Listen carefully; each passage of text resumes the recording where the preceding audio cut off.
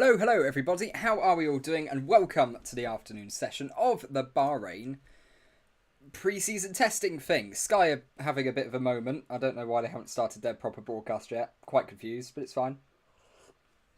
You got me and a hot chocolate. So it's all good. I definitely wasn't delayed because I was getting a hot chocolate. Totally not. Definitely. Yeah, hello everyone, how are we all doing? So yeah, I've got Shinky now, so hopefully the chat's working. Please say chat's working, that'd be absolutely great if it was. But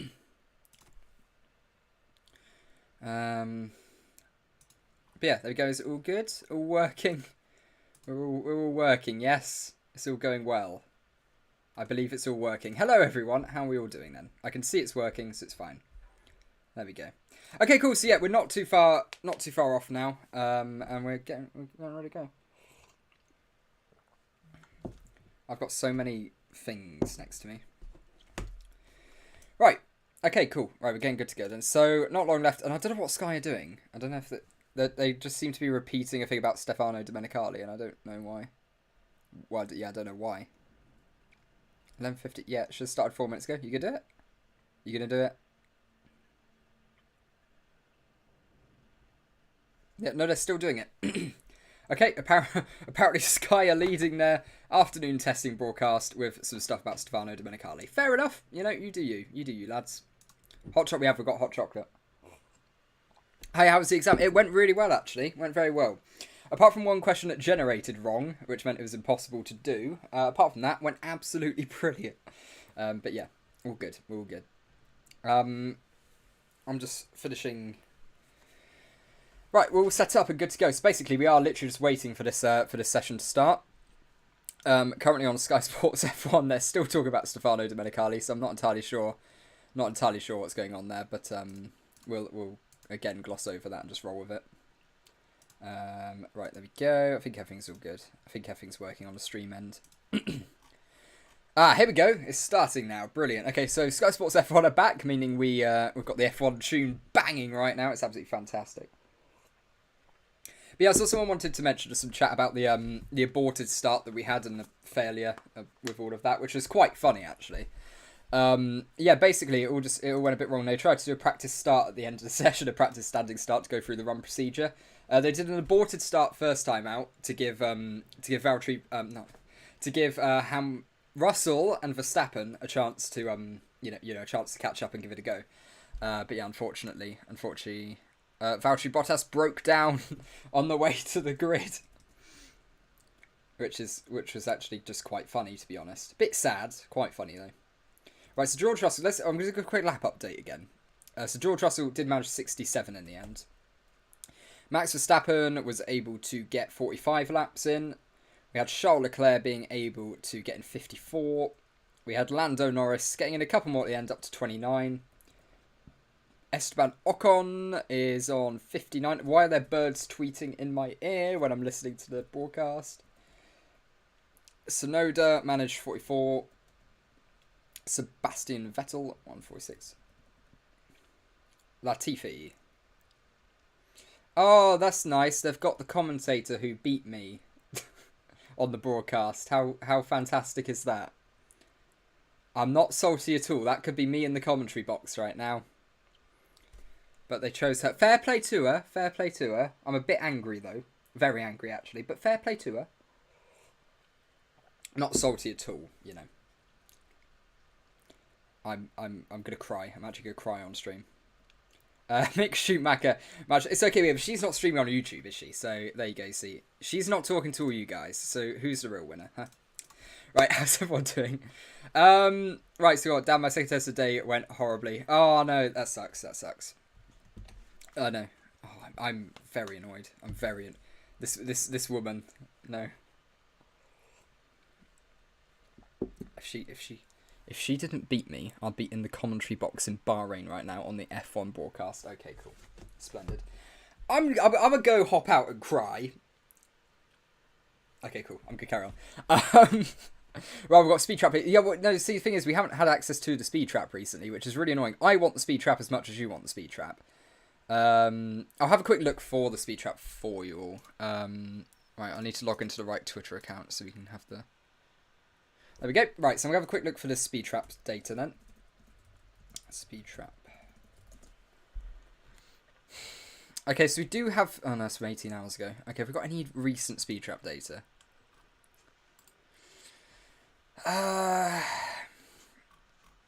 Yeah, I'm struggling to find any... timing sheet, maybe?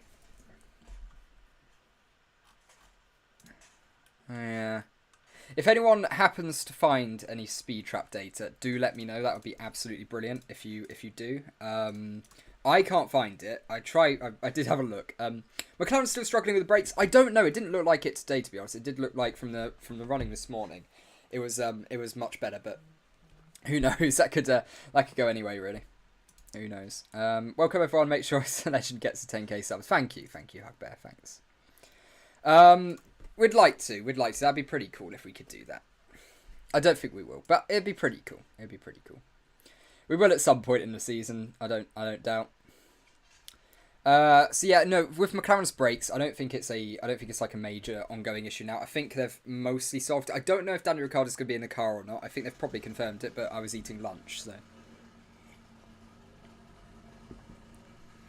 Yeah, I'm a bit gutted that Bottas broke down, though, because we did lose out on a chance to see a standing start, which would have been really, really cool. Cool way to start it. Oh, I'm going down in my chair now, am I? There we go. That's better. Right. Amphetamine on a mouse trap. Would that be a speed trap? Good. You didn't come up with that one, did you? And if you did... Yeah, that's all good. Oh god. So there we go. So yeah, we're just waiting for this all to get underway, and then we're good to go. So we are what? Oh, it started. We have started. We go. We have gone. We are doing cars stuff. The cars are driving. I'm gonna wait till this goes green. Start the 4-hour countdown. It's gone. It's gone. Right, we're gonna go with 3. Right, what's the best time? 3:59. 30. Let's do that. We'll start the countdown then. Right, so the first car coming out onto the track is the Alpha Tauri. No idea who's driving it. I normally do this over lunch, but I didn't have time. So practice start at the end of the pit lane we've got there.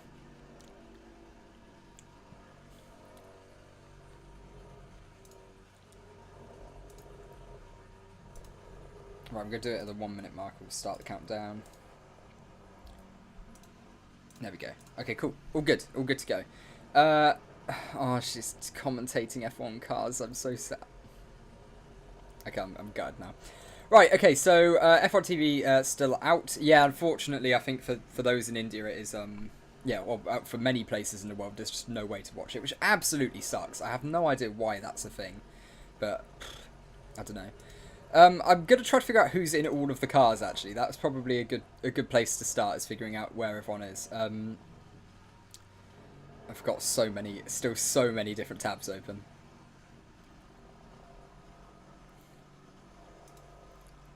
Right, there we go. Brilliant. So, yeah, we've got... Let me just cross-reference the time as well. 58. Oh, no, they opened the pit lane too early. They opened the pit lane too early. Or did they? I don't know. I don't know what's going on. Anyway, I'm about 20 seconds behind on TV, but that clock's fairly accurate. It's accurate enough. You know what time it is. Okay, who's driving Mercedes now? I don't know. That's what I'm checking right now. I'm going to quickly go through and do that. I'll quickly make all of these red again. I will quickly... I don't know what the story is with Aston Martin and Williams. I don't know if we're going to be seeing them out on track. I'm going to make it red for now and see when they come. I know Vettel will be back out on track. There's no doubt about that because they did have the car fixed. So let's do that. Lovely. So yeah, it's going up to 37 degrees today, which is really, really hot. So I think we could maybe have 1 or 2 dull hours, but by the end, when the sun starts to set, we are going to get some absolutely rapid running, I'm assuming. Yeah, I think we're going to get some great running, to be honest. Fingers crossed.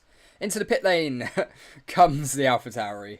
There we go. That's gone well. Let me get the running order. Here we go. So we've got Hamilton, Verstappen, Sainz, Norris. Norris. So again, Daniel Ricciardo missing out. Ocon, Tsunoda, Stroll, Latifi, Zhou, and Magnussen. Right, so let me let me fix up my little scoreboard and we can get going. So we've got in the car Esteban Ocon staying in the car, so he's there. We've got Ocon. Then we've got Carlos Sainz filling in at Ferrari, so Carlos Sainz. And then we've got Max Verstappen at Red Bull carrying on with his session after Perez did the whole day yesterday. Lando Norris now getting 2 whole days of running, but not a lot of laps to go with it. Alpine, you've got Ocon, we've got that one. AlphaTauri is going to be Yuki Tsunoda, so he's carrying on much like Gasly did yesterday. Then Aston Martin, we have Lance Stroll, so he's taking over from Sebastian Vettel. Then at Williams, we've got Latifi, who may or may not be coming back out on track after that brake fire. Apparently it's going to be a tight turnaround to see if they can get it done by the end of the day. So probably not. So there we go, that is everyone who's out on track at the moment. So brilliant to see, brilliant to see. And we also have the Racing Point on. I've done it again. We've got the we have the Alpine. I'm going to open a window. It's really dark in here. Is that better? No, it's not better at all, is it? Okay, we're going dark mode today then. See, this is the thing. This is the issue of being at home rather than being able to stream properly. It's clearly the rear brakes went off. Yeah, it was. Yeah. Yeah, the rear brakes just.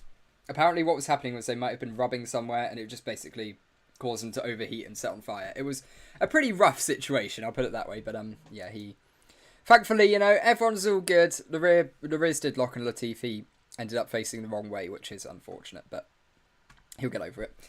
I'm trying to move my chair in. Oh, we've got. What about Lewis? So Lewis, yeah, he's going to be in the car this afternoon. So he's obviously not put any laps in yet. Oh, I didn't make him green. No, I see what you mean now. Yeah, I forgot to make him green. There we go. So we've got 1, 2, 3, 4, 5, 6, 7. Yeah, we've got 10 now. Okay, that's everyone. So we've got Verstappen, we have Sainz, we've got Norris, we've got Ocon, we have Tsunoda, we have Stroll, we have Latifi, we've got Zhou, and we have Magnussen. Okay, everything is all set up. We are going. And we also have Esteban Ocon continuing his run plan from a little bit earlier. He's on the C1 or 2 tyres at the moment. I'm going to have to wait for a slightly better view of that. But yeah, he's on the C1 or C2 tyres at the moment. Let's have a quick look when he comes past down straight. Yeah, I believe they're C2s he's got on. It's C1 or C2. It's one of the two.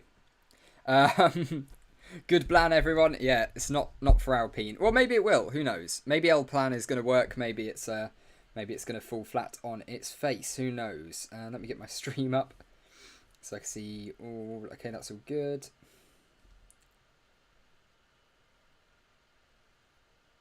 There we go. Brilliant. Okay, what's everyone saying then? So, RC3? Ricardo. Yes, Ricardo. So yeah, Daniel Ricciardo. It's not good. Well, he's still ill, apparently, so we're not going to see him out on track, unfortunately, during this session, because he is still ill. It's a shame to see, but means we get another afternoon with Lando, which is good for me as a Lando fan. Also, why is this not sitting flat? There we go. Brilliant. Awesome. See, the earlier session was easy because I was sitting in my living room streaming because everyone's at work. Because I'm back from uni for the weekend. Now I'm in my room, hence the Jensen Button flag on the wall. So I've got to use smaller screens and stuff. So if I'm ever having to go, what's that? It's because leant into the microphone there. If I'm ever going, what's that? And like leaning in, that's why I'm just trying to look.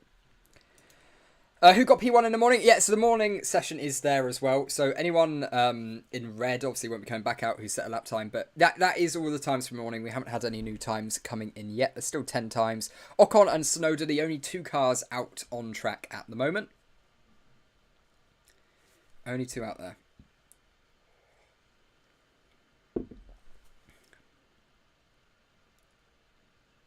So, it's good to see. Oh God! Can you put a live TV feed box on your site here or site? Skull shut it down. Yeah, very much so.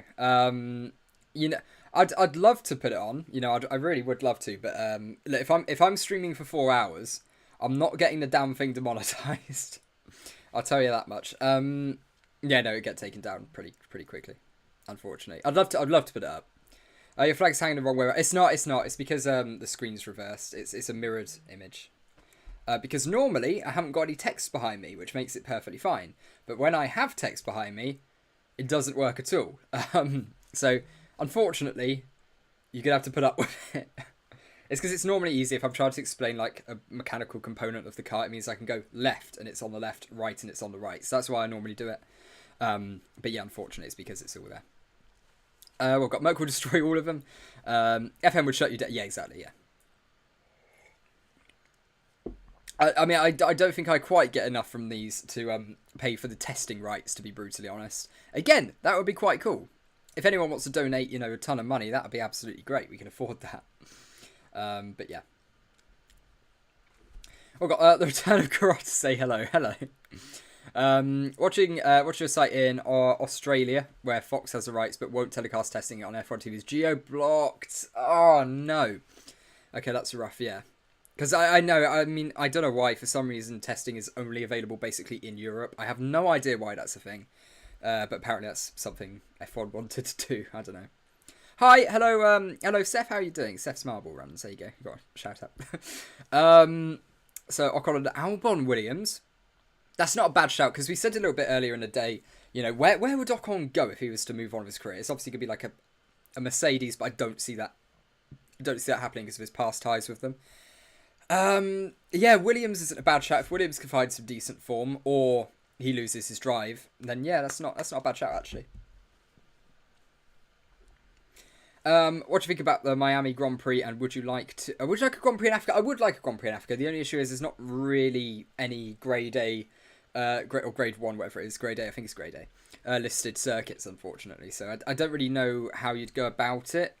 But I'd like to see it. I feel like F1 should try to race in, you know, every continent it can, realistically. So, yeah, shame to see that there's not an option, especially when you've got then free in the US. It just seems a bit rubbish, but you know, we've got to suffer. Yeah, the face cup fight. Yeah, there you go. You get to see the hot chocolate. The no Mercedes side pod. God, they should go back. Oh god, cheers mate, thanks for reading it out. Even if we try to buy F1 TV, we can't block us. I know, it's a bit rubbish, isn't it? Yeah, I was going to say, I don't think VPNs work, do they? I think you might need to buy it with a certain... It's a complete mess. It's an absolute mess, but... Oh well, you get to see me instead. Did you see from yesterday analysis that Mercedes had the best race pick? I did, yeah, but I'm going to be brutally honest. I'm just not having it. Like, the numbers, there's so many different variables going on right now. You also had Red Bull hadn't strapped on their upgrades and things like that. I just don't think it was useful. Because Aston Martin won't be the slowest team. So, again, you know, it's going to be roughly right, I guess. Like, Mercedes is going to be in the top, Red Bull going to be in the top, Ferrari going to be, like, up there. But I'm not having it. I'm not having that data. Benson Jutton, the Super GT champion of Honda, disapproves. Coffee a bit, hot chocolate. Got Rocket. No, we can't buy any of us as Fox have the rights. Oh, yes, they won't broadcast it and then you can't. Okay, right, I see what you mean. Yeah, it's a bit rubbish, actually. Will I broadcast a race? No, I don't tend to broadcast races, and the reason for that is, first of all, most people want to just watch a race by themselves. Like, as in, they want to watch a race on TV. Also, I would rather not do it, which I guess I should probably lead with. But I don't know. I'd rather watch F1 with like family, like watch the actual race itself with like family, friends, like whoever I happen to be watching with, and then straight after go into streaming. Like the actual watching the race itself, I want to be like fully focused watching it, and I don't want to miss any of it by you know talking to the chat or whatever. What's C2T? So that's the C2 test compound. So it's basically exactly identical to a normal set of C2 tyres, but it's part of the testing compound. So yeah, it's a bit confusing, but yeah, it doesn't make a massive difference. Magnussen was a too easy choice. They should have chosen Georgia Carota. Hot chocolate shui.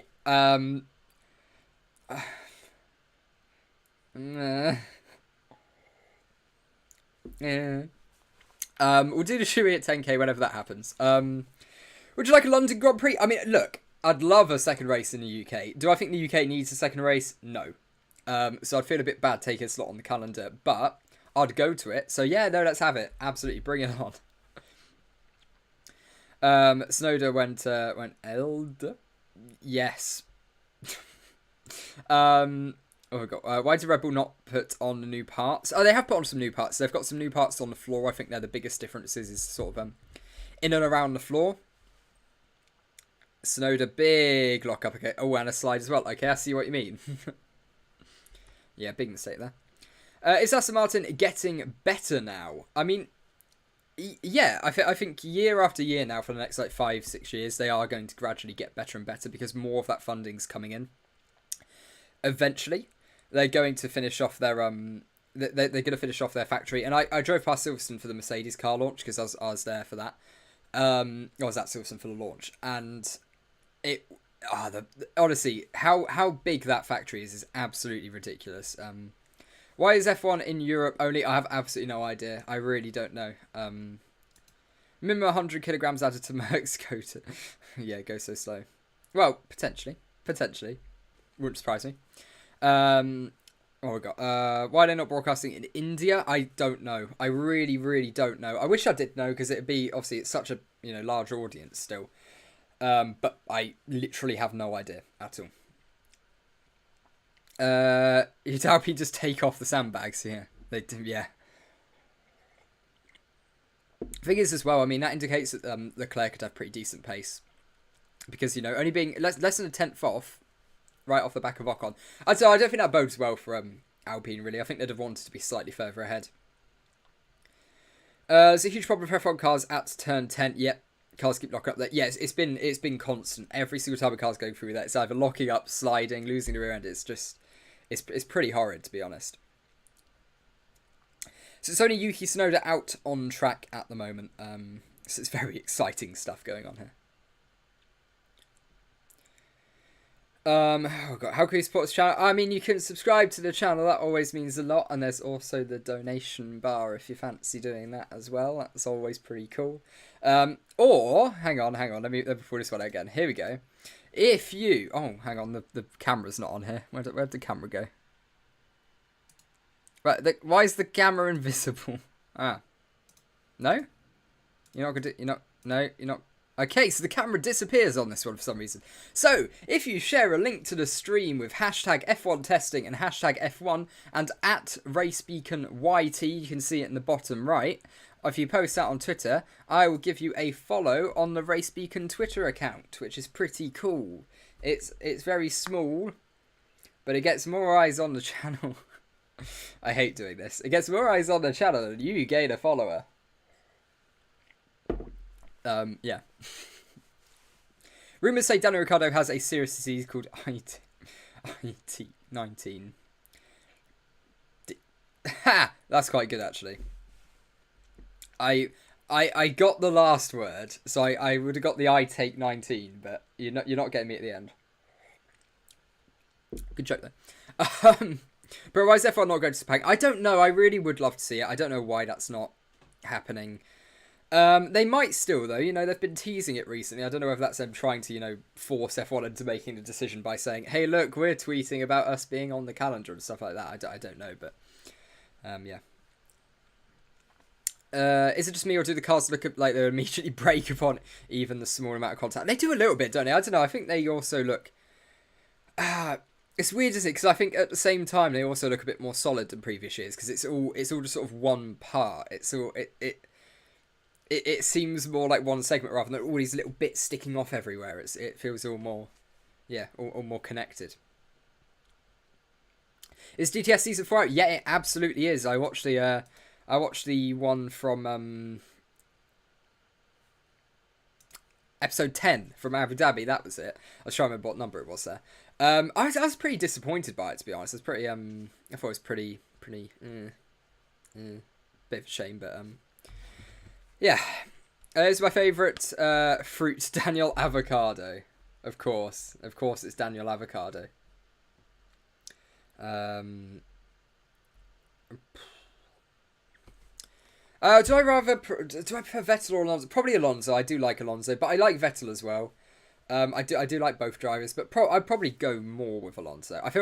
But only because I feel like Alonso should have more championships than he does. I feel like Vettel sort of got his He's done the successful part of his career. Alonso's just been, he had 2 good years, 05, 06, and he was great for some other years as well, but never able to get the championship again. And what's it? He's 8 points off being a 5-time champion or something stupid, whatever that stat is. It's crazy. You got to be just absolutely gutted for him. I think he deserves more than he's got. Did the new F1 intro already show? No, not yet. That'll be practice 1 in Bahrain. In a week's time, a week today, we'll have it. So that's pretty cool. Yeah, what's up? Hello, Dimitris. How are you doing? Leave a like, guys. Oh, thank you, Ahad. Thank you. How do I rate DTS Season 4? Well, I've only seen 1 episode, but I'd give it a... until the last, 10-15... So they covered the rate. They covered the actual race at Abu Dhabi fairly well, actually, and they gave us, some behind-the-scenes sort of thing, of, when we saw some camera shots, but we didn't hear what Toto said. It was stuff like that. They gave us some insight into that, but for the most part, it was all commentary we'd already heard. It was all, a story. It's a story we'd already seen. So it would have just been nice to get a lot more behind the scenes stuff. So I guess I'd give it an 8 out of 10 for the actual showing of the race itself, how they portrayed the race.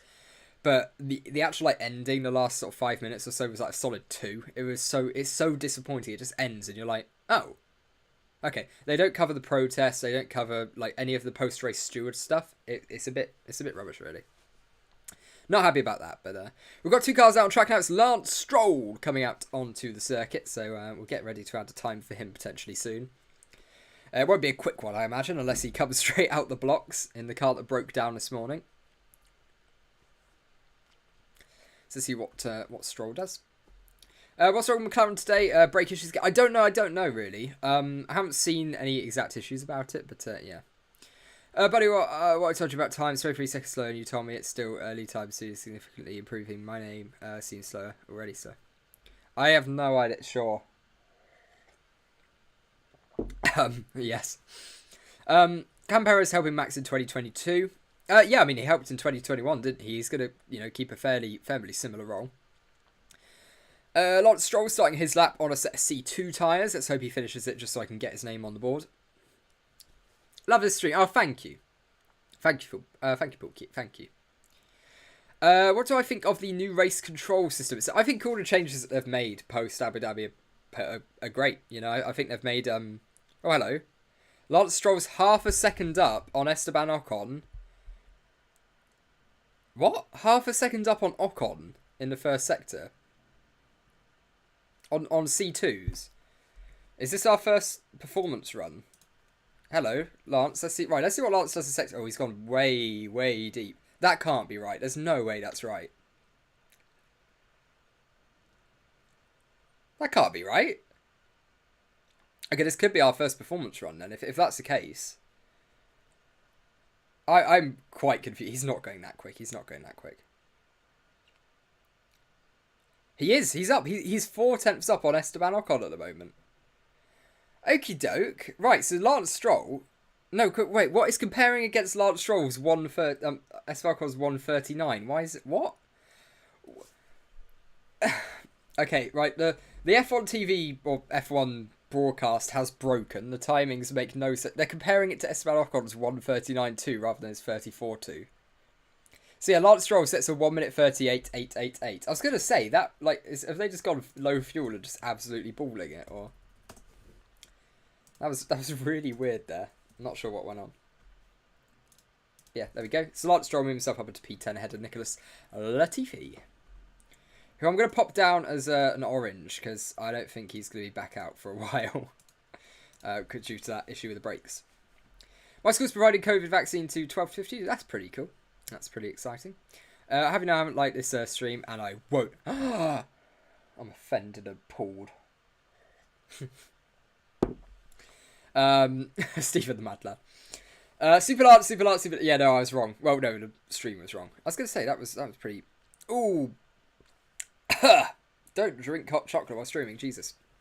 Yeah, Yuki Tsunoda, massive lockup down into turn 10. Where else? Yeah, he's been doing a lot of that today.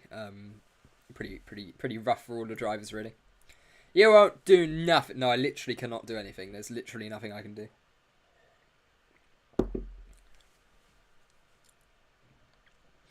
What C2T? So you normally have the C2 tyres, and it's the test compound. So the test compound is basically, yeah, it's slightly different potentially, but it's a prototype tyre, so it doesn't... Just pretend it's a normal set of C2s. It doesn't really mean a lot. The performance is almost identical, but I'm just adding it there because for accuracy, basically. But it is a C2s, pretty much. Don't drink while streaming. Yeah, exactly. Just don't drink. Sorted. Just don't drink ever. There's no need to ever drink anything. So I wonder if Redbull is going to come out on track with their upgrade package anytime soon. Well, they haven't. They have already. They've got their updated floor. Don't get me wrong. Like, they're going to have... there's some new elements to the floor. They're going to have new upgrades as the season goes on. As the season goes on, because in round 1 in Bahrain, I still expect the cars to look a little bit different. There'll be some new parts on the cars, and it'll have all changed a little bit. Current drivers on track: Ocon, Tsunoda, and Stroll. Absolutely, it is. It's Esteban Ocon P1, Yuki Tsunoda P6, and Lance Stroll P10. Hello, man. We need to congrats this man for reaching 9540 subs. It's not a massive milestone. It's not a traditional one, but yeah. Well, Ocon and Stroll are the same driver. Yes, of course they are. Floor Yellow 44. It's hot chocolate. It's not hot chocolate anymore. Will, but not 22 if Merc has that side pod. Yes. Sure. I'm gonna say yes. What was he? So, for more on my channel. Don't drink ever. Exactly, Kimmy. I want drink. No, Kimmy, you cannot have the drink. Class 2020 comedy right there. I hope Redbull is going to do something else than just do heavy fuel laps on the hard tyres. I know look. I think it's really hot out there, right? They're in the desert. It's sunny. It's daytime. It's hot. When the sun goes down, we are into basically the exact same conditions we're going to have during qualifying and like practice 2, and actually near the race as well. In a week's time, so we will start to see some more performance runs. We saw it yesterday. Let me go to yesterday's times. So bear in mind, this is day 1. We already saw quite a few C5, C4 performance runs. Well, a little bit more at least than what we're used to. So I think we're only going to see more today, hopefully. Is Merc still porpoising? No, nowhere near as much. Nowhere near as much at all. They seem to have sorted out the porpoising issue. I think most teams have now. Bear in mind, Yuki yesterday was going down the straight with his head shaking up and down. It was quite funny, actually. But yeah, no, that's not an issue anymore. So they all seem to be sorted there. Sup, dude? Hello, toxic scorpion. There you go. Hello. Right, so it's Smoke support. Yes or no? Leave me alone, Kimmy. Wait, you're telling me no bouncing into turn 1? No, doesn't seem to be. Doesn't seem to be many at all. Right, I know. I wanted 20 cars going into turn 1 in a week's time, bouncing up and down. It'd been very funny, actually. If Kimmy gets a drink from Kawasaki, would that be Kawasaki? That was... oh, my God. Kawasaki. Oh, my God. Great one, totally. From my perspective, the Red Bull seemed the most stable on straight line. It seems to be, and also we've seen some cars that are sort of darting left and right on the straights. It looks like they're really impacted by the wind. They're sort of moving around as they go. When am I watching the testing? I'm able to watch it on Sky Sports F1. That's where I'm watching it from. Or I'm able to watch it on there. What if Latifi wins the championship? Latifi 2021, Abu Dhabi intensifies, yeah. Here's a question for you. Which driver's helmet is the best? Ooh, I really liked Mazepin's, to be honest. I did really like that. I like Hamilton's as well, but I was going to go Mazepin's, but that's obviously gone now, which is a bit annoying, because I did like that one. F1 TV Pro still here. Yeah, I know it's still some places in the world, but it's a bit rubbish. It's only in a few places. I think they should use image stabilization to reduce porpoising. Yeah, because if we can't see it, the problem doesn't exist, actually. Seb's Ukraine helmet. Yeah, that's pretty cool, actually. It's got the Imagine lyrics on the back as well. It's quite cool. That's pretty good. I like that.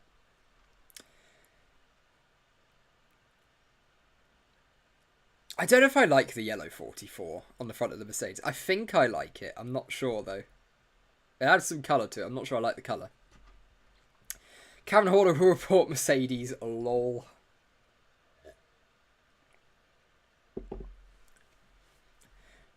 Alex's Williams helmet is way better than Red Bull. It's yeah, no, it's pretty good. You get a bit more freedom, obviously. Merc car is not legal. Ferrari and Red Bull make a protest about the car. No, I think it's perfectly legal, to be honest. Obviously we saw like a comment or two from people say, "Oh, it might be illegal," but I don't think it is. I think it's fine. I don't think it's a yeah. Don't think it's gonna get taken away from them. Let's put it that way. Jesus, YouTube is slow laugh master. Yeah, I mean it might be. I don't know really. I can maybe try increasing the or decreasing the latency, I guess, but I don't really know what would. Don't know if that would work too well. Oh no, I can't because we're midstream. Never mind. Okay, well I've got it on lower latency anyway, but not lowest. So I don't know how slow it is. Let me just read my Discord stuff because I've got a lot of Discord stuff coming up. There we go. Brilliant. All good. All good.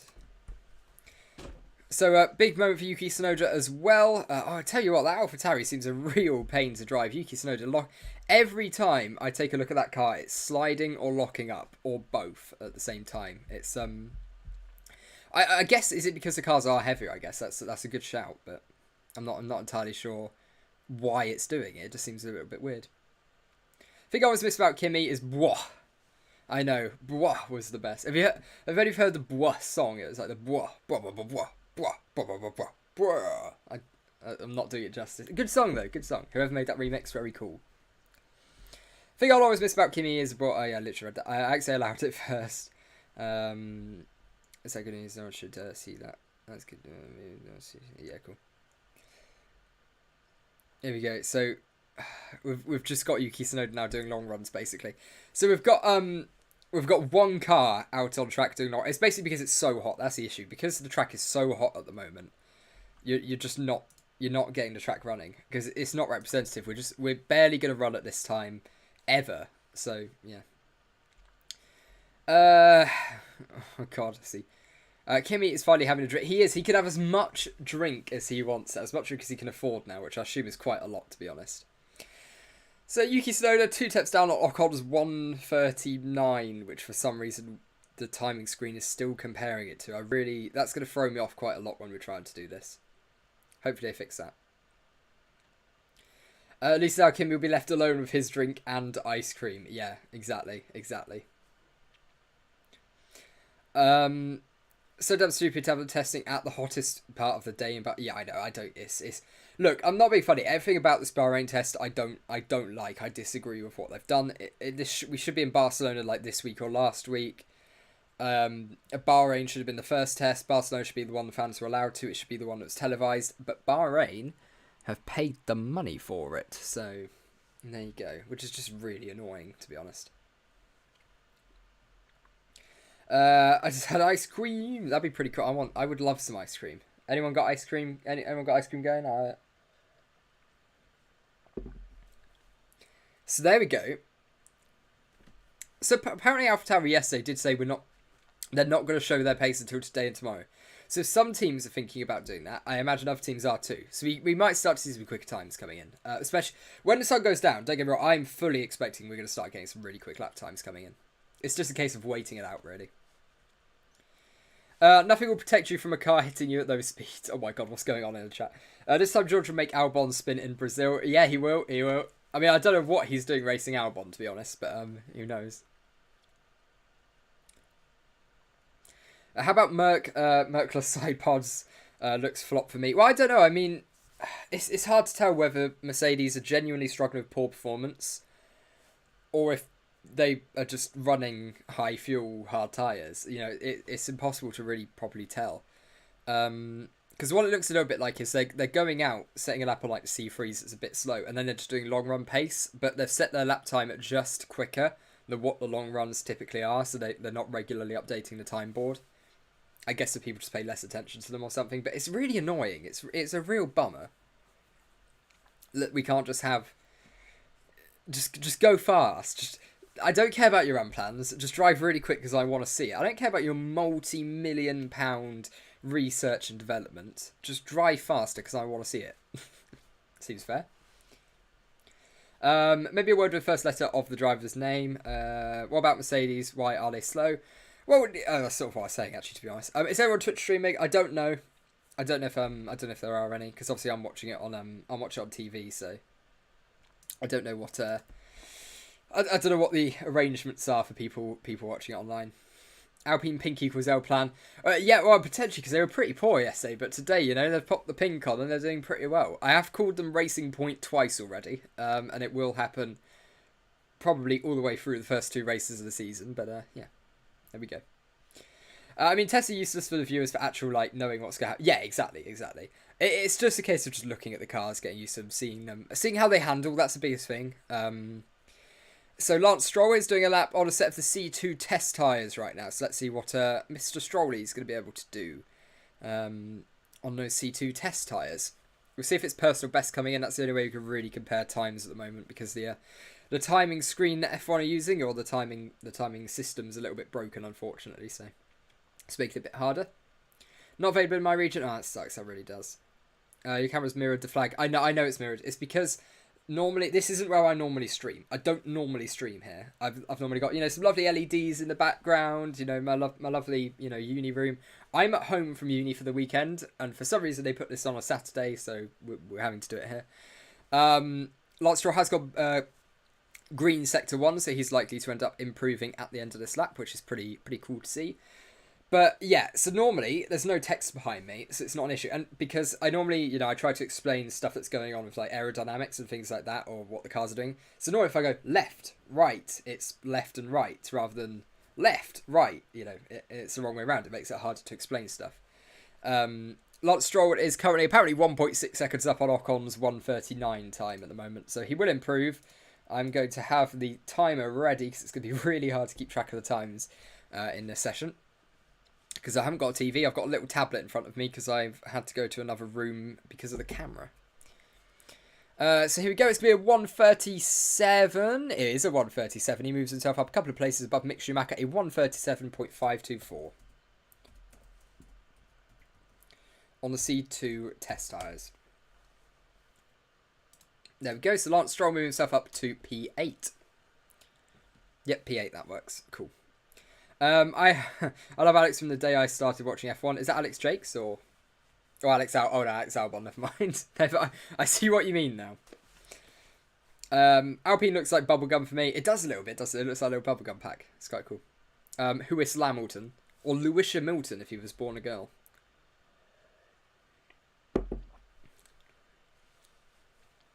Want Hamilton and George dominate the season, being redemption for Abu Dhabi. I don't want anyone to dominate this season. I want to be honest, I don't care who wins the championship. I'd love Lando to win the championship. That'd be pretty great if he fancies doing that. You know, I'm not going to complain. Yeah, Mercedes out on track. Yet we can see Hamilton coming out onto the circuit now. What tyres is he on? Actually, let's have a look. That could be the C1s or C2 test tyres. It's quite hard to tell because they're split screen with Franz Tost at the moment. Please just zoom in on the tyre for me, cameraman. If you can hear me, zoom in.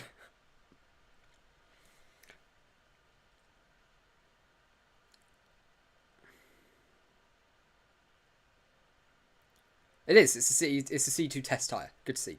C2 test. And yes, normal Alpine is a disgusting sight. It is a little bit, isn't it? But I don't know. I mean, I think I prefer the normal one to the full pink one only because I keep calling it Racing Point, and it's really annoying. Honey Badger, Money Badger. Let's go. Mad elbow cough, virtual hug. Let's go. I want a Kevin Magnussen Mastercard. That'd be pretty cool. That would be really good.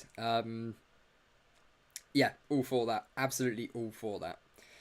I mean, I want Kevin to like pick up a podium this year. I don't think he will, for full disclosure, but I think it'd be so cool to see him pick up a podium. That'd be really fun. Updates on Redbull this morning. Yes, they did have some updates on the car. They had some new elements on the floor.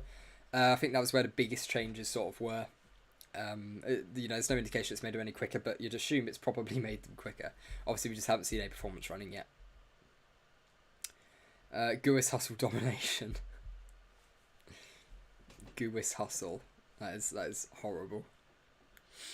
Right, so here we go. So Lewis Hamilton starting his lap on a set of the C2 test tyres. Let's see what he's going to be able to do. Very deep into turn 1. There's not a lot of front end grip there. I'm going to give it a little extra jab on the turn.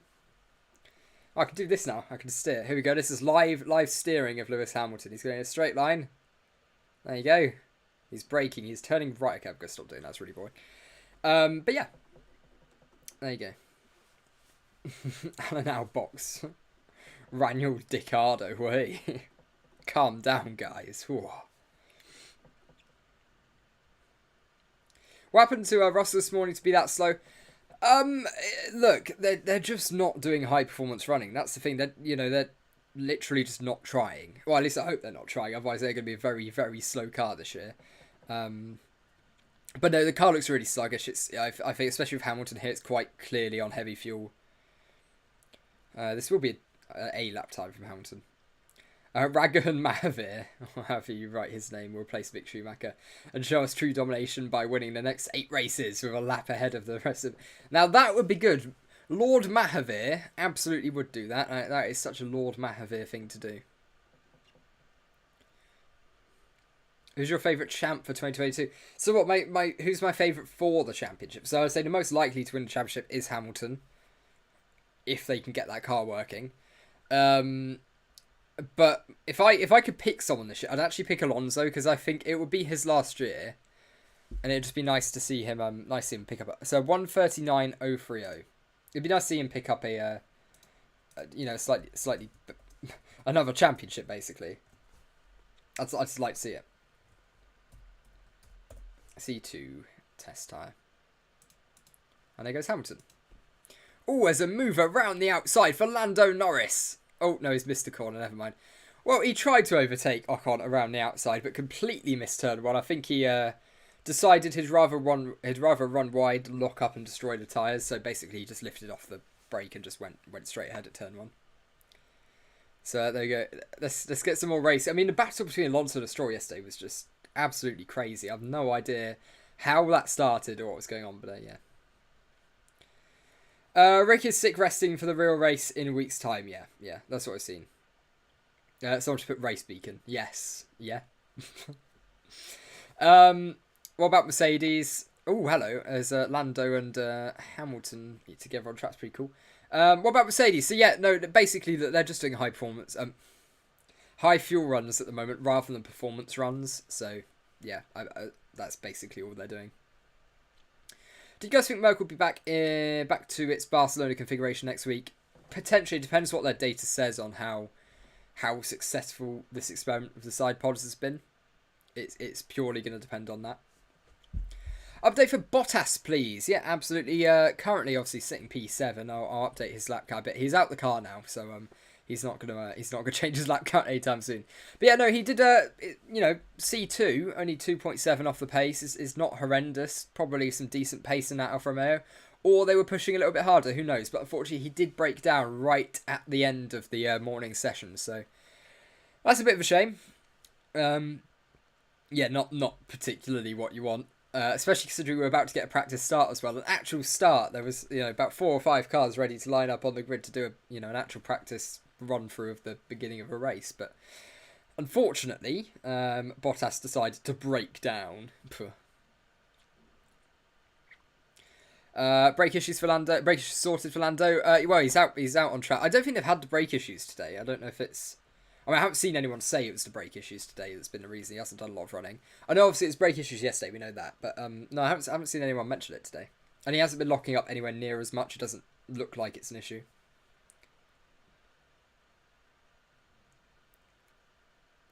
But I think the thing is we're still seeing with McLaren is even relative to the rest of the field, they're putting in very good lap times consistently. So I guess that could be a saving grace. Well, yeah, maybe they're not... maybe they're not getting the most amount of laps in, but you never know. They might have the data they want. It looks like they've got some new floor components in potentially here, because they have got some flow viz on the floor, so they're definitely testing something around there. It's at the rear end of the floor, so that's pretty interesting. We'll see what we can do. What do I think about Mercedes' pace after the upgrades? Well, of course we don't know properly yet. That's the big thing. We don't fully know what's going on with them. So I mean, it's quite hard to tell, but if I had to say new pace after race, I mean, on the face of it, they seem poorer here than they were in Barcelona based on the pure time. So I mean, use that information how you will. I don't want to say either way because we haven't seen performance runners. You never know. They could at the end of the last day go 3 seconds quicker than everyone else. And just go, hey look, we've been hiding this the whole time. Or turn up in Q3 and be really cruel and go, you know, make it look like they're struggling in Q1 and Q2 and then just be an absolute rocket ship in Q3. Lando understeering a little bit, running wide at the exit of turn 4. Obviously, we saw that quite a lot in the actual race itself in Bahrain. I still believe in Verstappen, World Champion 2022. I don't care. Well, no, I mean, look, there's no reason he won't be at all. There's not a single reason he can't be champion again this year. I just think it's more likely Mercedes and Ferrari will be quicker, but you know that's not based on any set science. Great day for David in Durban, South Africa. Good day from Durban. Okay, right, thank you. Yes, David in Durban, South Africa. Yeah, I don't know why I failed to read that sentence. Hello, David. How are you doing? I think Leclerc will be champion. I think he's going to win the first race in Barcelona, but my God, what am I on about? I think he's going to win the first race in Bahrain, but I'm not sure about him being champion, to be honest. I think he'll be top 3 in the championship come the end of the year. This could backfire so badly. No one clip this. But yeah, I think he could very easily end up top 3 in the championship. Sainz has just set a lap time to put in P12. I don't think there's really any point me updating that when I don't know what the actual exact time was, but he's on a set of C3 tyres, is old Carlos, so I'll pop it up here. So Carlos Sainz on a set of C3 tyres. Finally getting some laps in. Good to see. Good to see him get some laps in. I want to figure out his lap. I can do some maths to figure out his lap time. So it's going to be 0.033 slower than Hamilton. So Hamilton did so it's going to be a 1:39.63 for Sainz. 1:39.063. Aha! I've done a math. I did it. I've done a math. I figured out Carlos's time from, genuinely simple maths. Bahrain, not Bahrain. Bahrain. Bahrain. Bahrain. Bahrain. Bahrain. Bahrain. Bahrain. I'm going to say Bahrain. That's how I'm going to keep saying it.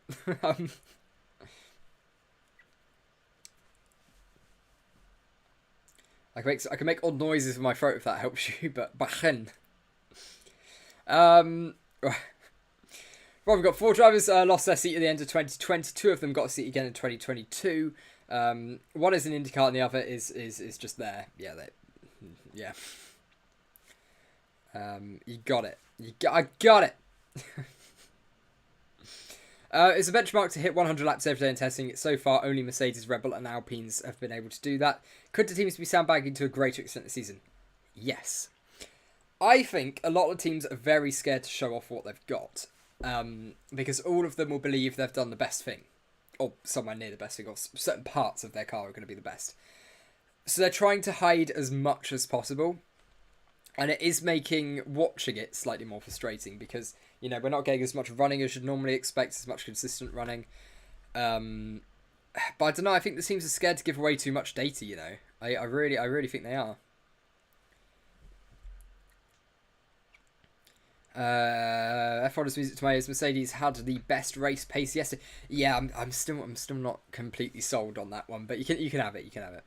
I just joined what have I missed? Well, not a lot so far in this early running. We've only had at times about 3 or 4 cars on track. That's as busy as track's got. It's because it's really hot at the moment. Once the sun starts to set and the lights come on, that's when it's going to get good. That's when it's going to get really interesting. Also, with the cost capital, how are teams managing B cars before the season even starts? Well, obviously they don't have B cars. I mean, obviously they'll have some form of chassis built up, getting ready to go. But yeah, they haven't got, they probably don't have their second chassis completely built, and actually ready yet. In for the current top 10 is the actual power balance. Wouldn't that be so? It really would be. That really, really would be. Should we for 1:33.0 lap time? No, because we're gonna get one. No. Why does everyone want a shoey all of a sudden? We'll do the shivvy at 10k. Whenever that happens, if you're not subscribed and you'd like to see me drink from a shoe, then you can go and do that. Ferrari look extremely competitive, but Mercedes haven't shown their hand, says Horner, which is interesting. Obviously, we know Mercedes haven't. Absolute pleasure to okay, cool, brilliant. Sub.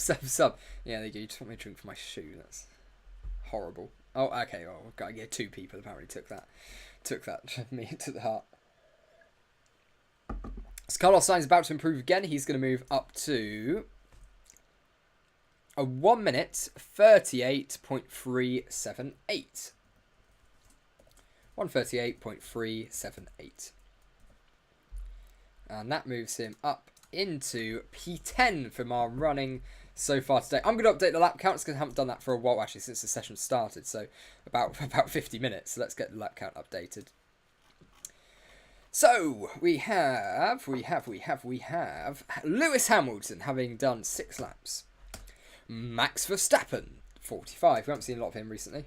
Carlos Sainz has done, if I can find him on this board, apparently 3, but that's just not updated, is it?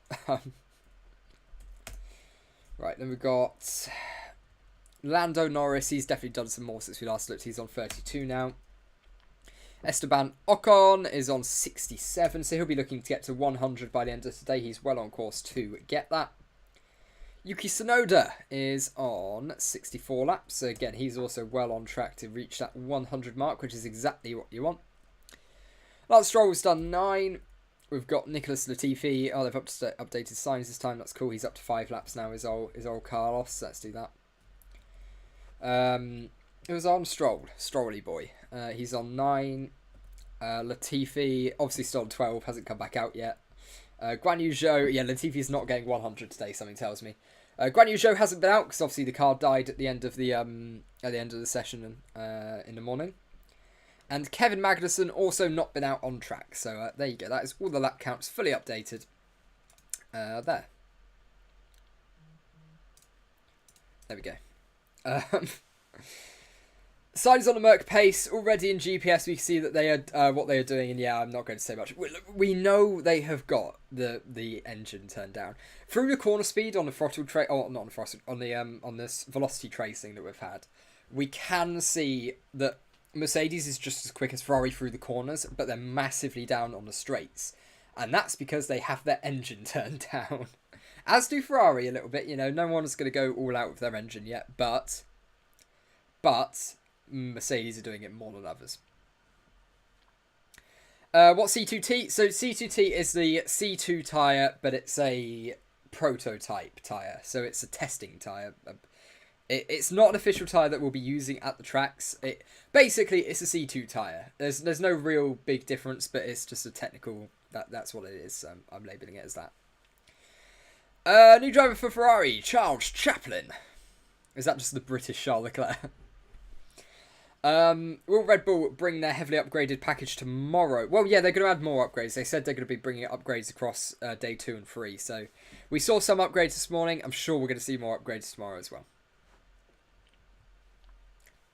I mean, I do also like Horner, so DTS season 4. Yeah, I've watched the last episode, and that's it so far. Not a fan of the last episode. I feel like I feel like the FIA and like Formula 1, F1 media had quite a heavy input on what they were allowed to say, what they were allowed to talk about, which is a little bit annoying. I feel like F1's trying to make us forget there was ever a protest and that was ever a thing, and that there was ever a stewards, thing at the end. Because it's just not mentioned once in Drive to Survive, which is such a wasted opportunity. It's very, very annoying. Because I think that's what we all wanted to see, some behind the scenes of all of that whole 4.5 hours. I know it would be silly, but I read that Fittipaldi was going to be in the car for testing. Yeah, he was yesterday. So if we go to yesterday's timing, yeah, he was yesterday. So he came 15th, right at the back of the people who set times, on a C2 testing tyre. So that was yesterday's timing. Carlos Sainz might be about to improve again. Let's wait and see if he does. Across the line he goes. I believe that is a personal best, but 1:37.885. Was that quicker or slower? 137.885 is, in fact, quicker. 137.885. 7.885. Good for Carlos. It doesn't move him anywhere position-wise, but he's gone faster. That's good to see. Good for him. Good for him. Why is Haas so fast? Are they? Where is Haas? Oh, no, P9. I mean, they're not particularly. 3.5 seconds off the pace. We're really not there. Why do I support Russia over Ukraine? Where have you got that from? What have we got? Not a single team is in their fastest pace, so no Mercedes is not either. Yeah, absolutely, Steven. Yeah. Seeing that Ukrainian farmer who stole a Russian tank, imagine him going to an F1 Grand Prix in that tank. Well, that'd be interesting, wouldn't it? That would be quite amusing. I don't think he'd win. Ferrari have a good car, but they are best at choking. They are. The Ferrari strategy team is they're not the clown, they're the entire circus, I think was the quite common phrase from Ferrari fans to their own strategists. So yeah, not a fan of those. I don't want to censor boys, but let's not make this about a war. We're here to watch F1. Let's not make... Yes, yeah, good point, Sim, good point. Also, know to go for 200 laps to date. Wow, 73 laps already in 3 hours to go.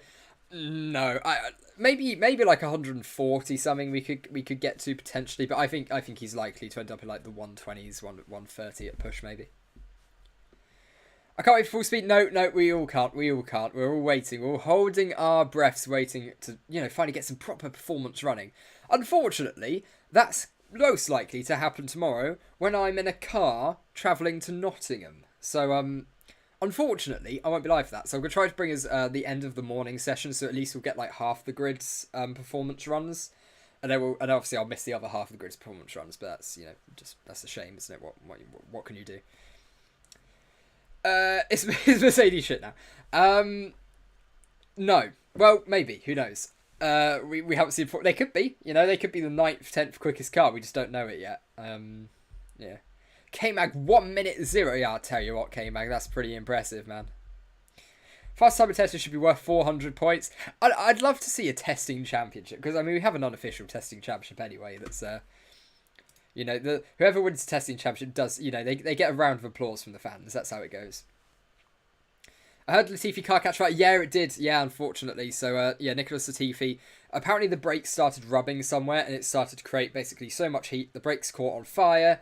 They burnt themselves out. It caused the brakes to basically lock. And then blew up the tyre from the heat, which was... odd. But, yeah, there we go. So, unfortunately, he's not going to be back out on track for a little bit. Might make Guan Yu Zhou, because he's not going to be back out on track for some time, I don't think. I might make him yellow on here as well. There we go, because, I think the Alfa Romeo, again, the team that I said needs to get the most laps in along with Haas, not getting any laps in at all. Neither are Haas. So, yeah, that video I made 2 days ago about what to look for in testing, Haas and Alfa Romeo, they need to get a lot of laps in. Well, Haas missed the morning session. They're going to get extra running tonight. They're going to get a little bit and extra running tomorrow as well. But they've not got a lot of laps in at all. They're really struggling, I think.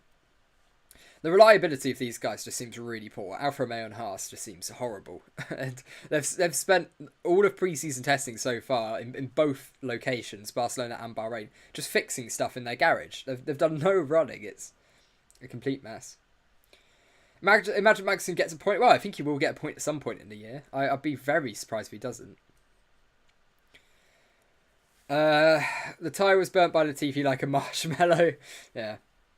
Daniel Ricciardo is still feeling unwell and won't be driving again today. Yeah, he won't be driving today, unfortunately. We'll have to see if he's fine for tomorrow. Esteban Ocon making a little bit of a mistake there. Completely missing turn 10, as with every single driver at least 50 times today. Yeah, I don't know why the drivers are struggling so much. I guess it's just because of the heavier cars potentially that's probably causing that issue. But it's really weird. I can't see Haas still being a team if they are last this season. I mean, I don't know. It's a tricky one because obviously they have put all the work into this. So this is the season where they prove they're not these idiots, bumbling around at the back. This is their chance to prove that they're not. But have we had evidence that they're not so far? That's the question. While they were struggling with the brakes, I don't know. The brakes haven't changed fundamentally. There's no big difference. It's because the cars are heavier. So the braking zones are a lot earlier, basically, in these cars compared to last year. So I guess everyone's just trying to brake at the exact same point they were last year, and it's just not working for them at all. But you'd have thought they'd have got, the memo by now that you can't drive like it's last year. So I imagine they are doing that, and it's still not working. So, yeah, I mean, if brakes are a big issue this year, it's going to make tracks like Monaco and things like that a massive, massive challenge, more than they already are.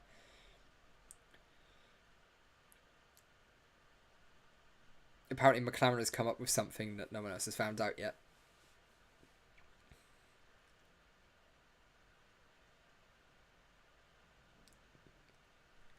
So put a cover over the pull rod, so they're trying to hide what they're working on. Okay, so McLaren might have done something pretty clever, which is pretty cool.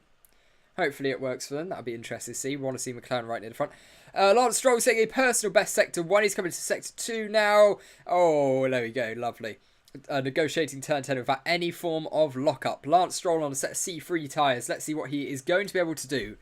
I don't know what sort of times he's setting. We'll have to wait and see, because obviously it's still the time is still broken, which is ridiculously annoying.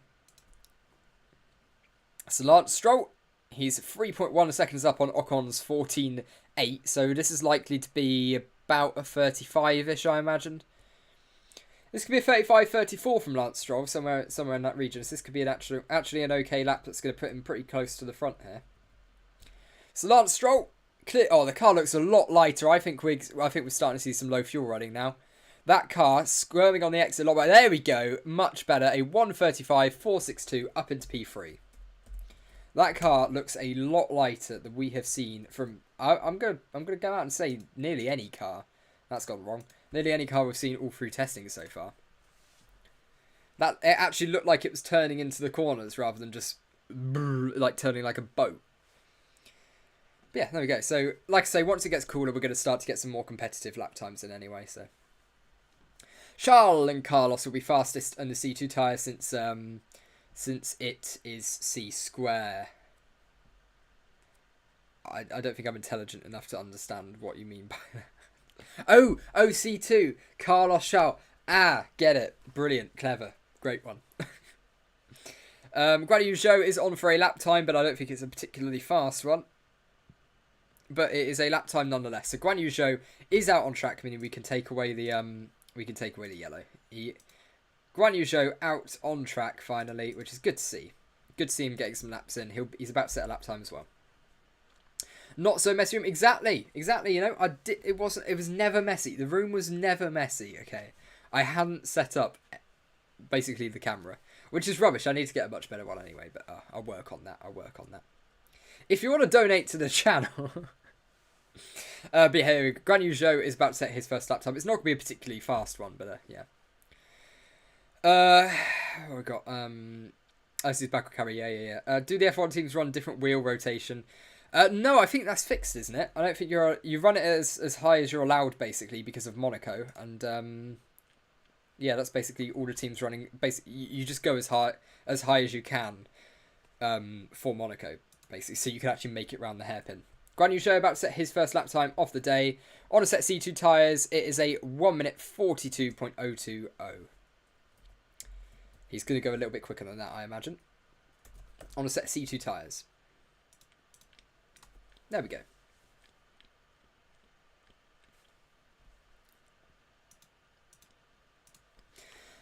We watched Drive to Survive. I've watched episode 10 of Drive to Survive. I've watched the final episode. Not a fan of it, not going to lie. I hope Mercedes isn't slow, because if it is, it's sad for Russell. It is, isn't it? It really is. This is cold chocolate now. This is just chocolate milk, basically. I'm just going to finish it. Just going to get this down me.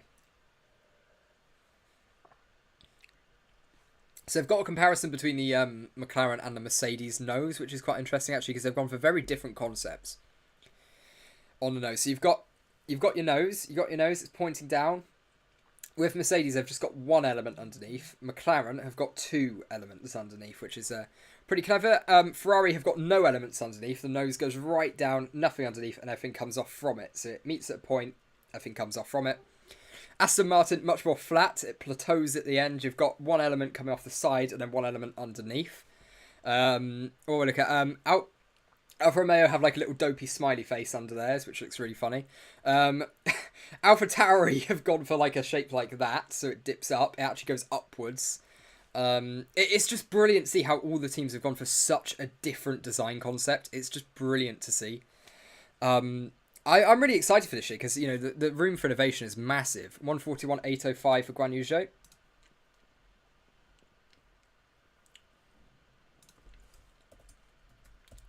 But no, it's so good to see just all the teams trying to do something different. Because we don't typically see that, you know. The teams, sometimes with regulation changes, they all just find, you know, the best way to do it and all just go about it. But everyone's so different. Obviously, one's going to be the best, but we don't know which one yet. What do I think about the new design of the Merc car? Do you think that the missing side pods will work like magic, or is this the wrong direction for them? I don't think we're going to know. The car looks harder to handle than, well, actually, I'm going to say it did in Barcelona, but we didn't see Barcelona testing. You never know. The cars could be an absolute dream now compared to what was in Barcelona, because no one had the onboard footage to look at it. It wasn't broadcast. So we're only finding about the issues that exist on these cars now. And it makes sense that we're being told down into turn 4 in Barcelona, there was a lot of, turn 5 even, there was a lot of issue with locking up. That makes sense now, because we're seeing the same thing in turn 10 here in Bahrain.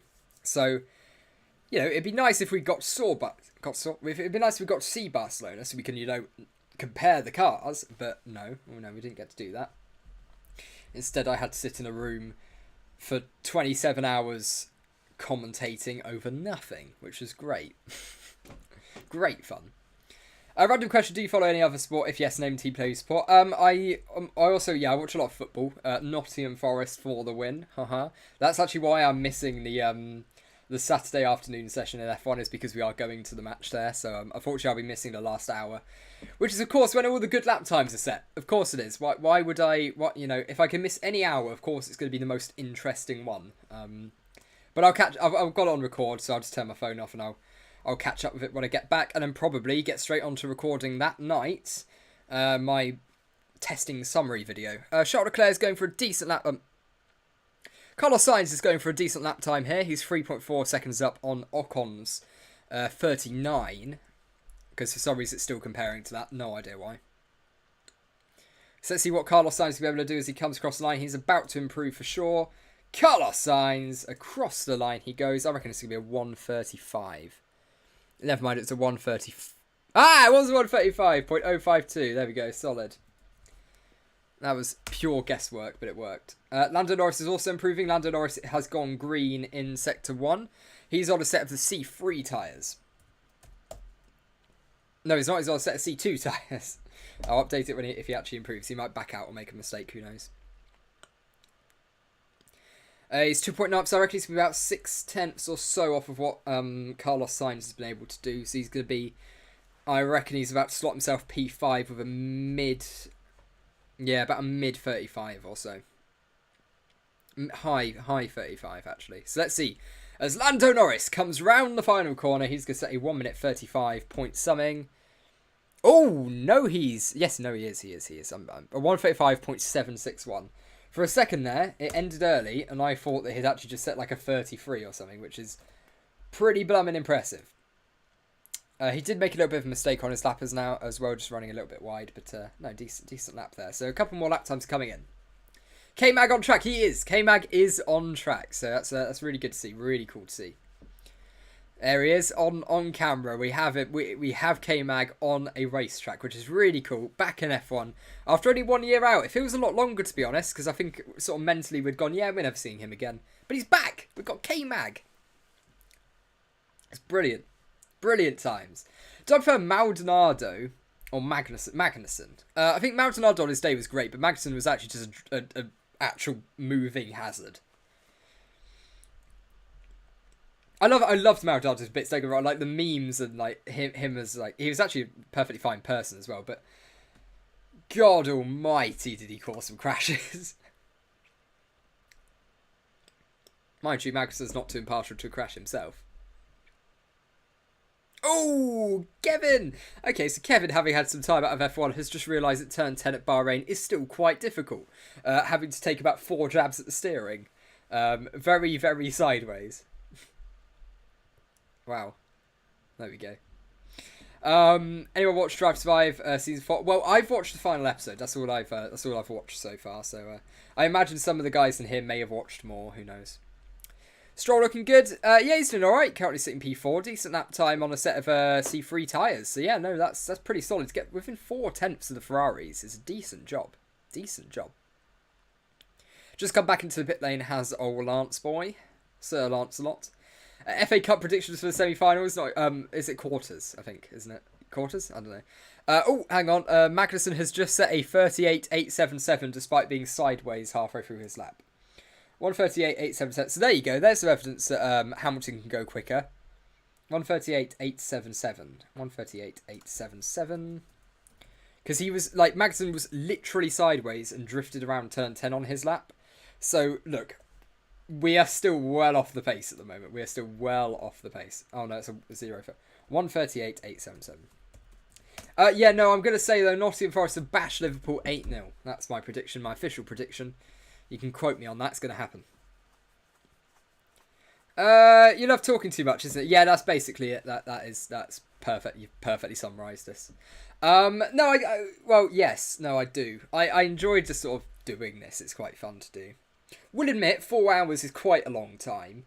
There will be a half-hour period where I dip down a bit, but it'll be, you know, we'll be back at the end. We'll be back at the end.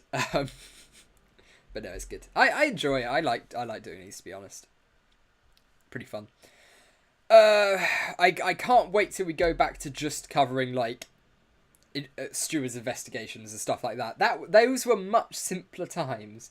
Just scrolling through Twitter, waiting for updates and chatting about the incident that stewards are talking about. Immaculate vibes that was.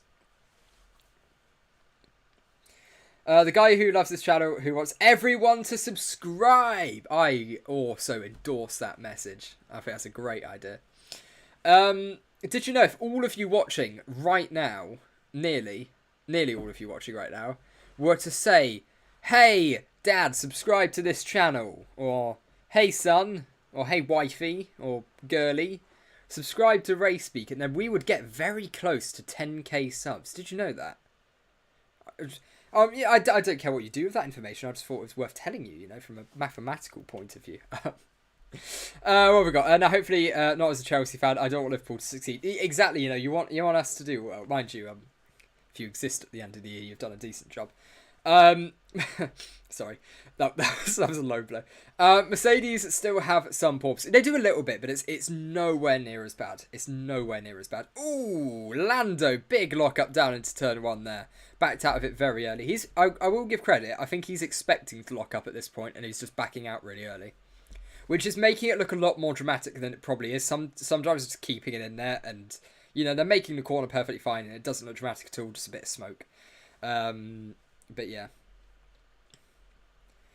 What have we got?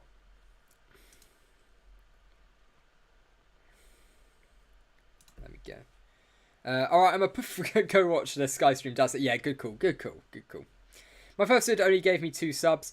That's pretty decent for a first vid, to be honest, though. Like, not gonna lie. It wasn't until I started doing the streaming. I started doing the streaming, like, late November time. It was literally, like, mid-November. Was on 100 subs 5 months ago, so it's been pretty crazy, and I'm definitely gonna stick with it. I've started production of what is, I think, the stupidest F1 related challenge I have ever thought. Well, probably anyone's ever thought of. It is purely, I have no idea why I'm doing it, but I have got it planned. I've officially started production on it, hoping to record it in the summer. I think you should definitely subscribe for that one, because that is going to be really cool. Probably like 3 20-minute parts or something. It's gonna be pretty fun. Gonna put a lot of effort into that. Is stupidest even the word? I don't know. I don't care. I'm too stupid. Oh my god! I'm doing my projects while watching the stream. That's a good call. I think I've got. One second. Let me just quickly check where my test is, because I think I've got a test due in. About an hour after this ends. So let me just quickly log into my education portal real quickly, and I'm just going to quickly check when this is due in. If not, if it's due in, okay, it's due at 5 o'clock. Fantastic. So I'm going to end the stream at 4, right? And I'm going to go and immediately do this 1 hour quiz that I've got to do. See, look, dedication to the craft. I'm missing university for this. Well, I'm not really, but yeah, it's due then. I need to do it. Someone remind me to do it at the end. I will forget. Is Haas even a thing anymore? Barely. Let's be honest, you know. But no, they are. They're out on track at the moment. They've put in some decent lap times throughout testing so far. Magnussen's got a lot of time in this lap. So, yeah. Oh, no, I think they're all right. They're definitely going to be better than last year. What was the T in the tyre compound? It means it's a testing tyre, so prototype tyre. So we have, basically it's a C2 tyre. It's just marginally different. It's, well, potentially not even different at all, but basically it's a C2. Just take it as a C2 tyre. It is basically a C2 tyre. So Magnussen really struggling getting to grips with the low speed here. The low speed corners. It looks like he's really struggling to get to grips with that. Are we now prohibited to say Mazepin? No, you're all right on that front. You're all right on that front. I mean, yeah. I mean, look, people can have valid opinions and stuff. Like for me, I think. No, actually, no. I know. I mean, he's not good enough to warrant an F1 seat without his sponsor money. To be honest, I'd say that much. But considering the drivers who are available. Why is Mick Schumacher MSC and not SCH? I have no idea. I think he wanted to copy his dad, didn't he? Lance Stroll. Oh, that's a lovely shot there. So the sun is starting to set now over the Bahrain circuit. The shadows are starting to get very, very long. So, you know, we are nearing the stage now. I reckon about half hour the lights are going to, you know, lights will be on. We're going to get close to sunset. And it should be good. That's when it's going to get good. Time to move on. I've no idea. I don't know if you're looking, but the Mercedes is all over the place. I mean, I'm trying to look at it whenever I can. But no, I will say I've watched obviously all the hours so far, all of the coverage so far. Yeah, no, it looks like one of the hardest cars to drive. Apparently, side pods might be quite important to an F1 car. I don't know. It just seems like a bit more of an unstable car, but I sort of predicted that anyway. I thought, you know, it's not going to corner as well. There's no doubt about that. But are you gaining? Let's say you lose a tenth through the corners, 2 tenths through the corners. Are you gaining enough on the straights to counteract it? That would be the big question. Time means nothing at the moment. No, it doesn't. It doesn't. And that's what I mean. Look, Magnussen set his lap time sideways partially, and Hamilton was slower. So it doesn't mean a lot. It doesn't mean a lot at all. Roscoe set to replace George. Well, I know. We'll give Georgia one race first, at least. Come on. Is Norris having an issue with the brakes again? I think McLaren's pace is okay in the fact that they are running C2, but still, yeah, I see what you mean. Look, I think all of the teams are locking up a lot. One thing I sort of noted a bit ago is Norris is backing out of it a lot more. So he once it starts to lock up, he's backing out immediately, which I think is making it look a little bit more dramatic than it probably is, and it's making it look a bit worse. But look, I mean, we'll watch his lap time from Stroll. There's a decent chance he'll lock up at some point. But he's on set C3s, and it looks like he's pushing a little bit. So let's see what Lance Stroll is going to be able to do. Let's see if this is a personal best first sector, because if so, he could chuck himself fairly high here. It is. It was a personal best, so he's done a personal best, sector 1. So Lance Stroll potentially about to close in a little bit further on Esteban Ocon. Obviously, he's got 1.1 seconds to gain, so that's going to be quite a hard ask, but there we go. He's nailed that corner much better than last time. In a run up now to turn 9 and 10. Let's see if he locks up. Chuck it into the corner, braking a lot earlier than you normally would last year. So there we go. I think the drivers are getting used to that. He's missed the apex slightly on the turn in, so he's run a little bit wide on the exit, so he's had to wait a little bit longer to get onto the throttle. Now as we're coming up the hill, turn 11. Long sweeping left-hander before you then chuck it into the right as we start sector 3. Lance Stroll, is he still gone great? He's still gone green. 3.6 up on Ocon's 1:39 lap. So let's see what Stroll's going to be able to do. Hopefully this will be a decent lap time. I think it might be a marginal improvement. It seems pretty similar to last time out from Lance, but you never know. You never know. Where is he on my sheet? Here he is. So he's got 1:35.462 to beat. He comes across the line, and that is a 1 minute 34.964. There we go. 964. So Lance Stroll on a set C3 tyres, putting himself up into P3, splitting the Ferraris, which is pretty cool to see. Not too bad from Lance there. How's Mercedes doing? I mean, okay. The car's looking like it's handling pretty poorly, but they're getting the laps in, they're getting the long runs in, and I think at this point, that's much more important than, you know, raw pace. after I've just commentated over a Lance Stroll lap. But yeah, I mean they're doing okay. There's nothing to suggest that they're really poor, but the car does seem the hardest to drive out of all the ones we've seen so far. Magnussen seems to be struggling getting to grips through the slow corners. Seems to be just sliding quite a lot, but I guess that's a matter of time, just getting used to it. Coming back to the sport. Is that speed traps? That's not. Oh, give us speed traps, please. We just want speed trap data. That is all we want. The most important thing in the history of F1 is when Nico Hulkenberg gets a podium. It is.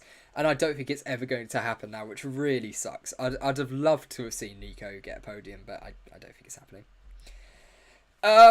Did you get copyright for the car reveals? A couple of them. It was claims, not strikes. So it's not an issue at all. Yeah, I mean a couple of them did, but I figured out about halfway through how to avoid the copyright claims, so it was okay in the end. Found out if you just put it on like the smaller screen, so it would have been like down there, and I can like pop myself if I move myself through it while it's getting. Yeah, I don't know. I mean, it worked fine though. It worked fine. I will see the Red Bull with the upgrades. That'd be pretty cool. That'd be good to see. We have got some of the upgrades already there on the floor, but yeah, I think there's more upgrades coming tomorrow. To be brutally honest. K-Stream anywhere for free? I don't think you'll be able to find this anywhere for free. Well, maybe. I mean, I don't know what websites to suggest, but there definitely are websites where you will be able to find some streaming of this for free. But I don't know them, and I don't think I'm technically, with the YouTube terms and conditions, allowed to tell you anyway, but I don't know them anyway. So I can't help you. Go to Silverstone this year? Yeah, I am going to Silverstone this year, which is pretty cool. We've always typically go, so it's pretty cool to get the chance to go again. Always a good bit of fun. Saw the Alpine in the colours of Force India. It's confusing. I know the race. I've already called them Racing Point twice today. It's not going well. F1 testing better than schoolwork. Absolutely. Come on. Not Disney Hotstar. Yeah, it's not on that. Yeah, I know. For anyone in India, you don't have a way to watch it live, as far as I'm aware, from what people have told me, which really just sucks. That really sucks. But yeah, unfortunately not. There are lots of streaming links. Just research a bit, you'll find it easy. Yeah, I mean, if you look online, you'll find some. You will. But yeah. There we go. So I'm gonna quickly head on the phone, see if there's any news that I have missed.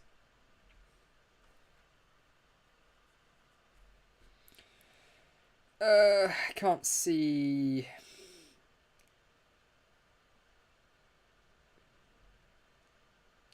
Yeah, no, there's nothing there. Nothing that we've missed going on at the moment. So we're keeping an eye as well on the little feed down there. We'll keep an eye on that as well as we go. But yeah, Lance Stroll, we've just got some replays of him going around on track at the moment. So yeah, that's some replays from his lap. Did a pretty decent job, to be fair to him.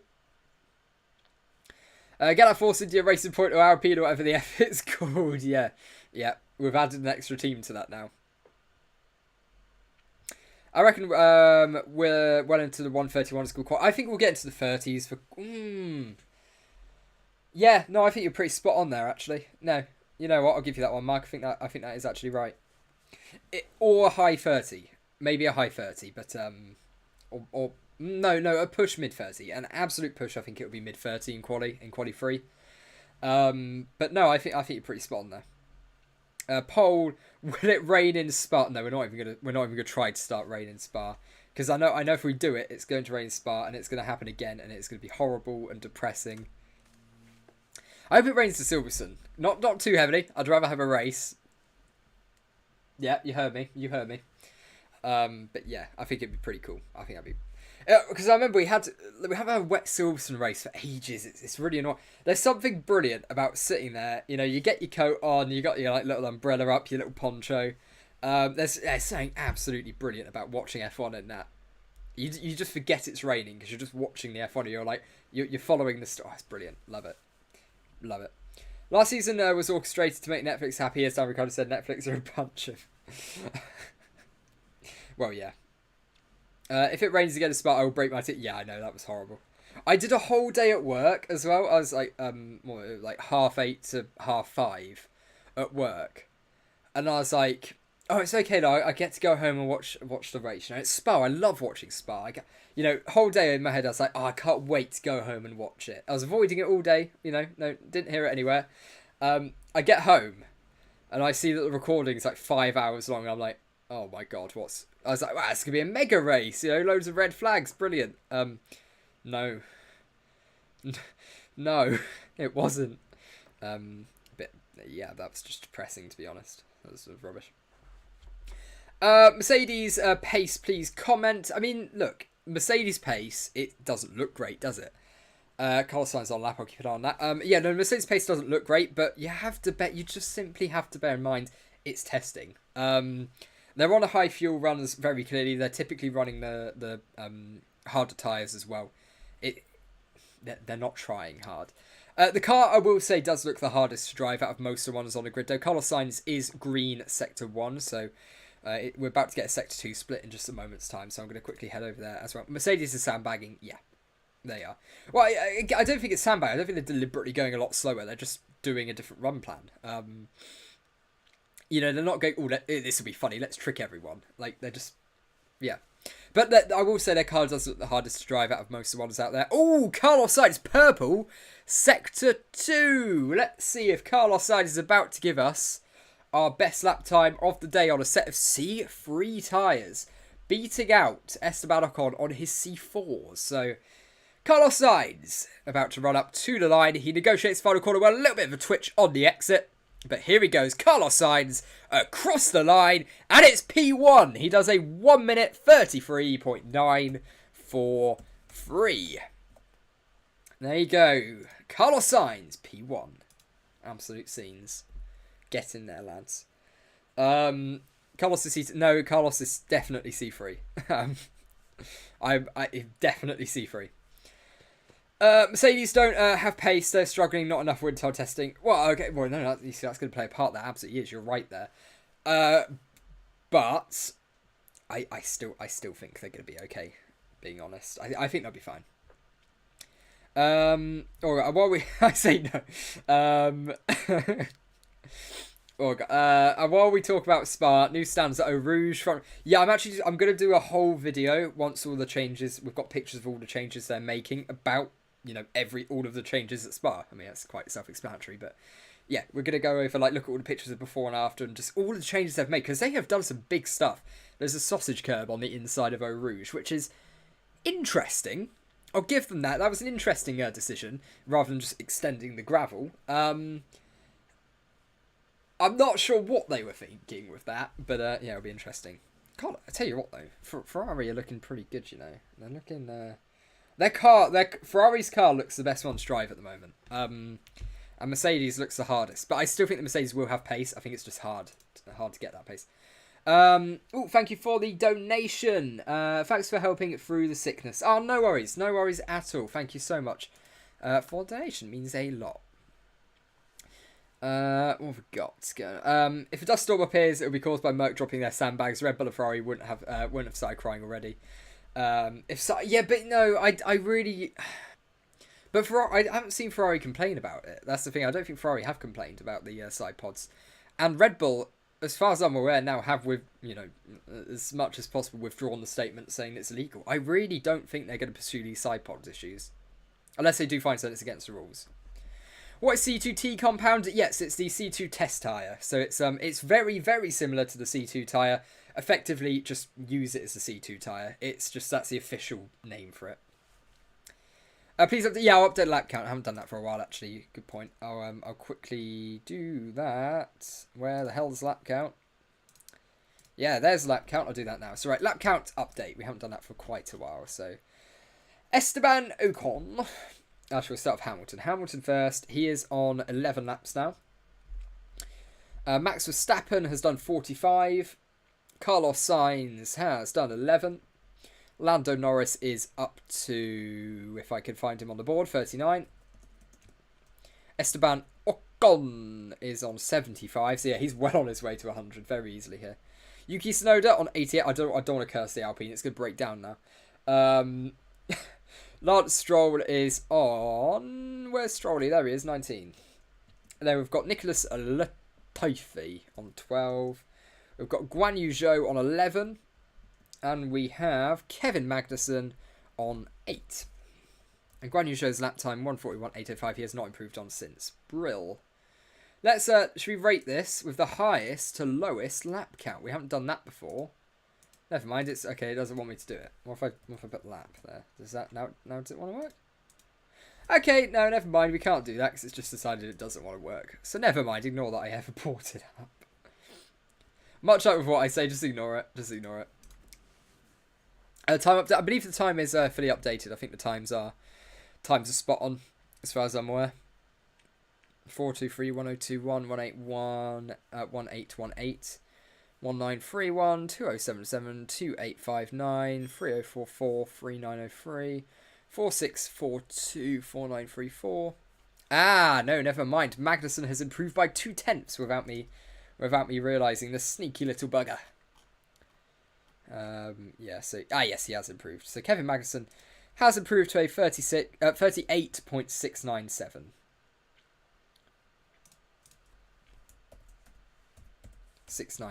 There we go. So yeah, slight improvement for Kevin Magnussen, which is good to see. There we go. What's the C2T? So it's a C2 test compound. So it's basically the C2 tyre. I can explain it a lot more, but it's a C2. It's a C2 tyre. But the official name is C2T. It's actually T, but I'm making it simpler to understand. Yes, it's a C2 tyre, basically. Just take it as a C2 tyre. What do we got? What have we got? The best thing to happen is to F1 is that Mercedes ends up in the midfield like Ferrari did 2 years ago. I don't think so, because ultimately what's good for F1 is to have Hamilton fighting at the front. And George Russell as well, because it's... a lot of the audience is UK based.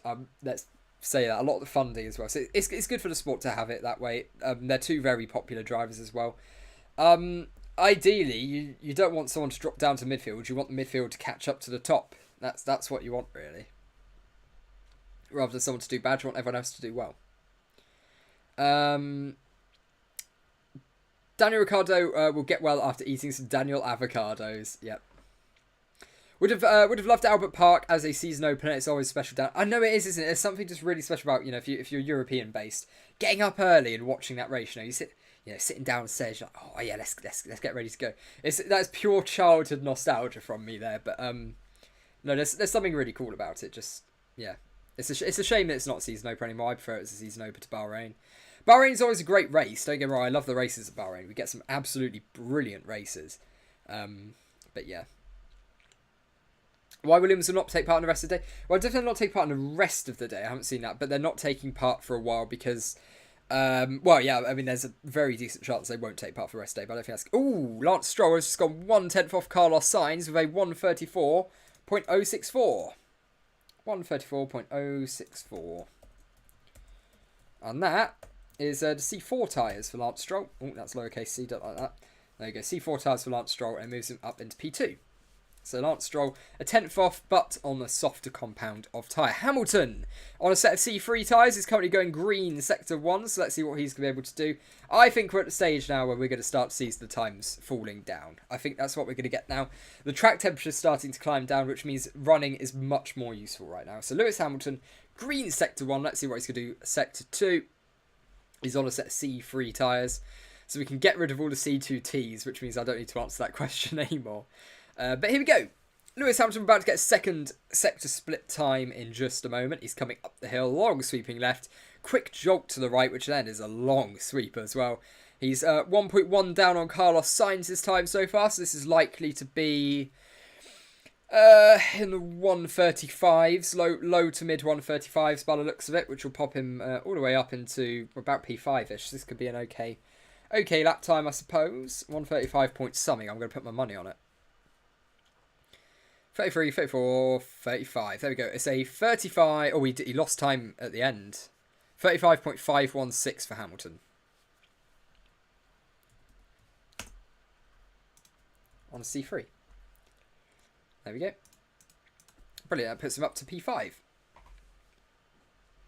So Lewis Hamilton moving up to P5. And is that the quickest time we've had from a Mercedes so far? It is. It's the quickest time by 4 tenths that we've had from a Mercedes driver so far here in Bahrain.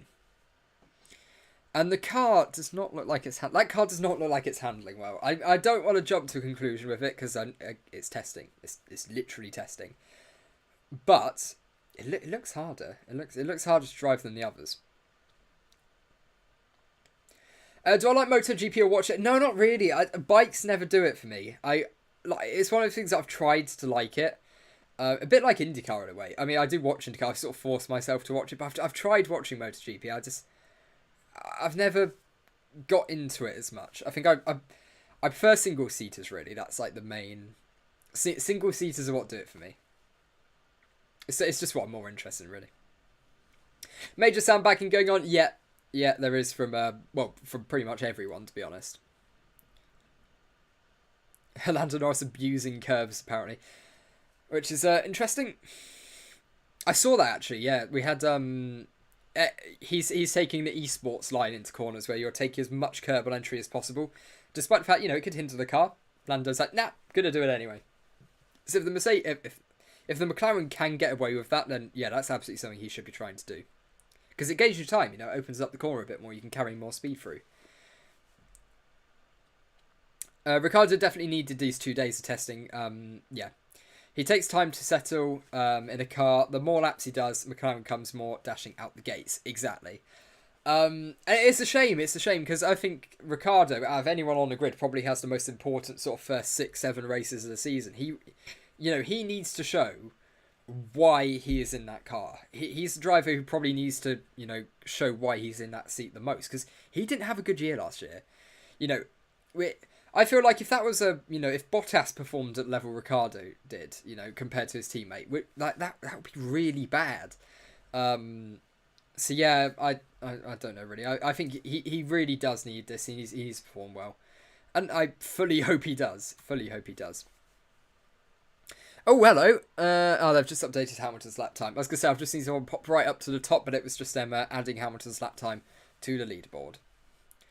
Red Bull bolting on upgrades, probably. Yeah, they've been in the garage for quite some time now, so I imagine they are working on setup, adding more stuff to the car. Last time we saw them, they'd put some flow vis on the rear end of the car. In fact, I think I saw a Red Bull a minute ago. Oh, yes, I can see a Red Bull right now in the pit lane. So he's coming straight back through again. Max Verstappen coming back out onto the track. So yeah, they've got some flow vis on the rear end of the floor, so I think they are just doing some new parts testing, which is pretty cool. Pretty cool to see. Deleted messages can still be viewed on the screen. Poor Steven is trying to delete the offensive messages. Whoops. Will Daniel beat Norris this year? Don't think so. I don't think so. This doesn't help. This is going to give Lando is typically really strong at the start of a season anyway. This is just going to give him an even bigger advantage. The fact that Daniel was losing out on all of this running. Hopefully he can get a whole day in tomorrow. I imagine that's what they're going to try to do. So maybe we're going to see a high performance run from Lando if they're going to give the whole day to Daniel tomorrow. We might see one today. Who knows? Fingers crossed we see one today. That'd be pretty cool.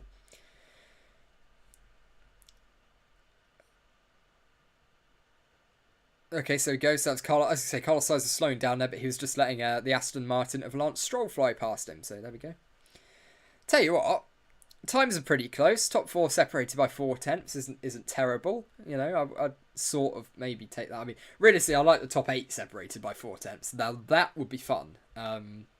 That's one of those anyone could be on pole at a certain weekend. That's the sort of range you want to look for. About 4 or 5 tenths. That's the range both ways that maybe the driver has an impact on qualifying. So yeah, on a good day they can end up on pole. That's what you want. You want as many drivers in about 4 or 5 tenths as possible. Lando's good. Yeah, Lando's doing perfectly fine, to be honest. He's not got a lot of laps in. But I don't think it's a massive... Oh, hello. There's Hamilton and Verstappen side-by-side track. But Verstappen makes the move down the inside. Oh, God. Lewis Hamilton. What an exception. He just drove alongside him. Put it up the inside. But Max Verstappen overtaking Lewis Hamilton. Absolutely phenomenal scenes.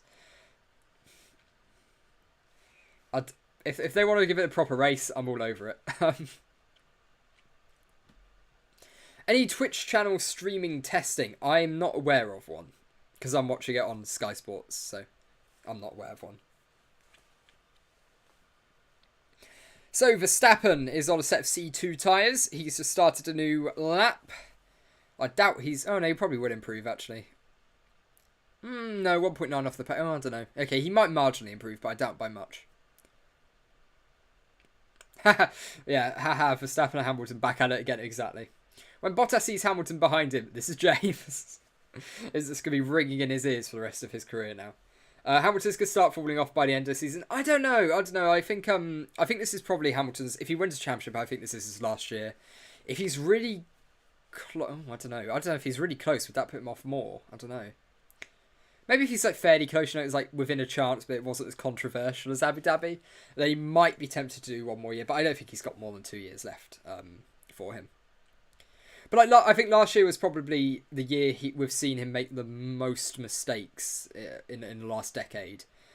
Ooh, Max, you do not want to be doing that. A lot of understeer mid-corner, getting beached on the curb there. That was basically just bottomed out completely. Nearly to chuck him off the track. As they're saying in my ear as well, they're running a very heavy car. That is very clear to see. Just a lot of understeer, basically. He's turned in like normal. Car's just drifting out and out and out and out, and you're on the curb. So yeah. Red Bull, very high fuel doing that aero run. They've got a lot of flow vis on the side there. Like I say, the rear end of the floor, that's where all the flow vis is. So that's where they're, you know, testing the airflow. Momentum is with Hamilton. To be honest, last 5 races were stunning. Yeah, no, he did well in those. He did do well in those. But I don't know. I mean, look, he made 2 main mistakes during the course of the season. That's ultimately why he didn't, you know, think the magic button, Imola, things like that. So, yeah. So Hamilton as well making a mistake going into the final corner. Just, yeah, he's come into the corner. Oh, that's quite funny, actually. Yeah, that's I've just pointed out. Max, seconds earlier, had made a similar mistake. So, yeah, basically both of them just running wide, making a bit of a mistake there. Nothing too major. And they're all going to carry on and live another day. Or drive another lap. He really needs to get a deal to commentate something, anything. Maybe not anything. Yeah, maybe not anything. Which teams appear to be suffering the most from porpoising? Honestly, now, none of them. There's not a lot of porpoising going on out there.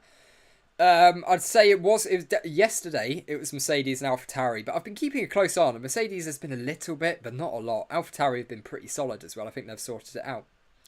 Most teams have sorted out the porpoising by the looks of it.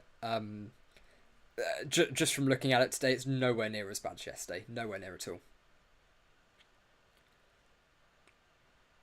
I have Hamilton, Alonso, etc., but Max's win last year was the start of a new era. It's time for the young guns. Yeah. Yeah. I mean, it is, isn't it? You know, eventually you're going to get that new generation come through. You know, Hamilton will be gone in a year or two. Alonso's going to be gone in a year or two. Vettel will be gone in 2 or 3 years, I imagine. You're losing that sort of, you know, your old guard. We're losing a lot of champions. You know, if they all go at one time, we're going to be left with just one world champion on the grid, which is pretty mad when you think. One world championship. Not even one world champion, one world championship, which is pretty mad. Pretty crazy. Yeah. This year, Williams will give top competition. I don't think they'll be top. I think they're going to be more in the midfield. I think they could maybe fight for 7th, I imagine, with AlphaTauri in my mental rankings. Lando Norris driving around at the moment, trying to get some. He's trying to get some temperature into those tyres. He's doing his you know, when you just put extra in, to create a bit more friction with the tyres. We see him do that quite a lot, actually. That's his little unique style that we see a bit more from him than other drivers. Here we go. Oh, they're doing an audio art lap. I don't know why, but we're going to roll with it. Right. Lando Norris, about to start his lap. No, actually, he might be about to come into the pits, actually. He's coming into the pit. Haha! They did the audio art lap, and then he came into the pit lane. I don't like the audio art lap, so I find that funny. What would have Charlie Whiting done in Abu Dhabi last year just for... I don't know. And honestly, I don't know what anyone else would have done in that situation. I don't think you can know. It was such a unique and fast-paced situation.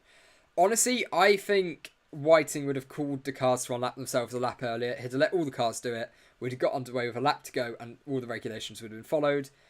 And we'd have had the same result. Nicholas Nutella, yeah. He's a Nutella merchant. He's a lovely guy, but Nutella merchant, that's what we call him. My prediction, Red Bull first, Mercedes second, Ferrari third, fourth Alpine, fifth McLaren, sixth Alpha Tauri, seventh Aston Martin, eighth Alfa Romeo, and ninth Williams, 10th Haas. Yeah, I mean, it's pretty similar to my, well, a bit. I've gone Mercedes, Ferrari, Red Bull, McLaren, Aston Martin, Alpine, Alpha Tauri, Williams. I think Alpha Tauri, then Williams, then probably Alfa Romeo, then Haas. I want Haas. I think it's going to be closer, though. And the rumours are in the paddock, apparently, that the grid is closer than people were expecting. So fingers crossed that is true, and it's not just people saying it. I really want it to be true. But I can't help but feel that someone's going to turn up and just be miles clear. But hopefully the grid will be closer this year. But that's what the rumours are. That's what the rumours are. Rumours are always right. We know that. Always. Totally. They've done the last 5 races. Yeah, to be fair to Lewis, last 5 races, second, first, and second. It's not a terrible run of form. Mind you, Max's is pretty good as well. Merck wouldn't have pitted. Well, no, exactly. That's what would have happened. I don't know. It's such a messy situation. Abu Dhabi was just a mess all around. Really, it was something that shouldn't have happened. Ended up happening. Mistakes were made, but ultimately, I think if you followed the rules properly, you'd have probably got a very similar outcome. So I don't know. It's a difficult one. It was just unlucky. It was just really unlucky for Lewis. That's all it was. You see a lot of people make out like it's some big conspiracy. It's like no, it's just really unlucky. It's not that deep. They didn't have the time in the moment to think, let's initiate our master plan. Oh, Magnussen really struggling there, losing the rear end on the entry to the back straight.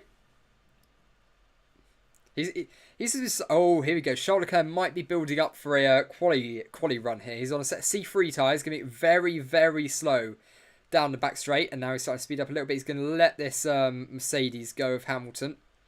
Carlos Sainz could be potentially about to start a little bit of a qualifying sim here. He's on a set of C4 tyres, actually. So, Charles Leclerc, set C4 tyres. Let's take a listen. I mean, I can't show you it, but let's go. So, Charles Leclerc, no bollocks. Carlos Sainz coming around the final corner. He's starting his lap on the set of C4 tyres. So, here we go. He's got the DRS open. Tyres as cool as possible in these very, very hot conditions. And we're running up to turn 1. Heavy on the brakes. Careful not to lock up. No sign of a lock up at all. Very neat through turn 1, climbing up the hill, turn 2 and 3, quick left and right again. As we climb the hill up to turn 4, let's see what a 6-1 split is going to be like in just a moment. Careful not to lock up. We've seen a couple of people lock up coming into turn 4. Let's see if this is a purple. It's only green. He's 7 thousandths of a second up on his C3 sector 1. So maybe, he's just saving a little bit of the tyre life there. Kevin Magnussen has improved to a 37.983. Magnussen a 37.983, while Carlos Sainz is still just driving around, having a bit of a laugh. He's going around. Carlos Sainz negotiates turn 9 and 10 successfully. No sign of a lock-up. He's actually going to get a lovely little slipstream from Lewis Hamilton as well here. This is going to be a little neat lap time here. Let's see what a sector 2 split is going to be like, though. Let's see what this is going to be. Is it going to be a purple? Is it going to be a purple? He's got 10.4. It is a purple. He's 3.5 tenths up on his previous best sector 2. So Carlos Sainz potentially about to give us a mid 1 minute 33 here, which is not a terrible lap time. But again, I still think we're going to see a little bit quicker as this session goes on. Carlos Sainz around the final corner, very much in the slipstream of Hamilton now. This is going to be a low to mid 133. He crosses the line, and it is a 1 minute 33.532. Carlos Sainz goes quickest on a set of C4 tyres. There we go. Do you think Ferrari is already showing their car's capabilities or still sandbagging? I'm going to be honest, they're probably not at low fuel on that run. But they have gone quickest with... What is that quicker than Gasly's yesterday? Let me have a quick check. Yes, it very much is. Yes, I thought for some reason I thought Gasly did a mid 33. But there we go. That's pretty cool. Pretty cool. What my comment about Mazepin's situation? Well, right. So we're accepting the fact that he lost the sponsorship for Haas, right? You have to ask a question. Given he's not bringing any extra money to the team, isn't it better to just get someone else who's, you know, higher level, who aren't in sport anymore? And that's what they've done. So I think it's pretty fair. Yeah, I'll do a lap update in just a moment. I'll do a lap update in just a sec. Abu Dhabi is one of the few calls that Massey even made in his favour. Most calls were, if anything, against Verstappen. Fair point. Go subscribe if you get him to 10k subs. He's going to do a hot chocolate shoe. I've run out of hot chocolate. I've drunk it all. It got very cold. We won't get to 10k during the stream. There's no chance that's happening. But I think you should all subscribe so that we can get to 10k at some point. That would be very cool. It's going to need one of those streams that just take off and do really well. That's all it's going to take. So, you know, tune into all of them if you would like to see me drink from a shoe. Because, of course, what else would you rather do with your lives than watch me drink from a shoe? Not judging, just... but yes, what was I saying? So past 2 to 3 years, Red Bull, Ferrari have been dominating free practice and everyone has hyped them up as new champion every single time. Last day, Mercedes remove sandbags, it sets best time. Yeah, exactly. And yeah, I'm fully expecting Mercedes to put in a decent lap time. But, you know, we thought Ferrari was sandbagging in 2020. Nope, they were rubbish. So it can happen. It can happen. Oh, yeah, ooh, cold chocolate. Yeah, no, it wasn't. There's a reason I drank this quite quickly. We've got 2 hours and 10 minutes to go. Bloody hell, we're not even halfway through. 2 hours and 10 minutes to go of this session. And yeah, I think we're going to potentially be in... Ooh, could we see a 32 before the end of this session? Could we see a 32? That'd be pretty cool. Potentially we could, actually. I don't know. So you've got Sainz, Ocon, Hamilton, Verstappen, and Kevin Magnussen, currently the drivers out on the track. Is that on my screen or is that on the camera? Oh, it's on the camera. I thought it was on my screen. It's not. It's a mark on the camera. So right, Max is on a set of the C2 tyres, so don't expect him to set the world alight anytime soon. It's going to take a... Is he coming a bit? No, he's carrying on. So I think Max is doing a bit of a long run. Right, so this is a great time to do the lap count update. So let's take a quick look at that. So I'll use the Autosport one because actually recently they seem to be updating theirs a little bit quicker, which is pretty good. So Lewis Hamilton has done... Where's Hamilton on the leaderboard? There he is. He's on 18 laps. Verstappen, 52. So also, it looks as though Red Bull's running a slightly higher ride height, which I've just I've heard them say, and also noticed while he was driving around a minute ago, which is pretty interesting because that could be potentially if they've got some new parts on the car, it requires a slightly higher ride height, or they're just testing it out. Who knows? Who knows? So right, Hamilton, like I said, 18. We had Verstappen. He was on 52, and he is on 52 still. Carlos Sainz is on 20 laps. Lando Norris, 41. Ocon is on 84, still well on his way to 100. Probably, oh, I was about to say probably a first driver to do it, but Yuki Tsunoda's on 103. So fair play to him. Yuki doing a great job there.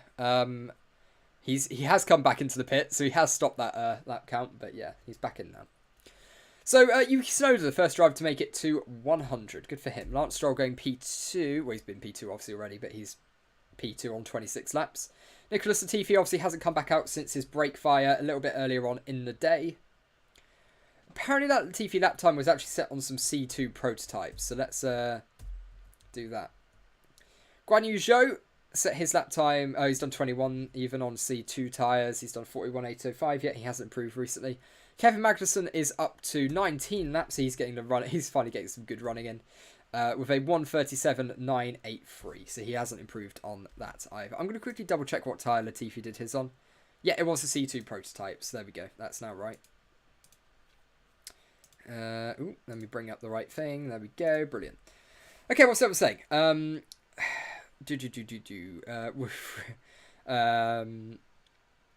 are we seeing? It's not working, that's the point. What I'm worried about is that Ferrari might top the charts for the practices, and come race time they have nothing they've done before. Yeah, and they have, you know, we've said, oh, hello. Lance. No, that's not, oh my god. Oh, I've done it again. I've just thought the Alpine was the racing point again. I've just called Esteban Lance. Oh no. This isn't good. I'm gonna, you know, we're gonna do this all. Well, I'm gonna do it all year at very least. The new Alpine driver Lance Stroll apparently. I called it Racing Alpine Point. I might be able to get used to it if I just mix Alpine into the middle. But yeah, Ocon making a big mistake. He just went off at the exit of turn 11 here. He was on the entry, on the exit, just to completely lose it. So much dust being kicked up. So yeah, a lot of dirt on those tyres, or sand on those tyres now. His performance of losing sponsorship wasn't the main reason to get rid of Mazepin. He physically was able to get a visa for most. Well, that's a good point as well. Yeah, he couldn't travel to a lot of the places as well. Due to sanctions, so they would have, yeah, exactly. He, like, for example, he was banned from racing in Silverstone. He literally wasn't allowed to race for the British Grand Prix. And there we go, the sun is very clearly starting to come down now, meaning we are not too far off the track temperature cooling, and us getting some slightly more exciting lap times. What I'm worried about is that Ferrari might... Oh, I literally just read that. Oh no, you copy and paste it, never mind. Which cars are locking up? All of them. All of them, genuinely. There's not a single driver on the grid who I haven't seen lock up today at any point, or slide, or, make a fairly major mistake, actually. The cars are really hard to drive, mostly through the slow corner and, like, the heavy load corners where you've got, heavy acceleration. Heavy deceleration. It's because the cars are just that much heavier. They're handling that much differently through the slow corners. That's what's doing it. You read it and stopped answering midway through? Yeah, no, I read the... Oh, I probably did, didn't I? Oh, well. Oh, yeah, Ferrari might... Oh, I did get to the end, but I didn't really know what to say about it. Like, yeah, they have done that before, yes. But who knows? They don't do it every year. Seb Champion 2020, 22-30. What? He's going to win every single championship up to 2030. Okay. I'll put 5p on that. I'd suggest £5, but that's probably not a great use of money. But yeah. Do you think experience will have a major factor to adapt to these new cars? Not necessarily. I feel like a new set of regulation. Maybe if you have experience in adapting to different styles, yes. So maybe drivers who've only known one era of car might struggle more than others who've clearly shown that they can adapt. They've got used to being able to adapt. So I mean, yeah, potentially the ones with experience will, yeah, they'll have more experience with adapting to a new driving style, so they're less set in their way. They've had to change their driving style so many times that they just sort of drive to the car rather than what they feel is right. So yeah, I guess so. Yeah. AvtaR's side pod looks like a croissant. A croissant. It's making me hungry. Maybe it is for Gasly. It could be for Gasly. Try to attract Gasly. Great odds on that 5p. Want to be a millionaire so soon? Exactly. Are they still not able to fix Latifi's car? No, unfortunately not. It doesn't seem that way. We have not seen Latifi back out on track. Obviously, the fire did fairly major damage to the car, unfortunately. So, yes, it's a bit of a shame, but yeah. You can invest that £5 in McLaren stakes. Exactly.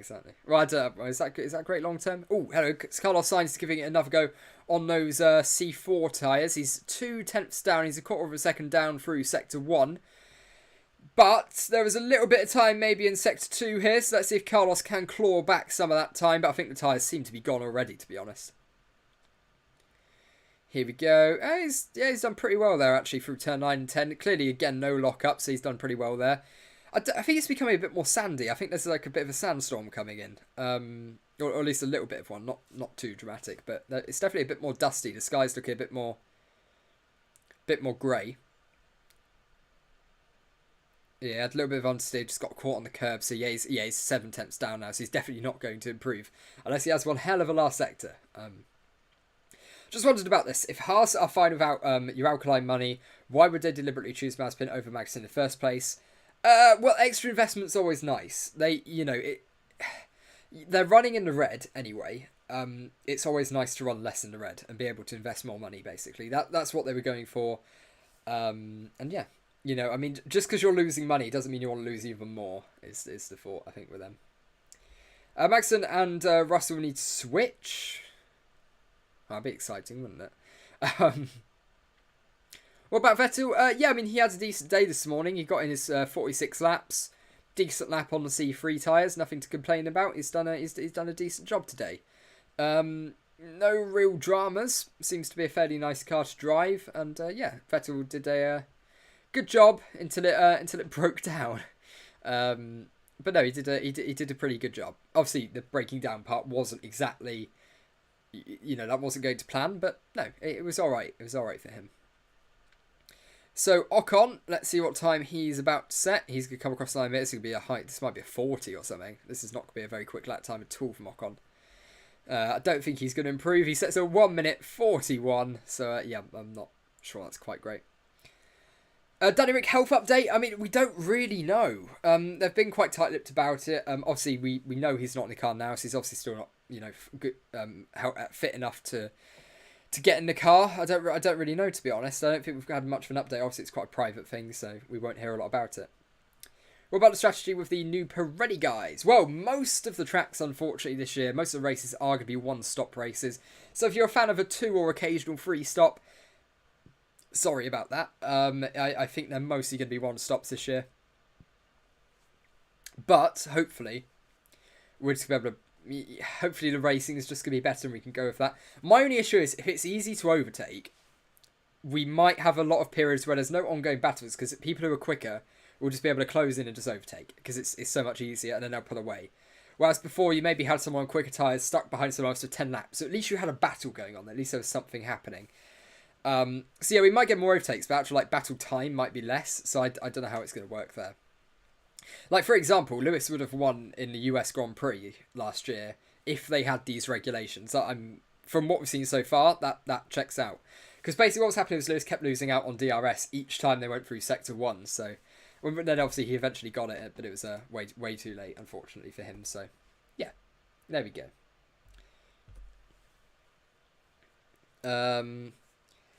Yeah, so it's getting very, very windy in Bahrain now. It's looking very dusty. That's not boding fantastically well.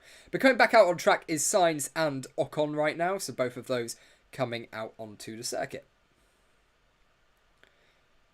I see Ocon going to turn 1 right now.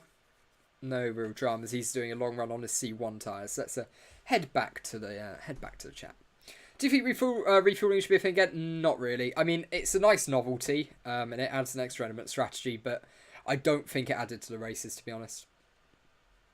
People forget that with less wake, there's less slipstreams. It's still... No, I know, I do know, but I still think with the DRS, with the slipstream, the whole advantage isn't going away. If you can follow better through the corners, then you could be closer. So it might actually relatively be the same, who knows, but... We're going to have to wait and see. But I still believe with how well these regulations are meant to work by what they're telling us, I do fear that, moves will be a little bit easier. Obviously, but we sort of want that at the same time. It's a tricky one. Ideally, you want 3-stop races and overtaking to be easy. That's what you want, because then you're going to get so many overtakes. Everyone constantly doing it. It'll be good. We've finally got regulations that encourage people to take a risk and go for an extra pit stop. But tyres that don't need it, which just sort of sucks a little bit. But for me, I think the FIA should bring back refueling. I'm still angry when Vettel got disqualified in Hungary. Well, yeah.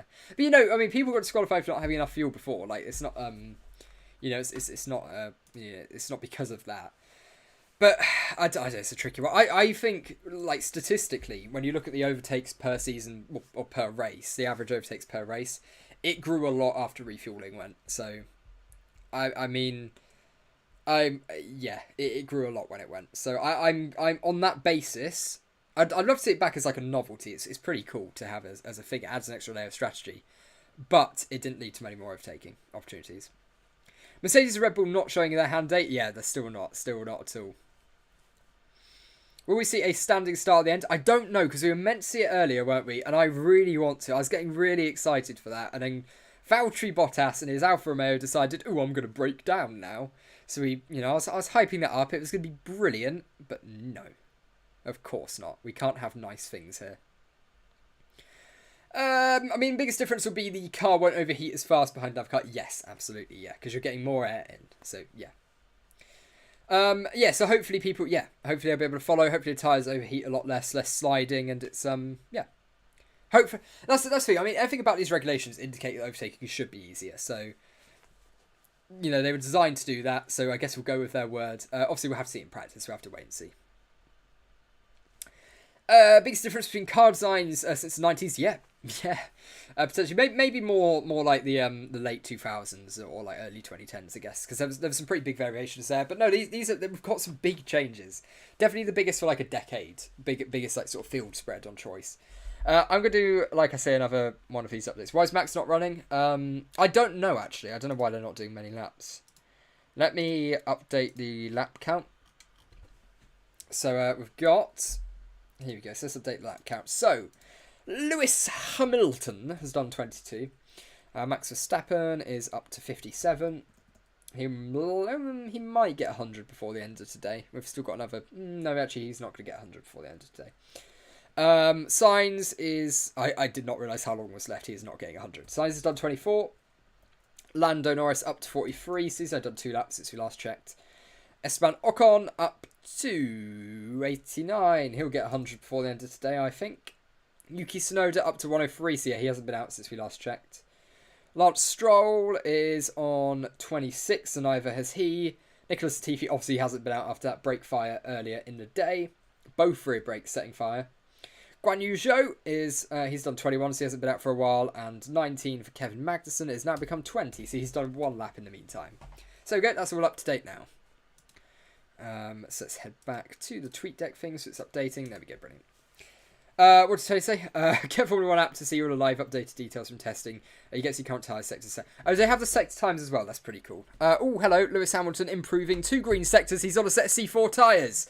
Lewis Hamilton on the C4s, 2 green sectors. Let's see what he's going to do. He runs up to line. He's at the final corner now. Decent exit. Lewis Hamilton. C4 tyres. They're showing us 2022 regulations for some reason. Across the line he goes. 2 seconds slow. I think he backed out at the end there a little bit. I don't think he even improved in the end. No, he didn't even improve in the end. So on the set C4 tyres, Hamilton didn't even improve.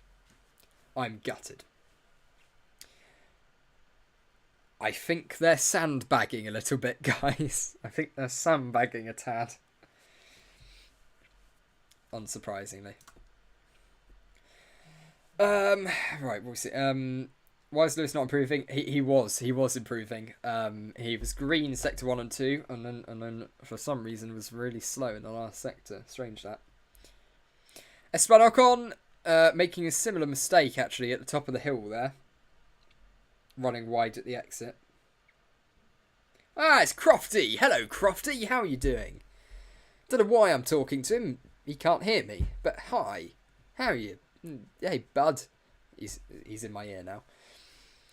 But yeah, there we go. Oh, Crofty and Martin, there we go. That's the best duo, by the way. It just absolutely is. GPS confirms Merc doing some industrious... They are. They're about 50 kilometers an hour down on the straight. It is absolutely ridiculous. It is. They are doing very high levels of sandbagging. So, well, yeah, the time looks concerning for them. They're quite fast, I think. What's my reaction if Lawrence Stroll buys Mercedes and Lance is driving from the... I will be I'll be much ang. I feel like that's my response. They're sandbagging. Yeah, Josh, you're right. You're right, they are.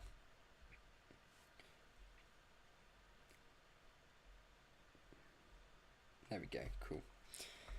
Hey, how are you doing? Are Mercedes in trouble, or are they just fine-tune their car? Well, first of all, I'm doing great, thanks. Hamilton was about to improve on a set of C4 tyres, and then lost magically a lot of time in the last sector, so that was peculiar, wasn't it? They're sandbagging a lot, let's be honest. The Mercedes, it does look like the hardest car to drive still, don't get me wrong, or very much up there. We haven't seen a big mistake for a while, but they haven't done a lot of running, really. But no, it seems bearable in the Mercedes car, but I think they've got decent pace. I think they're just hiding it. Ham just finished with C4. Nope. Oh, maybe. Nope. Some people come into the pit lane. That's Perez. No, it's not. Why am I on about Perez? It's Stroll and Ocon coming into pit lane, is it? There's someone else coming in the pits. Who's the other one coming in? Is Stroll definitely coming? Who's the other one? Ah, it was Sainz. It was Sainz coming in. The thing just didn't update. Oh, is that Verstappen coming out? It is Verstappen coming out. Verstappen coming back out. Oh, Stroll's just doing a drive-through. Ah, no, he's doing a practice start. Okay, Hey, Fernando. Hello there. Go take an ice cream as if Kimmy's still here. For how long have you been following Formula 1? 2010? 2010, so what, 13, 14... 14th season, something like that. 13th, 14th. Pretty fun times, that. Do you think Aston Martin can bag some podiums this season? Yeah, I think so. I mean, it's going to take a race like, but like a Budapest, Hungary. But yeah, no, they absolutely can. He showed it last year. He could have easily had 2 or 3. There's no reason to stress that won't happen again. I think we're going to get like 8 of the 10 teams picking up a podium at some point. Let's think of the drivers who realistically won't get a podium. I don't think Mick will get a podium. Don't think Magnussen will get a podium. Don't think Latifi will get a podium. Don't think Guan Yu Zhou will get a podium. But apart from that, I don't think Tsunoda will get a podium. So I think we could easily be like 15, 14 podium sitters this year, which is pretty cool. Legend says the red flag in the end of the morning session were not tests. It was because the Mercedes sandbags have been cut and the sand was all over the track. I tell you what, it's pretty damn dusty there. They don't have to walk too far to get some more. But yeah. Any porpoising today? No real issues with the porpoising today. It's nowhere near as bad as it was yesterday. Nowhere near at all. So that's good to see. Obviously, we want to see the cars performing well. As funny as the porpoising sort of was to watch, it didn't look particularly comfortable. But yeah. Can Albon get a podium? He absolutely can get a podium, I think. I think he might be able to. He'd have to be very, very lucky, but I think he can. I think there's half a chance. No, not even half a chance. There's like a 1/10 of a chance that he might get it.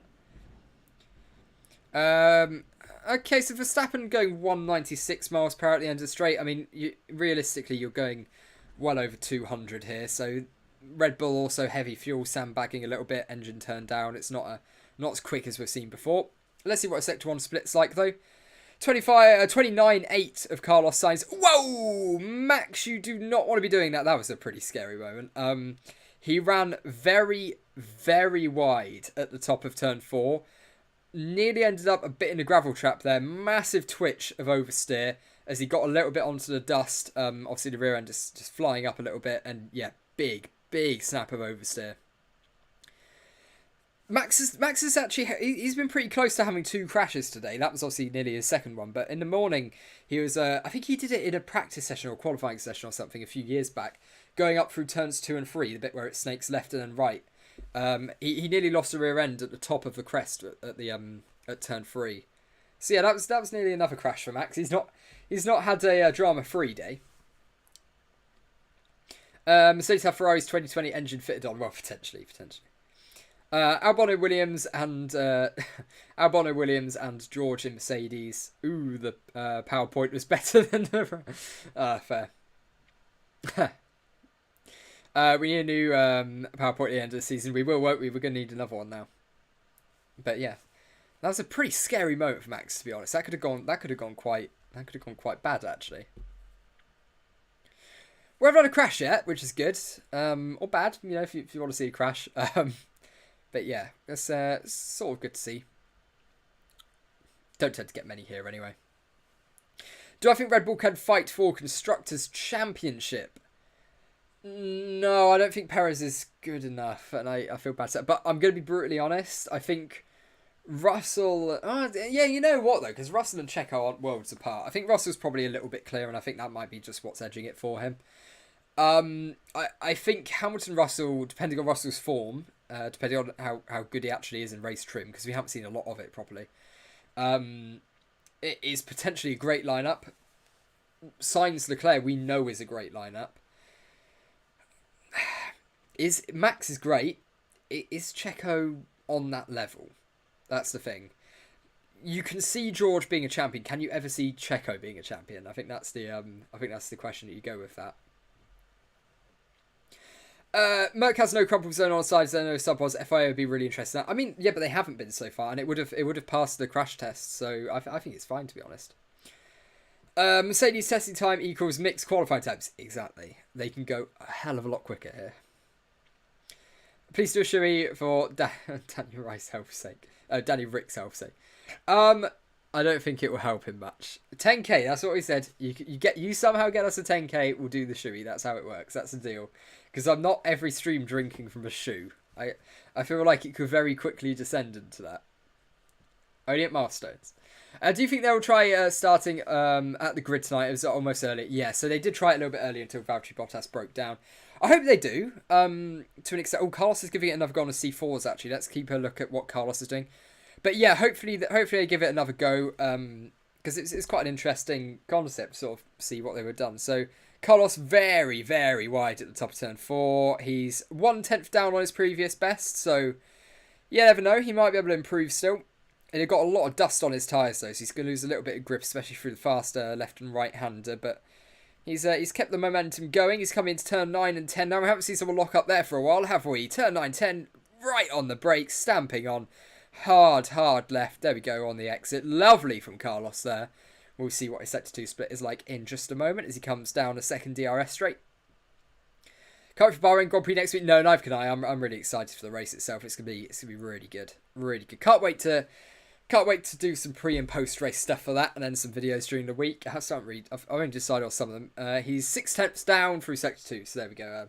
I don't think he's improving. How's Alpine look today? Also, how's Yuki been doing? Yuki's been doing great. He got loads of laps in. A lot of locking up though, I've noticed from Yuki. Very much struggling on that front, but the Alpine's looking pretty solid as well. It's got a good chunk of laps in, and it's back out on track right now. I do keep calling it the Racing Point though, so I hate it, but it's a lovely thought. Is Mercedes sandbagging? Yup. Yes, they are. They categorically are. Bahrain, turn 9, turn 10, Tilka masterpiece, rare occurrence. It really is. It's just such a challenge. It's really something. Really something. Do you think that Verstappen could have won the championship if the FIA did not change the rules for the floor? Well, I mean, no, because Mercedes had a really good car. They had a great car going, and yeah, they were sort of screwed over by the low and high rate cars, being advantage and disadvantage. So yeah, I mean, look, you just look at 2020, how good Mercedes were. Everyone assumed it'd be an easy championship for Lewis this year, but that obviously didn't go that way, did it? And it shows how we can assume something, it doesn't happen.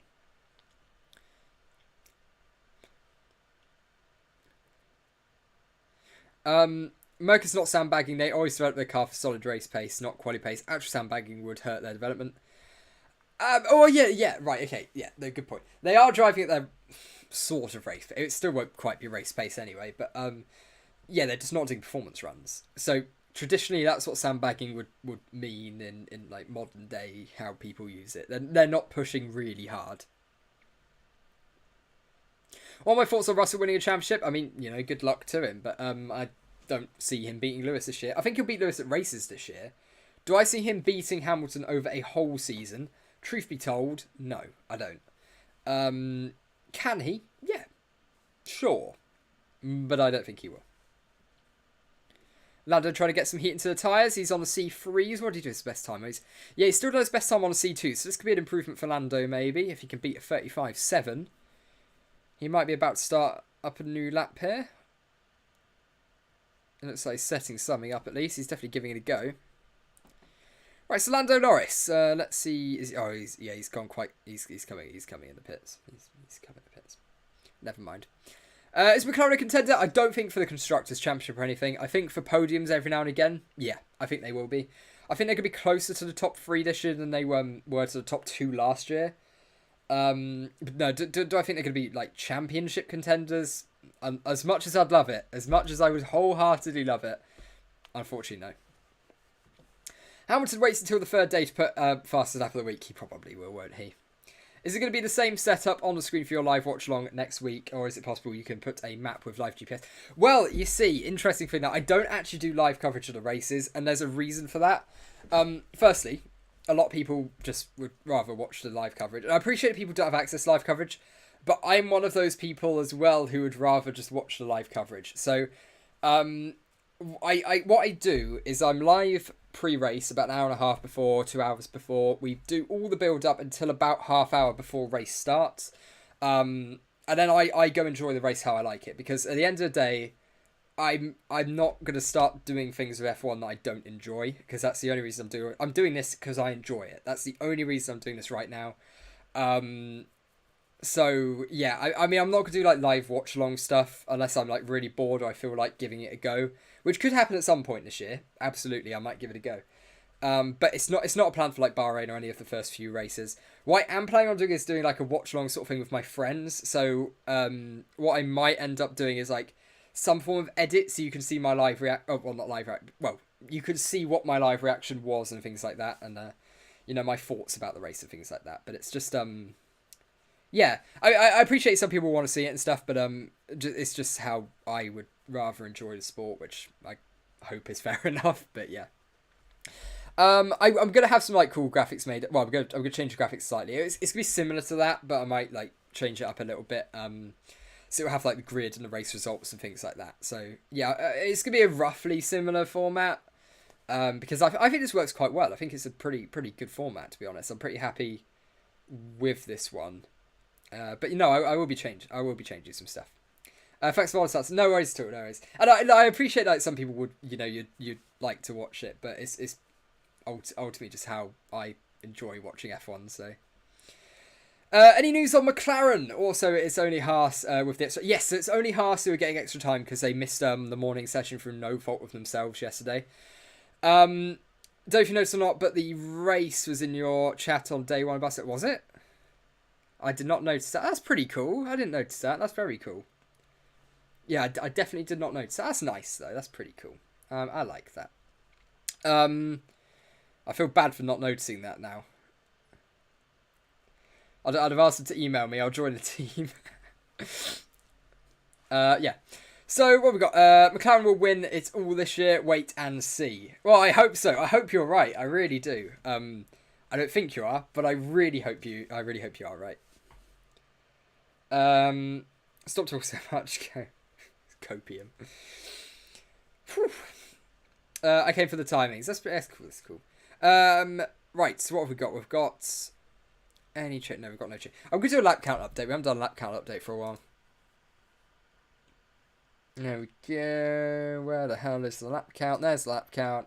Like I say, so many different tabs open on this. It is a complete mess. But I'm making do. Alright, here we go. So we've got Lewis Hamilton on 28 laps. That's totally his name. Max Verstappen on 61. We've got Carlos Sainz up to 28 laps. That's no update for him for a while. Lando Norris, 45. So yeah, Lando trying to get... I think if Lando can get up to 70 today, then that's a success. Simply from where they are right now. But no, I don't know why McLaren are doing so little running. It doesn't make sense why they're doing it. Because there's no real reason given... Ocon's finally broken into the 100 laps. Yuki Tsunoda, has he been back out? No, he hasn't. He's on 103. He got to 100, just gave up. I probably needed a nap or something. Ha ha ha, great joke. Lance Stroll is on 32 laps. Nicholas Latifi is on 12. Obviously, he hasn't come back out after that brake fire earlier. Guan Yu Zhou, 22 laps. He's done one more since. And Kevin Magnussen is up to 23. There you go. So there's a lap count update. Oh, and I did see someone updated their time. It was, I believe, Magnussen. Magnussen up to P11. Where do I have him? Yes, Magnussen did improve up to P11. I did see that happen, but someone else was on a lap at the time. 137.838 for Kevin Magnussen on a set of C2 tyres. So, yeah, not too bad for K-Mag. Coming in straight away. What has got... Oh, I've made a typo there, apparently. 137.838 for Magnussen. Yes, that's right. There we go. Good for him. So yeah, beating his teammate already. Decent start. Where the hell am I looking? This is a mess. There we go. Brilliant. Constructors' predictions. Yeah, absolutely. So my current mental running order, I've got... Right, let me think about this. I've got Mercedes, Ferrari, Red Bull, McLaren, Aston Martin, Alpine, AlphaTauri, Williams... Alfa Romeo, Haas. That's my current top 10. But hopefully that lower pack a lot closer to top than last year. Fingers crossed. I'm going to do my schoolwork anytime soon. It isn't that important like F1. Exactly, it's nowhere near as important. Thanks. Oh, we have a yellow flag out on track. That is Esteban Ocon. He's had a little bit of a spin, and if he can't get that car going again, and session suspended, we have a red flag.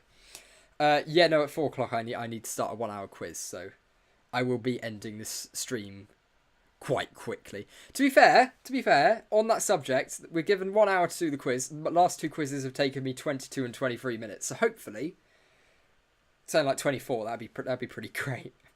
Yeah, we've got a red flag out on track. Esteban Ocon has spun and he has stopped on track.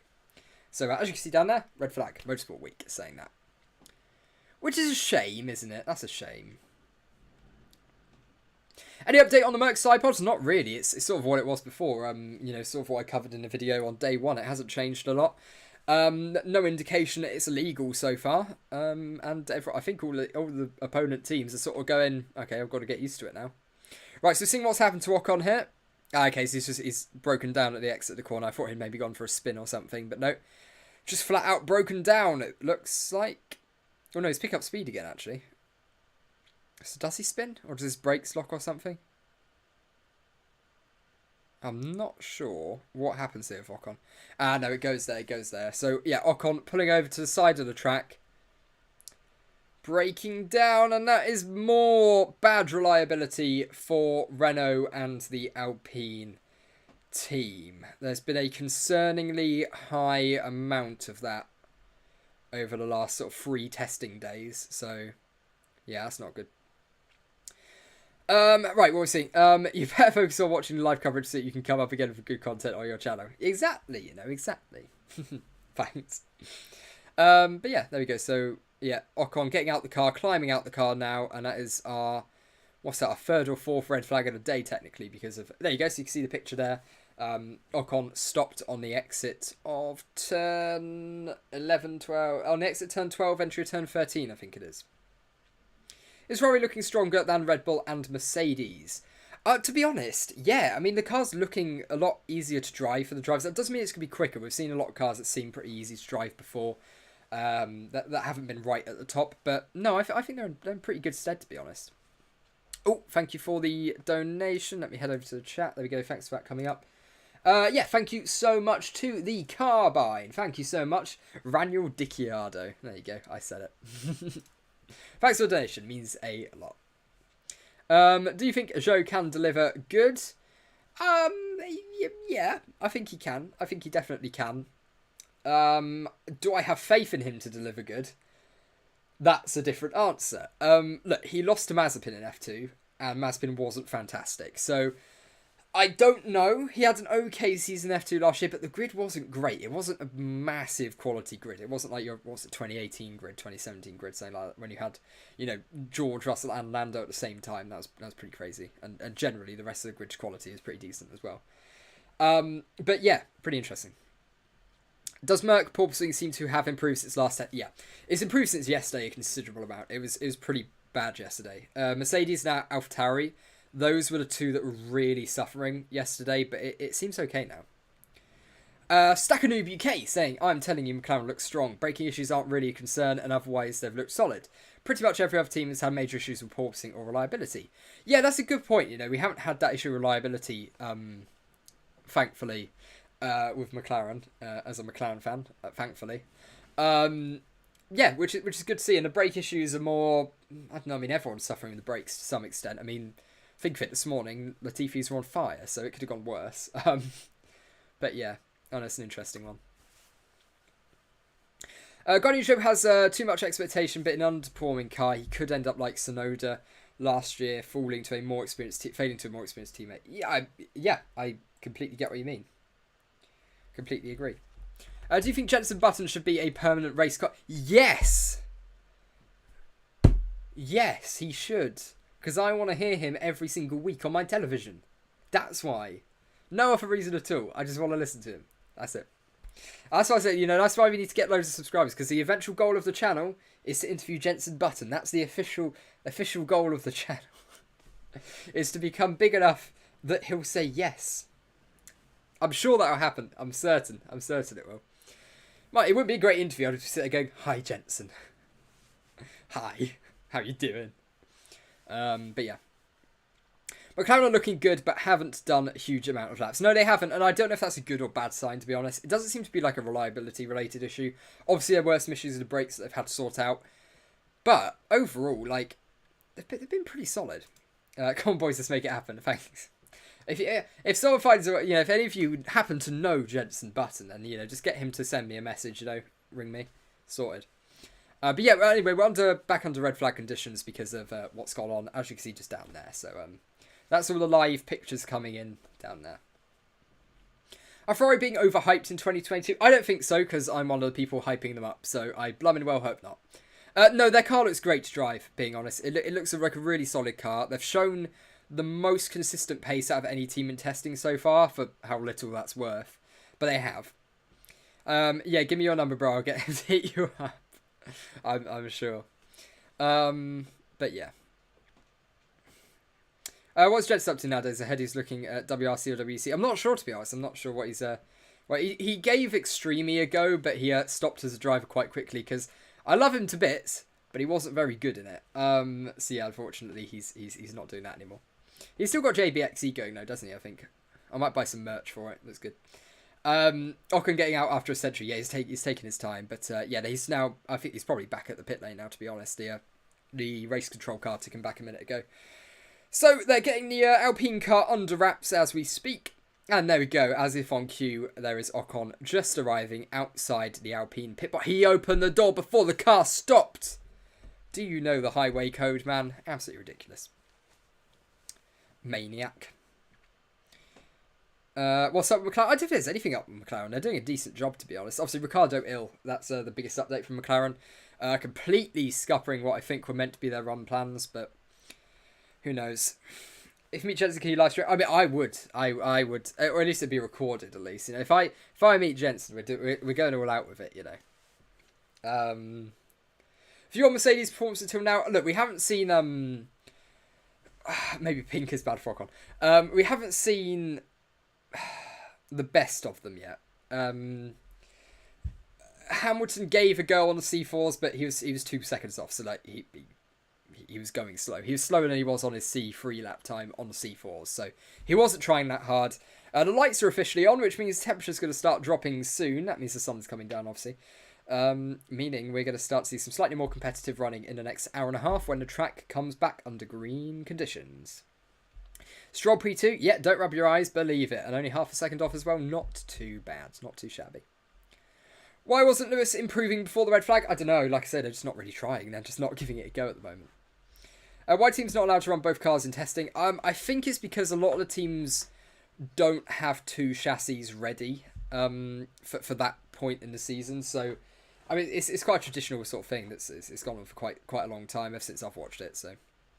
Why a light bulb in your background? Why is there a light bulb? You want me to turn that light off? Do you know how dark it's going to get in this room? Is this going to be a faint glow from my laptop screen on my face? I'm going to look blue. What are we seeing?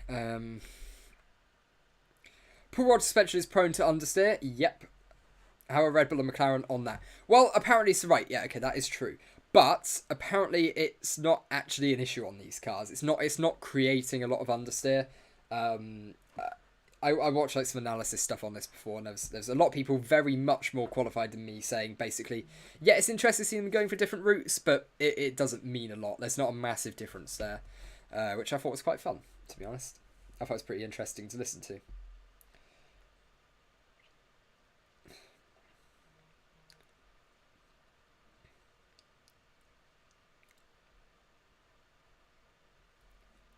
There we go. Brilliant. What's I saying? So, how's Aston Martin doing? They're doing pretty well. Obviously, apart from the breakdown from Vettel a little bit earlier in the day. Yeah, Stroll's been out on track. He's put in a decent lap time. Only half a second off the Ferraris on the C4s. Not too bad. Yeah, I think they'll be pretty happy with their day so far. Vettel, yeah, Aston Martin have been consistently putting in some pretty decent lap times, to be fair. So, yeah, I think they're pretty happy. What do I think about Yuki Tsunoda? Mr. Yuki Tsunoda. I don't know. It's a weird one of him. He's one of, because I was very, I agreed he should come to F1. I was very much supportive of him in that sense of him getting the call up. I thought it made sense. Thought it was a good decision. But I thought he underperformed a little bit. And he said himself he didn't appreciate how much of a challenge Formula One was going to be, which I thought was quite interesting to hear. Actually, you don't often hear many drivers admit that sort of thing, but yeah, that was quite weird. Update on Latifi's car. There hasn't been one. Williams said quite a few hours ago they're not sure it's going to be ready to come back out on track because the damage to the rear in the fire would have been pretty severe. Especially with a tyre blowout, that probably would damage elements of the suspension as well. See, I'm not sure if they're going to come back out on track, to be honest. I think Latifi's stay could well be over, but we're waiting confirmation either way there. So many F1 cars have shark fins in 22. Yeah, it's pretty cool. I like the shark fins. They grow on me. Do you think the top teams are sandbagging except Ferrari? Well, look, Ferrari can still go quicker as well. Do I think the other teams are sandbagging more? Yeah, they are. But Ferrari can still go quicker as well. This child deserves more subscription. Let's make it 10k today. It won't be 10k today. There's no chance it'll be 10k today. But thank you very much, Joel. Means a lot. I think all it's going to take is like one big stream again, and we'll be there. Because I'm still just happy to be honest, even be on like these numbers, considering November we were on 120 subscribers. So, you know, and I only covered like 4 or 5 races, and we got to about 5k. So, you know, I mean, hopefully, you know, we can keep the growth up and keep it all going, and it'd be pretty cool. I really want the play button thing. That would be really. I would treasure that for the rest of my life. That is such like a random flex that you can pull out at some point in the future. Very cool, and I love it. It'd be one of those things where you open it, you go like, wow, it's got my name on it, and you just go, I put work into that. It's very cool. That's my goal. That's my ultimate. Along with Jensen, actually, you know, if I had to choose between the play button and Jensen. Whoa! Jensen, all day. I appreciate people have just joined the stream and they're going, what the hell is going on right now? But this is what happens when it's a red flag. Do you think Verstappen will retain the title? I don't, truth be told. I think, right, so mentally my constructor's top 4 teams is going to be Mercedes, Ferrari, pretty close. Red Bull, they're still going to be there. You know, they're going to be right up there, regularly fighting for podiums and wins. McLaren a little bit back, but probably a little bit closer to relative to like Mercedes and Ferrari, Red Bull, where they were last year. And then, yeah, hopefully the rest of the pack are also just a little bit closer as well. That's the hope. What do I think about Mercedes side pods? It's a very, very interesting 100 mil. Yeah, it is. Yeah, Jensen 100 mil play button, hot and cold chocolate. Yes, absolutely, spot on. What do you think about Mercedes side pod? Well, look, it's a really, really interesting, an innovative approach. You know, we haven't seen any teams go for something like that before.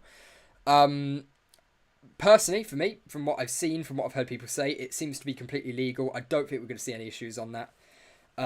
Do bots receive YouTube play? But I don't know, actually. That's a good point. Do they? That's a good point, actually. I don't know. I know you have to regularly upload content to get the play button stuff, which is pretty cool. Yeah. What was it? Magnussen faster than Schumacher. Yeah, he is at the moment. He's doing a really, really good job, actually, to be fair to him. Yeah, no, he's doing a great job today. Red Bull have said it's extreme but legal, so they aren't protesting. Yeah, exactly. I've heard all the teams, you know, say different things about it, but I haven't heard anyone explicitly say, yeah, this seems a little bit legal. You know, McLaren think it's legal as well. We heard Zach Brown, he said that it's legal. So, look, as far as I'm aware, it's perfectly legal, and it's innovative, whether it works or not. I mean, it seems to have made the car a little bit harder to handle, potentially. But I mean, I don't know. We've got to wait till the qualifying session still to get the full answer. We've got to wait. Oh, it's getting dark now. It is getting properly dark. We're getting to the stage where we are going to be at sunset. The track's going to cool down, and we're going to get some more C4, C5 running. Fingers crossed. I'm certain of it. We will. I mean, considering we've already had 3 C4 runs already, we are going to see more, no doubt. Oh, I'm gonna make Ocon yellow or orange, whatever. There we go. See, I don't think he's gonna come out anytime soon, if I'm being brutally honest. You never know, he might, but not soon. If you could take an F1 driver back to life, who would it be? Mine is Senna. Oh God. Oh, that's a really difficult question. I'll probably go Senna as well, because I feel like... Oh, yeah, I'll probably go Senna as well, because I feel like he'd be... Oh god, I don't know. I don't know. Yeah, maybe I'll go with the cheap answer of Senna, but I don't know. Maybe for the Bianchi, because I think it would have been interesting to see what he could have done in his career, because there's no doubt he would have had a pretty decent career as well. Obviously, he's not like a legendary driver or anything, but he was going to go Ferrari, and you never know what he could have done. Shame to see that. Does Michael Schumacher count as dead in this question? No. Okay. The stream has descended into us trying to define death. Oh, God. Rightio. I think we're near to the green flag coming back out, hopefully, at some point soon. But yeah.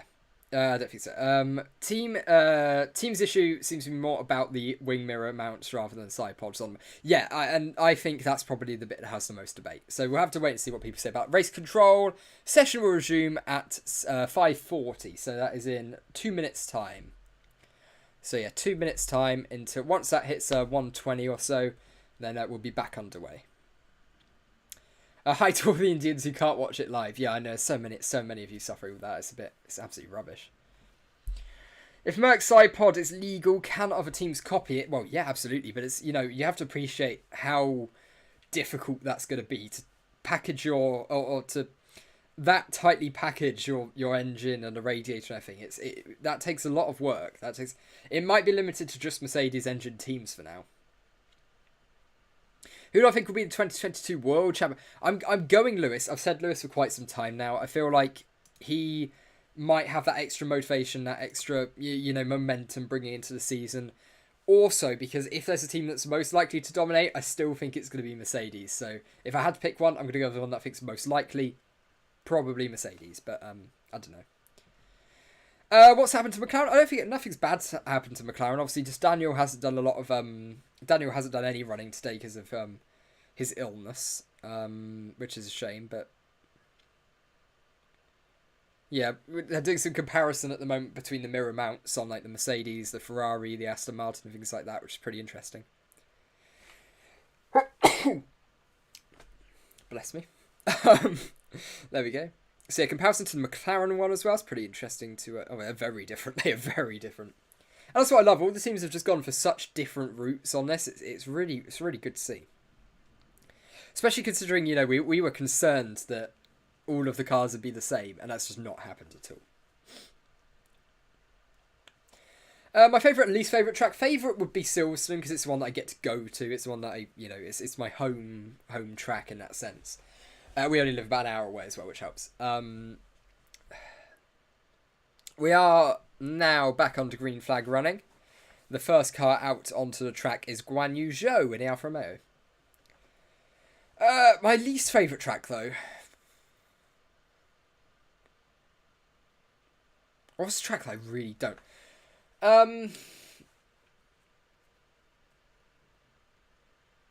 Do I have a least favourite track? I'm trying to think of... I mean, I guess for like race quality, it's got to be Monaco, but Monaco qualifying is probably my favourite session of the year. I really do love that.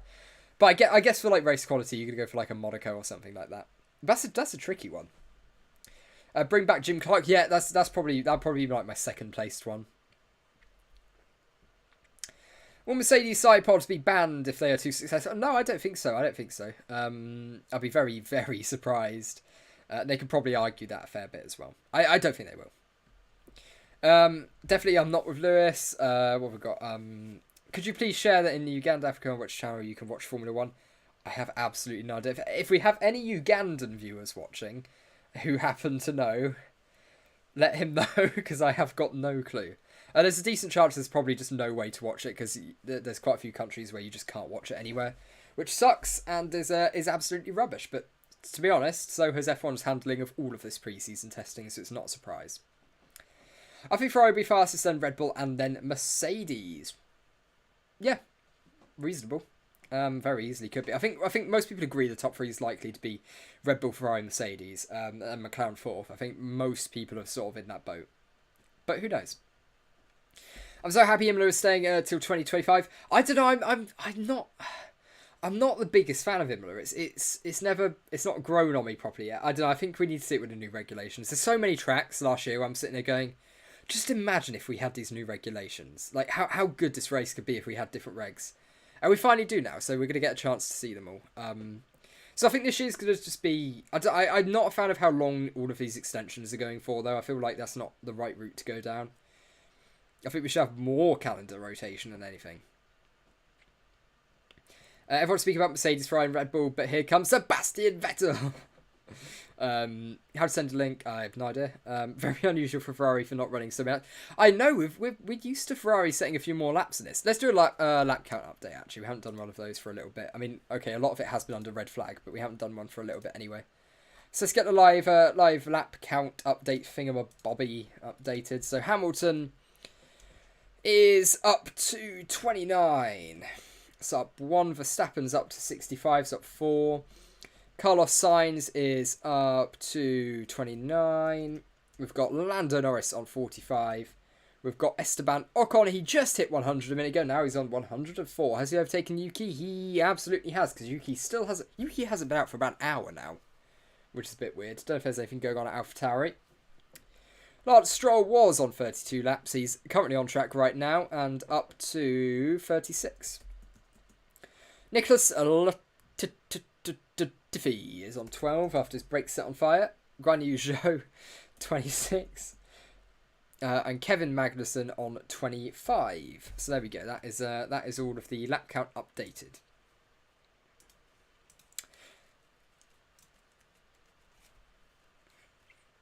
Right, what are people saying? C5 running is needed right now. It really is, isn't it? We want some C5 running. Fingers crossed that's what we're going to get. Fingers crossed that's what we're going to get. The sun has come down now. The track temperature is going to be falling and falling. And Kevin Magnussen on a set of C3 tyres is currently improving. He set a green, not purple. That would have been... Well, that's a lot of sparking. We haven't seen a car spark that much for a while. Who was that? Oh, I need to know who's in front of Seb now. Stroll even. That was a lot of sparking. I've no idea who that was. Right, Kevin Magnussen seems to be giving it... Ooh, that Haas does not look fun to drive. I take it back. I think the Haas is worse to drive than the Mercedes. That does not look particularly fun at all. 2 seconds down on Carlos Sainz's time. That's not horrendous, actually, on a set of C3 tyres. Wow, especially considering how badly that car's handling right now. That looks horrible to drive. I feel sorry for K-Mag. Every time we've been on board with him today, he's just been sliding and shaking around all the corners. He's getting a proper workout. Let's put it that way. Right, so he's improved to a 1 minute 36.37. It's a 36.505, which is a somewhat decent lap time, actually.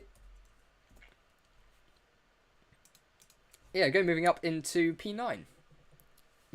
That's not too bad. That's solid.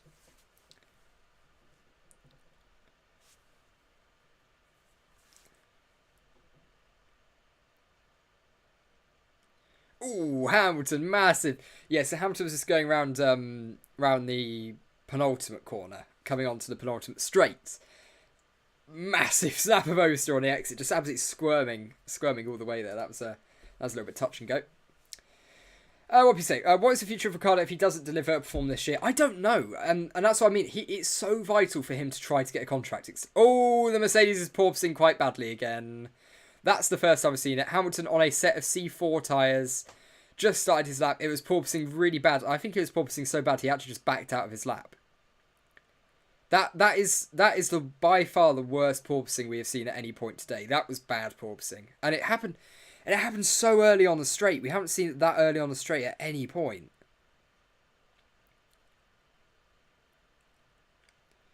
Yeah, it seems like he's just backed out the lap because it got quite bad at the end and then he's backed out. So yeah, okay. Mercedes struggling with the porpoising again. Maybe turned the engine up a little bit more. And yes, it started to go again. So yeah, he was all loose on the exit of the penultimate corner, then porpoising down the main straight, which is not good. Not good. Is it still red flag already green? Yeah, it is very much already green. Although I guess you would have got that from me talking a second ago. But yeah, it is back to green. Brody ice cream's ruined. What going on? There's been intrigue at F1 test of Red Bull stance towards Mercedes' radical vanishing side pods, but Horn says his position is Mercedes car is absolutely legal. Okay, so I mean that's as much confirmation as I think you're going to manage to get, to be honest. So the car is absolutely legal. There you go. For anyone wanting to say otherwise, if Red Bull are saying it, I think they might have a point there.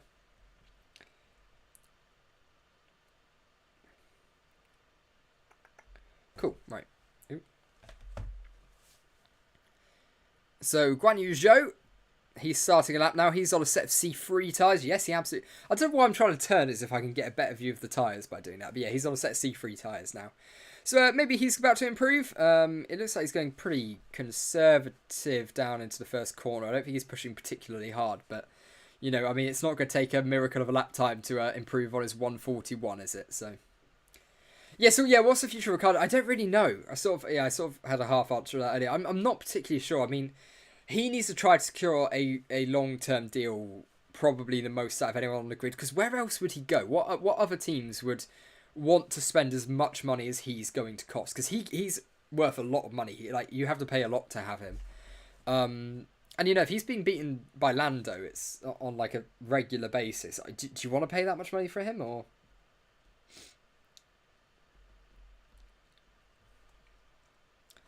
But yeah, there we go.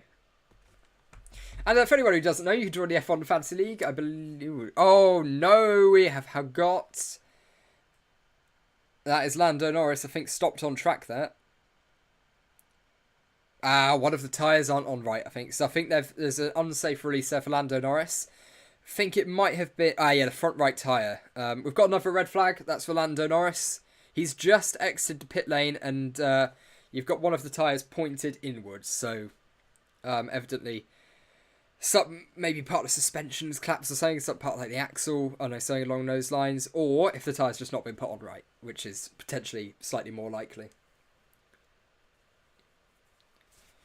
So yeah, this will be a very short red flag period while they go and retrieve Lando's car.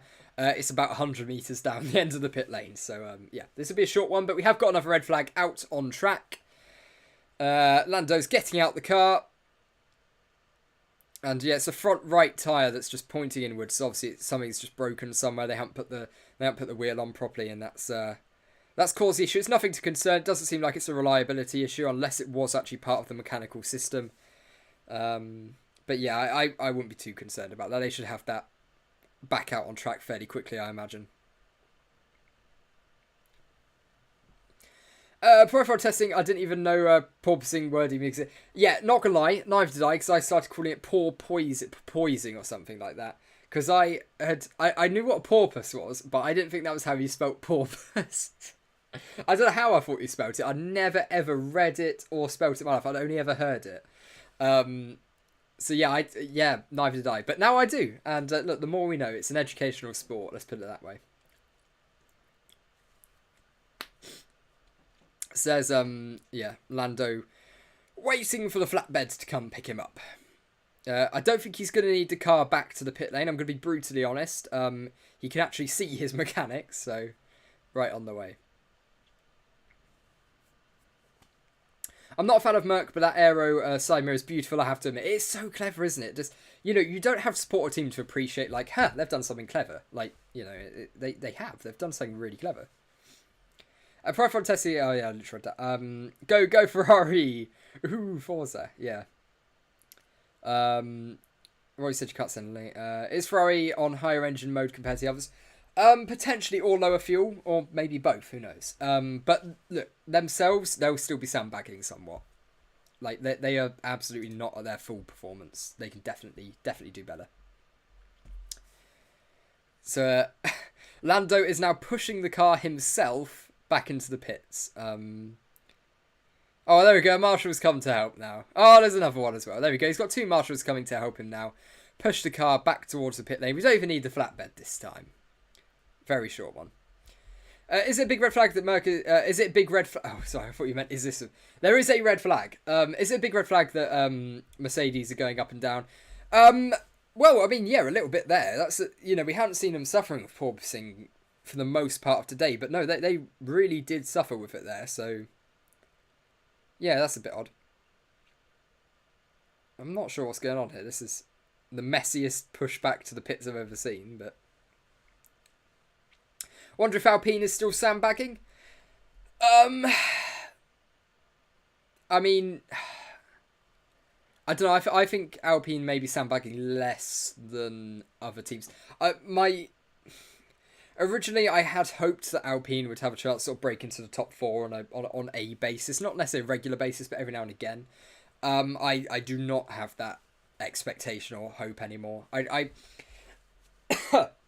find it much more likely they're going to end up being sort of like 5th or 6th best now on a, probably more 6th. I think Aston Martin have had a better time of it than Alpine have. Of course, it's still just speculation, but yeah, that's from what I've seen. Red flag, yeah, we're back on the yeah, Lando pushing the car himself, he is, yeah, pushing it back. He's got a few marshals to help him now, but yeah, still pushing it back. It's nice, it's a team effort, everyone's just pushing the car, it's very exciting. Hello from Jamaica, hello to Tina, hello. Lando pushing the car himself, yeah, absolutely. But yeah, so Ted's running, why is he at Ferrari now? He's giving a look at the Ferrari mechanics, see what they're up to. Looking at all the data on the car. As the McLaren is now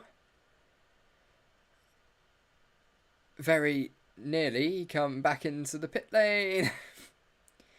It's still moving. There we go. We've got it on the jacks now, so it's going to start coming back. Which is good to see on the little wheelers.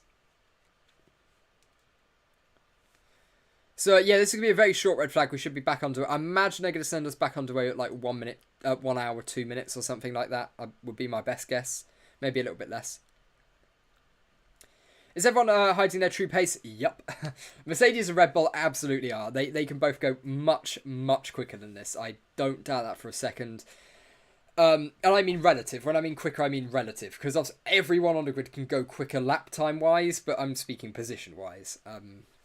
Yeah, Mercedes and Red Bull can absolutely go higher up than that. Did Horner also meant legal on the aero side mirror thing, or just meant about the side pod? Well, that was just a side pod. That quote was just about the side pod. And there we go. The McLaren is back in the pit lane officially now, and yeah, that's going to get taken back to the McLaren garage, and we'll be good to go again. In fact, I think the red flag might have already gone. What colour is light at the end of the pit lane?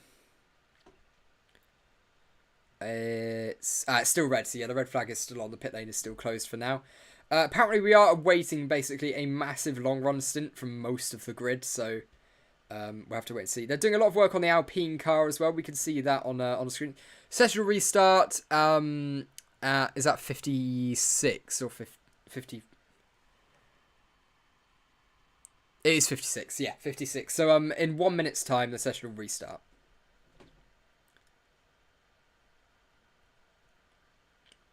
They're going to try to interview Lando while he's walking back to the garage after having that problem with the front right tyre.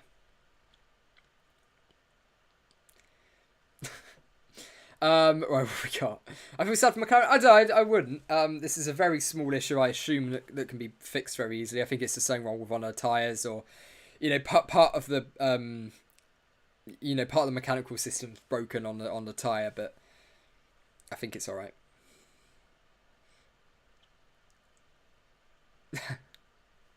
There we go, and officially 40 seconds until we get going. And there we go. Is Ben still with Pros? Yeah, I think. Are they? Are they actually? I can't remember. Yeah, I think they've still got the colours on the car. I know that much. So we've got Ferrari testing champions. Yeah, they do that quite often.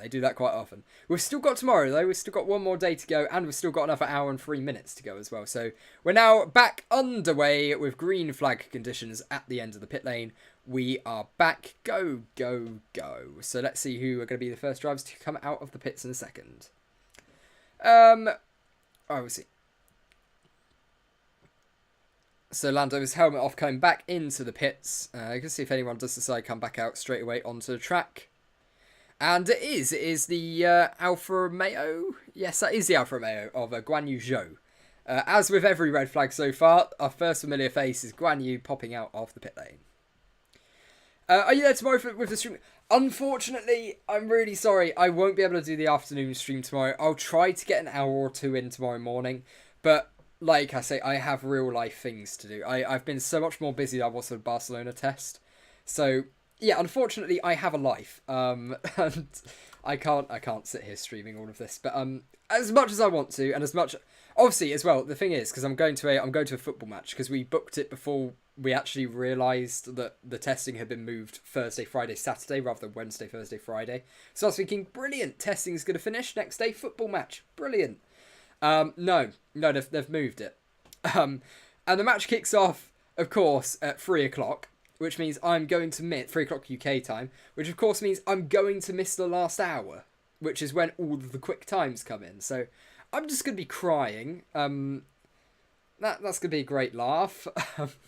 But no, I'll record it and I'll watch it when I get back. So it's not the biggest loss in the world. Only 2 more laps and Magnussen runs 1.2 faster than Schumacher. Yeah, I mean, he's done a pretty good job so far, to be fair to him. But you have to bear in mind, different track conditions. They'll have been on different run plans, getting used to the car differently. That sort of thing. They're not doing all the same things. So yeah, don't quite do teammate comparisons yet, especially with a gap that big. It's almost, if it's by a tenth or two, you're probably more likely to be able to compare it than if it's about 3 seconds.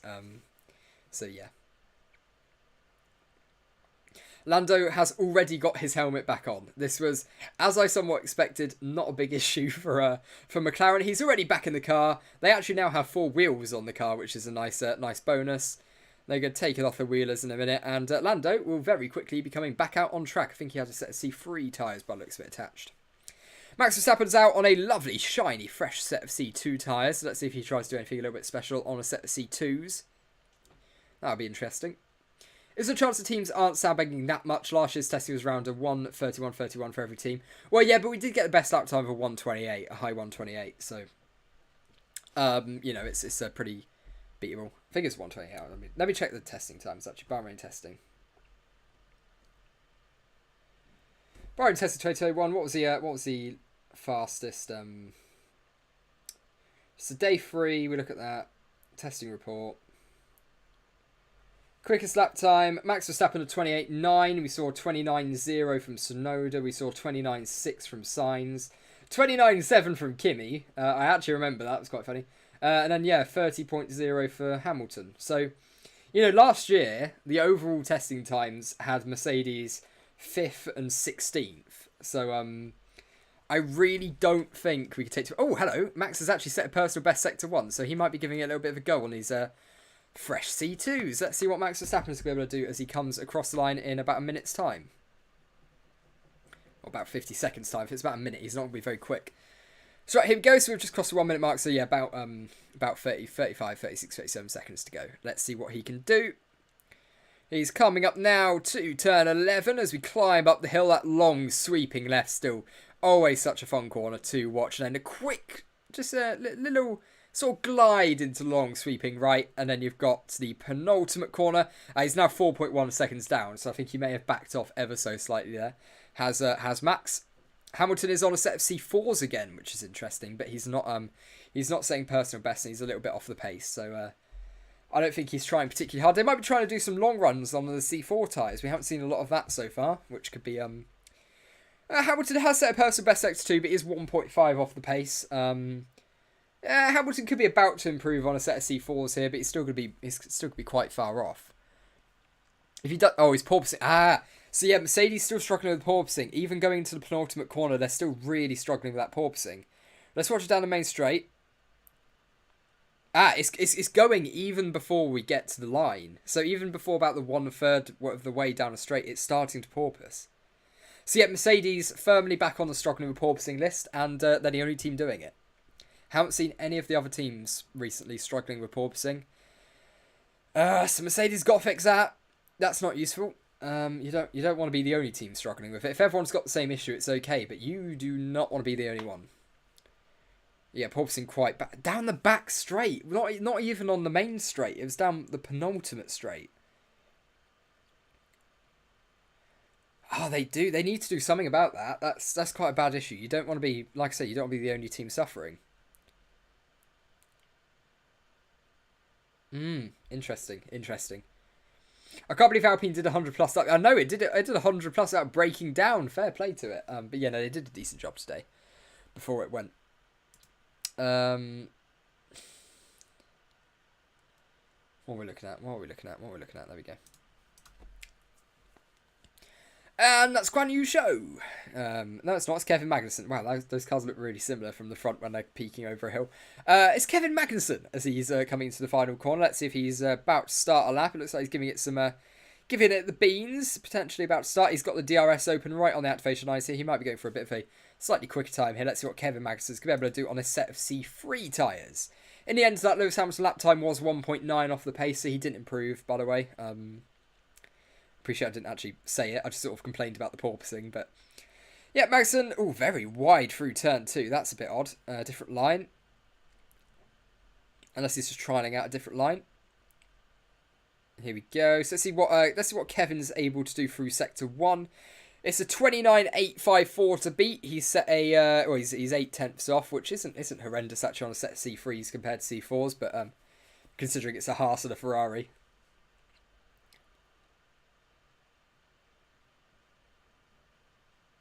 And there we go. Well, yeah, and that's something that I just mentioned. I was just listening to something that was saying in my ear. So yeah, excessively worn planks is going to be a pretty big thing in Parc Fermé this year. You know, if this porpoising is an issue for other teams as well, yeah, that could be a thing. And that's the reason that Mercedes need to get this issue. Oh, that Haas is so loose. That's the reason that Mercedes need to get this sorted, is because ultimately they can get in trouble. They can get disqualified from races if you know they're scraping too much. So yeah, they've got to watch out for that. They really do. Do I think that Mercedes bouncing is related to new side pods? I don't know, because it was quite bad in Barcelona as well, apparently. I actually think the Haas is doing a little bit of it there. Yeah, the Haas is doing a bit of it as well. Okay, so Haas and... oh, it's okay, so it's fine. Mercedes are in the same company as Haas. I'm sure they'll be fine this year. Magnussen does set a personal best sector 3, but he's 3.077 off the pace in the end. So he's actually only about a 10th off his previous best lap time. It's not too bad. I think no one is struggling. They're sandbagging. I mean, I don't know. I mean, there's quite a lot of bouncing going on there, which isn't ideal. It's great to see Mercedes struggling. Well, so yeah, no, Haas is struggling as well. Magnussen definitely giving it the bumps down the straight there, but no, I think yeah, that is definitely porpoising. But yeah. What have we got going on? So is Guan Yu Zhou on track? I'd love to know, but they keep showing replays of the Haas porpoising, so we're going to have to wait a second. Come on. There we go. Is Guan Yu on track? Guan Yu Zhou is... He is on track. Yes, he is. Guan Yu Zhou is on track. Up and down like a roller coaster indeed. It really is today. It really is. It's just, there we go. Lando is on a personal best sector 1. Oh, he's using so much entry curb coming into turn 11 there. A little bit too much. He's got off the track. Maybe just try to carry a little bit too much speed there. He was on a personal best lap, but it's that has very much gone out the window now. So he won't be improving. He was on a set of C3 tyres. Times will fall tomorrow to prepare for race weekend. That's the thing, you know. Tomorrow we're actually just going to see teams using it as an extra practice session. You know, we get to more representative conditions, and they're going to start doing it. You know, Lando, I think, is taking some liberties with the track limits. I'm going to be brutally honest here. Not sure he'll get away with that on race day. Are the lap times updated? As far as I'm aware, yes. I haven't seen any new lap times popping up, and I've been keeping a close eye on it. So, yes, as far as I'm aware, yes. I haven't seen anyone pop up anywhere else. What's going on? I don't know. I missed it. Didn't know that I missed it. Alpine garage. So Carlos Sainz is back out on a set of C3s. It'll be interesting to see if he goes for a little bit of a mini race run here or what. Let's see the... Yeah, nearly 300 kilometers now down the straight. It's not too bad. They're not in such a low mode like the Mercedes at about 270, 280 a lot of the time. So that's not too bad. Is Lewis slower? I don't think so from what we've seen. He gave it a go on the C4 tyres a little bit. He was improving and then ended the lap 2 seconds down. So, truth be told, either they're struggling a lot. It'll be interesting to hear maybe an interview or so from them tonight. But But yeah, either they're struggling a lot, or yeah, they're just sandbagging. I think it may be a little bit of both. You know, I think they are struggling a little bit. They're definitely struggling with porpoising more than some of the other teams. But yeah, hello there at RaceBeacon. Hello, Captain Bastain. How are you doing? Good to see you. Good to see you around. So there we go. Oh, I'm yawning now. Oh, you can tell I've been getting up earlier to watch these. Right, so Lando, very slow approach to the final corner, which tells me he's about to start a lap. So Lando Norris on a set of C3, he's looking like he is starting a lap here. So let's see if he activates DRS. He absolutely does. Wide open down the main straight. Lando, let's see what he can do. We're going to wait to see the sector splits as he comes up to them in just a moment's time. No lock-up down into turn 1. Nice and neat. Obviously, his best lap time so far is 2.2 off on a set of C2, set hours and hours ago now. So we'll have to see. There's a lot of room for improvement. I think that McLaren could be a pretty quick car, but we still need to see it. Right, let's see if he's going to take liberties with track limits at the exits. He does a little bit, but not excessively. He was definitely all 4 wheels off. 6 tenths down on Carlos Sainz in sector 1, who was on a set of C4 tyres. So I think we're looking at a minor improvement here, not a massive improvement, definitely. Did they change Bahrain layout this season? Nope, Bahrain layout is exactly the same as it was last year. Luckily, no more Bahrain double headers. I'm going to be honest, I've watched way too many races in Bahrain over the course of the last 2 years. No, we're not doing it again. But yeah, one more, and then Jeddah as well. You know, it feels like just months ago. Oh yeah, because it was. We were racing in Jeddah, so it'll be fun to go back there. Lando sector 2 split is not even a personal best, 2.4 off the pace. So this is very much probably a higher fuel run because he hasn't made any mistakes. The car's just slower, so yeah, higher fuel run by the looks of it for Lando. Hamilton is on C4s. Yep, we know. Yeah, we saw he was on C4s earlier, but he hasn't set his best lap time on that yet. He's been doing a fair bit of running on the C4s, but no lap time improvements. So I don't think Mercedes are particularly keen on getting themselves right at the top end, to be honest. I'm trying to read all the messages. There we go. Nobody says C5s. Not properly. I think we got a C5 run yesterday, didn't we? We got a C5 run yesterday from Pierre Gasly. He did a 33.9, but that time, to be fair, has already been well and truly beaten by Carlos Sainz. So yeah, we have seen someone give C5s a go, but not yet. Hopefully, we're gonna get 1 or 2 in the next 50 minutes, though. Fingers crossed. C5 test will probably be tomorrow. Yeah. The teams tend to work their way up to it. We'll probably get 1 or 2. Probably, 2 or so. Oh, Verstappen's on a set of C2 tyres. C4 tyres. He's on a set of red striped C4 tyres. Sector 1 split. He has a 29.8 to beat. And it is not a purple sector, but he is 4 thousandths up on Carlos Sainz. So Max Verstappen. Could this be the first hint of pace in that Red Bull? Let's see. He's still got 2 more sectors to go. A few more miles of road to cover. Let's see what he's able to do. He's coming to turn 9, turn 10. No lock-up at all. Lovely on the apex. Just clipping the exit curb. Absolutely perfect. Let's see now. Early on the DRS. This could very easily be the fastest lap we have seen in all of testing so far by Max Verstappen. So let's see what this ends up being. So here we go. We're coming up to the end of the lap now. Looking pretty stable so far. He's 4 tenths down. He's nearly half a second down on Carlos there. So maybe still a little bit higher fuel. Running a little bit wide at the exit, the penultimate corner as well. The lap's sort of getting away from him a little bit. I don't think he was quite as aggressive into the braking zones. I think that is where a lot of the time's being lost here. Then lovely through the final corner. Absolutely perfect. Climbing up through the gears. Just barely even reaching 7th gear. That is how little these engine modes are right now. It's a 134, 232 for Max Verstappen. C4. There we go. Mind you, though, I say that as if we're talking about the old Ferrari. This is the new Ferrari, a potentially much faster Ferrari. So you never know. Maybe that Ferrari is actually just genuinely quicker. Probably not by 7 tenths, though. Right, Ricardo. No, basically he's ill. He's too ill to go out. We don't know what the issue is. Apparently it's like stomach related. It's not the cough that everyone knows. That's brought life to a halt for the last 2.5 years. But yeah, he is. Yeah, he is ill to some extent. We literally have no more information on that. He is ill. Right, what people say. Is Hamilton on track, or they're doing something to resolve the porpoising issue? I assume they're going to do something about the porpoising issue here, because it was pretty bad. Like, I'd say Mercedes and Haas now the only two teams we're seeing struggle with it. No sign of the porpoising at all on the Red Bull on all of that lap. Not a sign of it at all. Not a sign of it on the McLaren from the laps we've seen as well. It just seems to be Mercedes struggling with porpoising now. Magnussen update. Absolutely. He's been doing a pretty decent job. Hamilton's out on track at the moment. He's carrying on, so that's pretty cool. Magnussen, let's do a lap count update while Hamilton starts his new lap. And we'll go over each of the drivers a little bit. There we go. This seems a little bit quicker from the Mercedes, actually. This could be a proper go at a lap time for Lewis Hamilton.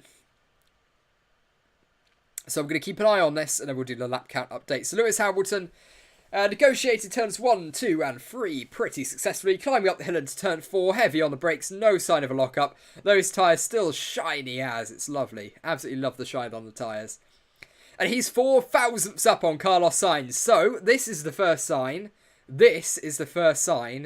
that Mercedes car has pace. It is exactly identical Sector 1 time to Max Verstappen from just 1 minute ago. And if that's not a sign of things to come this season, I don't know what is. He looks a little bit more aggressive into turn 9 and 10. Maybe going to lose a little bit less time than what we saw Max lose. Here we go. I think they have resolved some of the porpoising. It's not porpoising quite as much, at least down that straight. We'll have to see as we come into the penultimate straight. Right, let's get the Sector 2 split. Lewis Hamilton. It is... Oh, he's only 3... Okay, so he's 3 tenths down. So Ferrari, seemingly quite strong in a more downforce-dependent part of the track.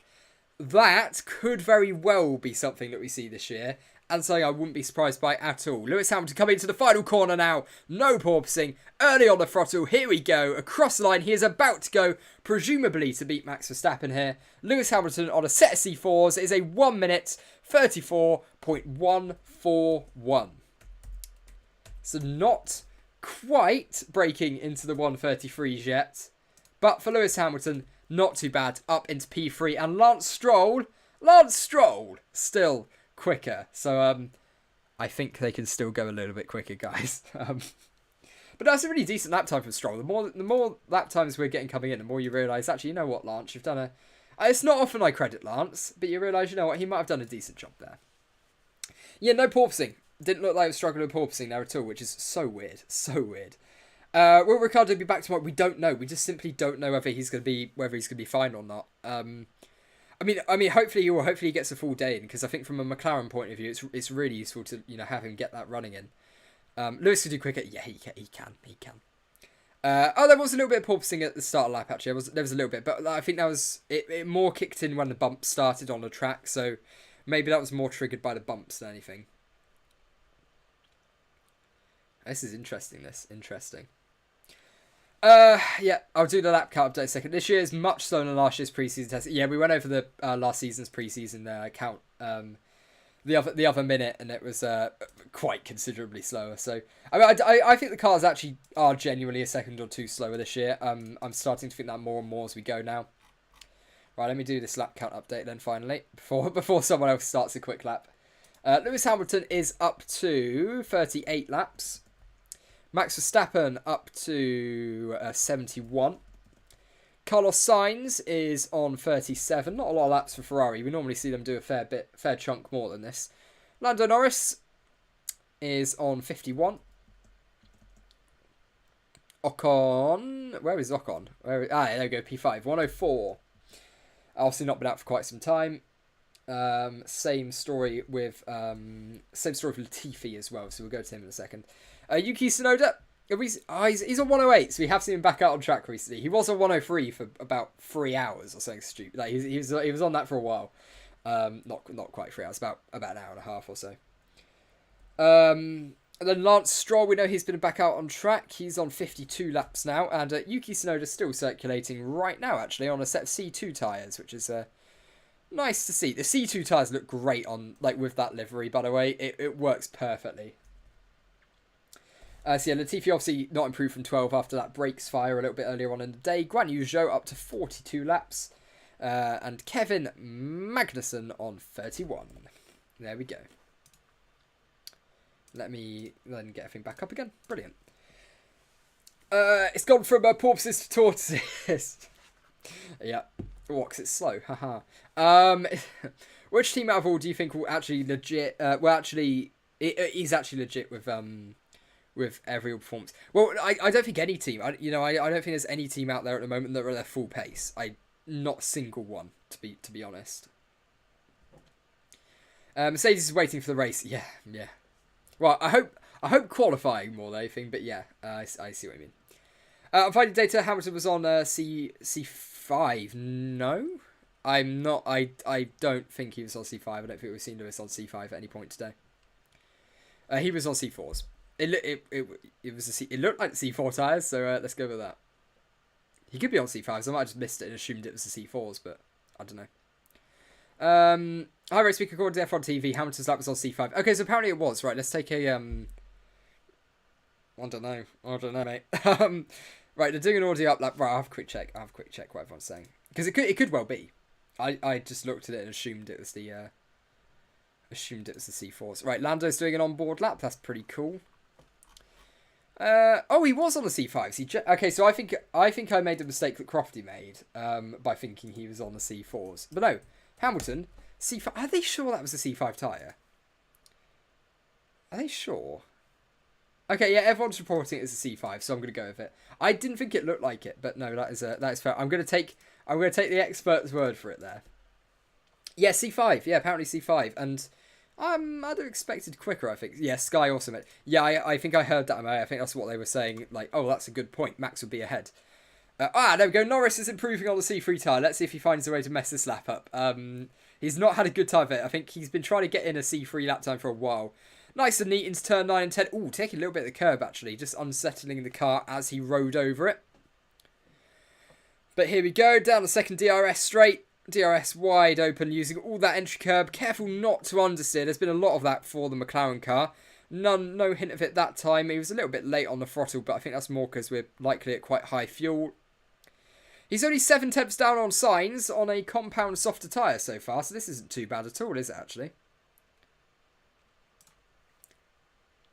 Well, yeah, I mean, like, Hamilton can go quicker than that on C5s. That was still by no means his best performance. So I think Lando's about to set a pretty sweet lap time here.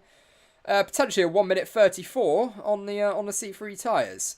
Yeah, it was. It was a 1 minute 34.609 on the C3s. That's the lap time we've been waiting quite a while for Lando to set, to be honest. It doesn't move his position, but it does give him a little bit of a gap, and only marginally quicker than his C2 lap time, I believe. What was his C2 lap time?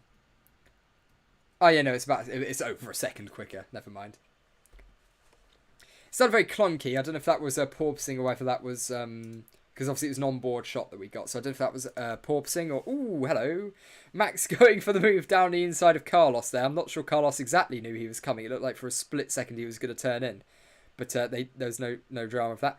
I think Carlos is using some slipstream and DRS here to try to get the move done on Max. The Ferrari driver is closing and closing. He moves to the right-hand side, makes a move down the inside into turn 1. But Max trying to hold on, trying to hold around the outside here. Max giving it a go, but he's gone a little bit off track. He's got the inside line though. Max keeps the position for now. Carlos right on the back, trying to stick with him, using his DRS now. He's closing in. Max going a little bit defensive, then pulling over to the left-hand side. I love it when they do a bit of racing and testing. It's absolutely brilliant.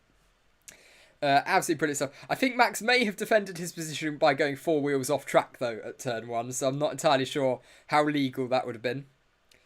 I think they've been doing it with each other. So Max dived up the inside of Carlos. Ooh, that could have very easily been a crash.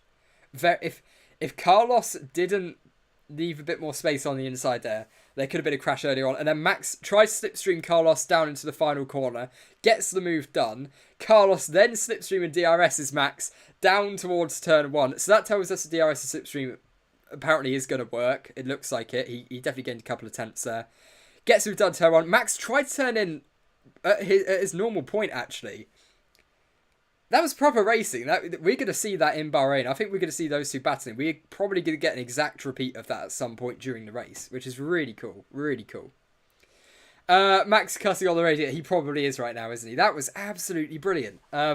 It's happened each day so far. Two drivers get a little bit frustrated with each other and start a little race. Apparently that's their way of saying, oi, you're being mean. I'm going to race you now.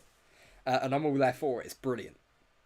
Damn, they're firing it for the race. No, and those two this year, I so hope that's a preview of things to come. Because that was Charles diving up the inside, forcing Max into a mistake, going all the way off the track.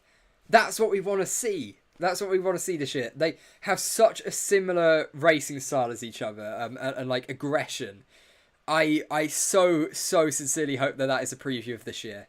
Because if so, we are in for a treat. If we get stuff like that in a race every single week, mad, absolutely great. Fingers crossed we do. I love it. We're just getting proper racing with these cars. Everything that we've got so far with the cars following each other is really positive. There's been no indication that cars following each other are losing too much time in a dirty end, falling back. None of it at all. I'm really happy. I'm really looking forward to these regulations. Can't wait for the next.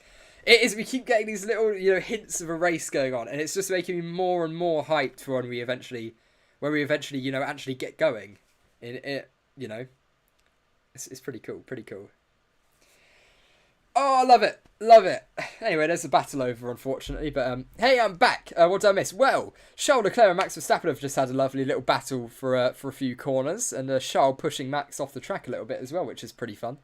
Just a taste of what's coming. Hopefully so, because that was pretty fun actually. Love it. Oh, what is it about stand start? Oh, let's talk about the stand start. Fun and games with the Red Bull and the horse. God, they're going to be at it all season. They're going to be at it all year. I really hope they are. I'm really looking forward to this year.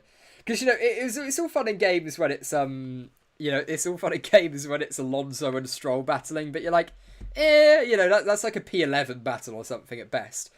That could very easily be the championship battle, and they're doing it in pre-season testing. So it's really fun to see.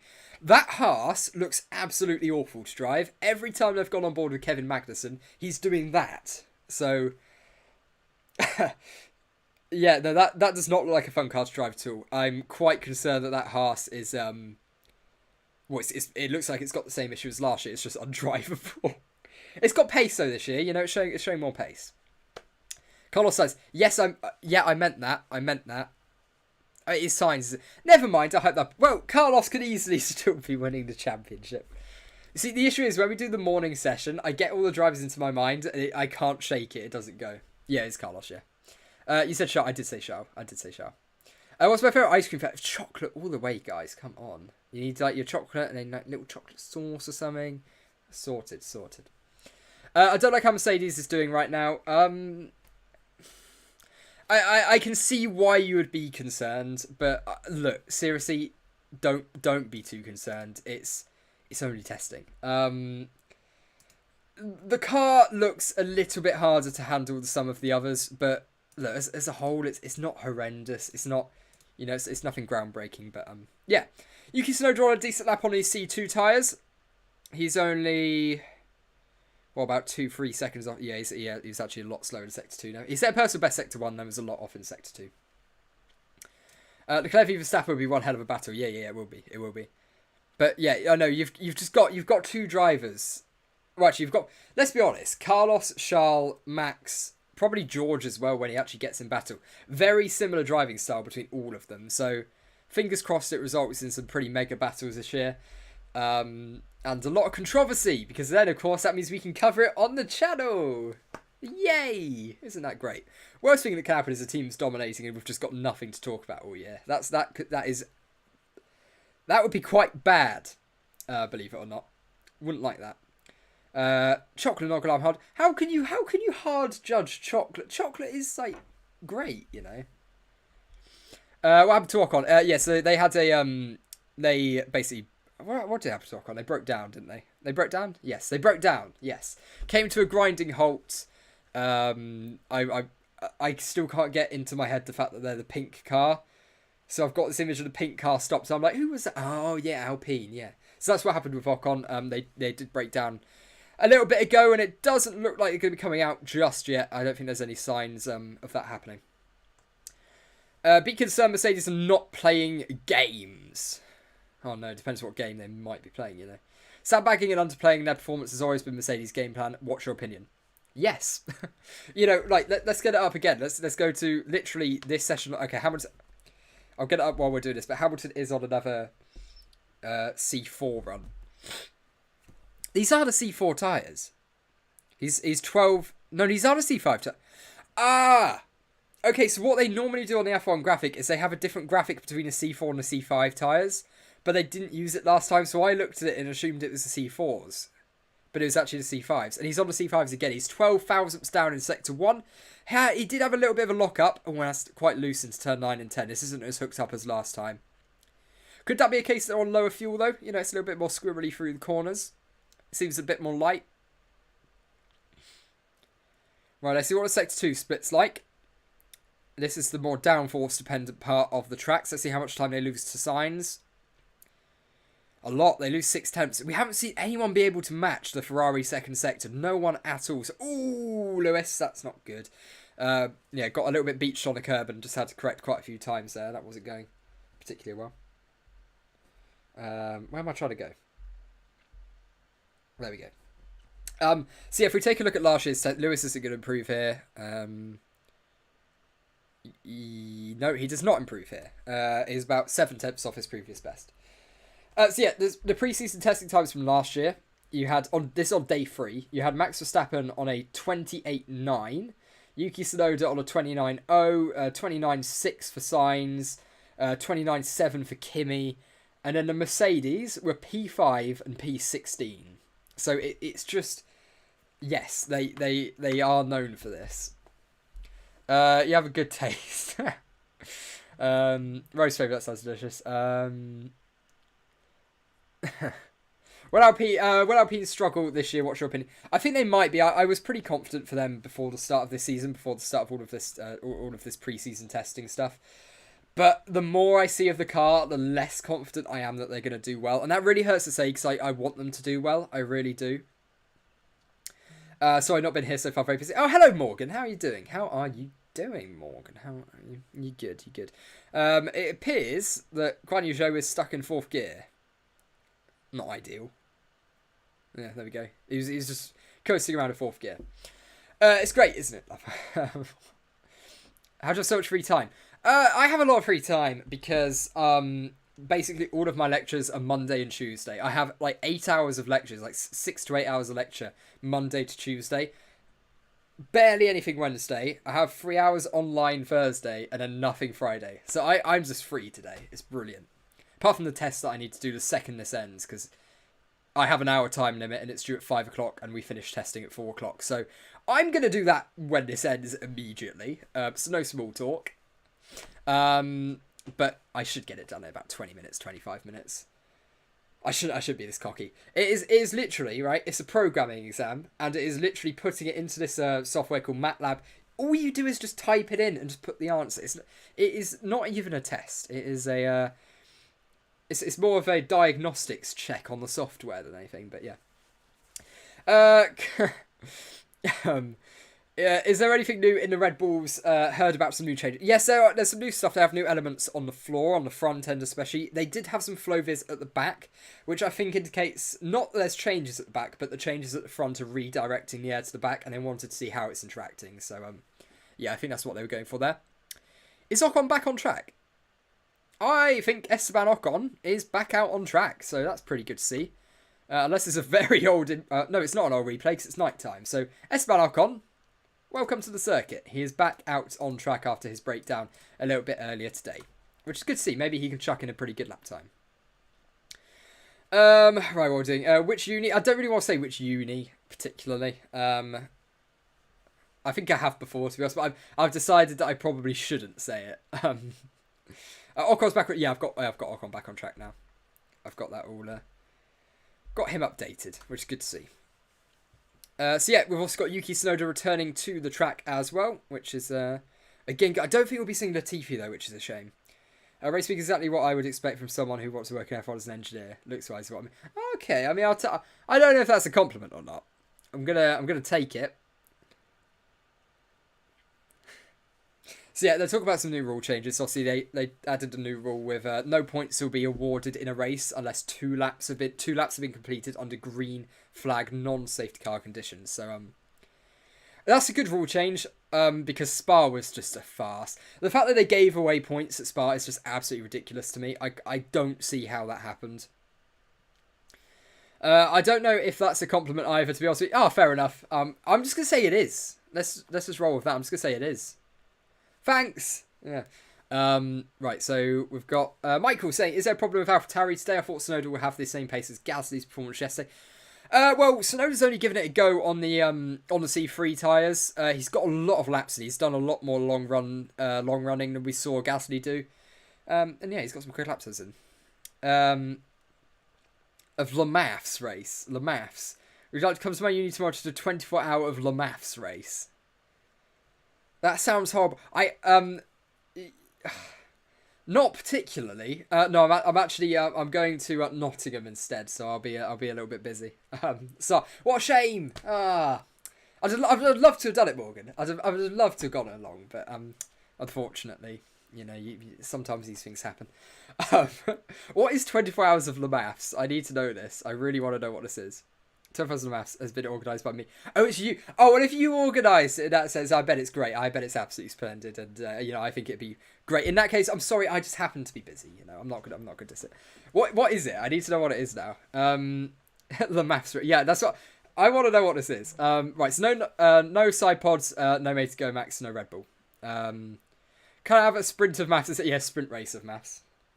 Oh, well, Sainz is a monster, but tell me what you think of Carota, please. I still don't know what this means. I don't know what the Carota thing is, and it keeps popping up in the chat, and I have no idea. Isn't Norris on tyres C3?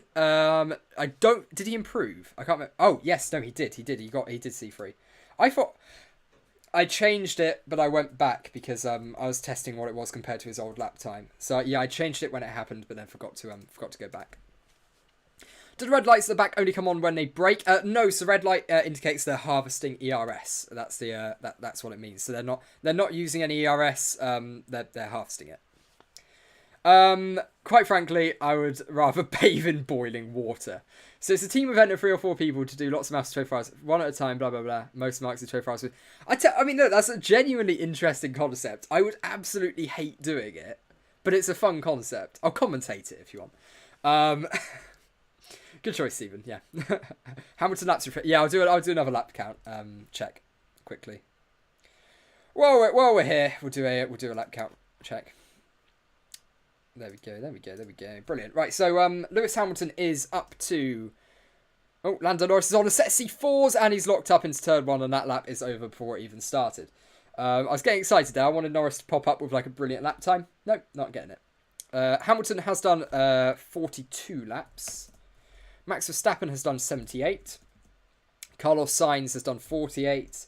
You've got Lando Norris having done 57, but he is out on track at the moment, as is, to be fair, most of the grid. Then you've got Esteban Ocon on 108. So just showing a replay of Lando's lock-up down into turn 1 on those C4s.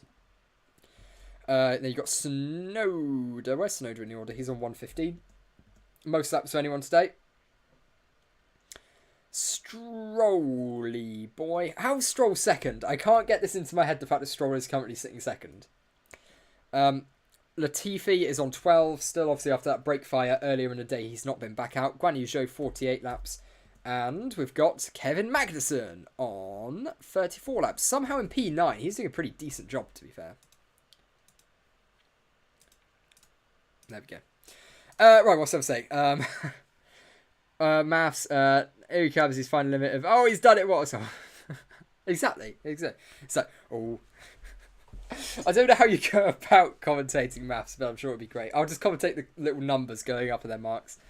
Der Plan is working. I mean, Der Plan may be right. L Plan has turned to... Oh, yeah, that's why I didn't mirror it. L Plan. It's become L Plan very quickly. Der Plan, working great by the looks of it. The car looks really solid. We're seeing with the Mercedes, the McLaren a little bit. I mean, McLaren seems okay to drive, but the brakes are definitely an issue at the moment. But it is for most of the grid as well, so it's not a massive cause of concern.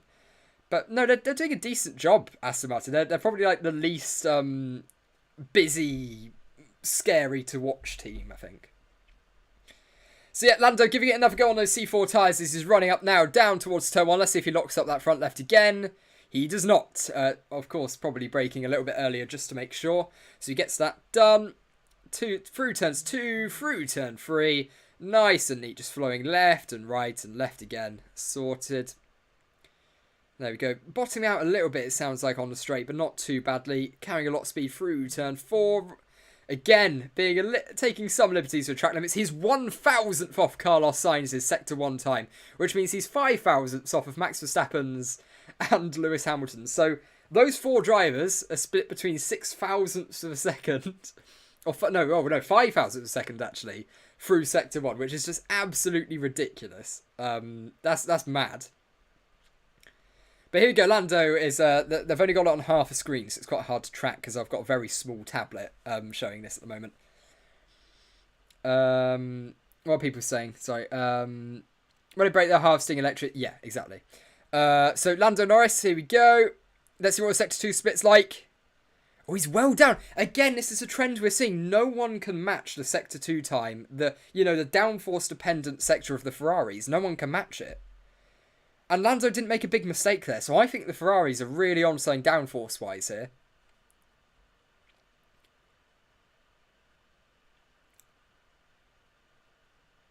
Here we go. Lando. Oh, he's coming in the pits, Lando. Lando, man. I wanted that. Verstappen's improving, though. He's gone personal best in Sector 1.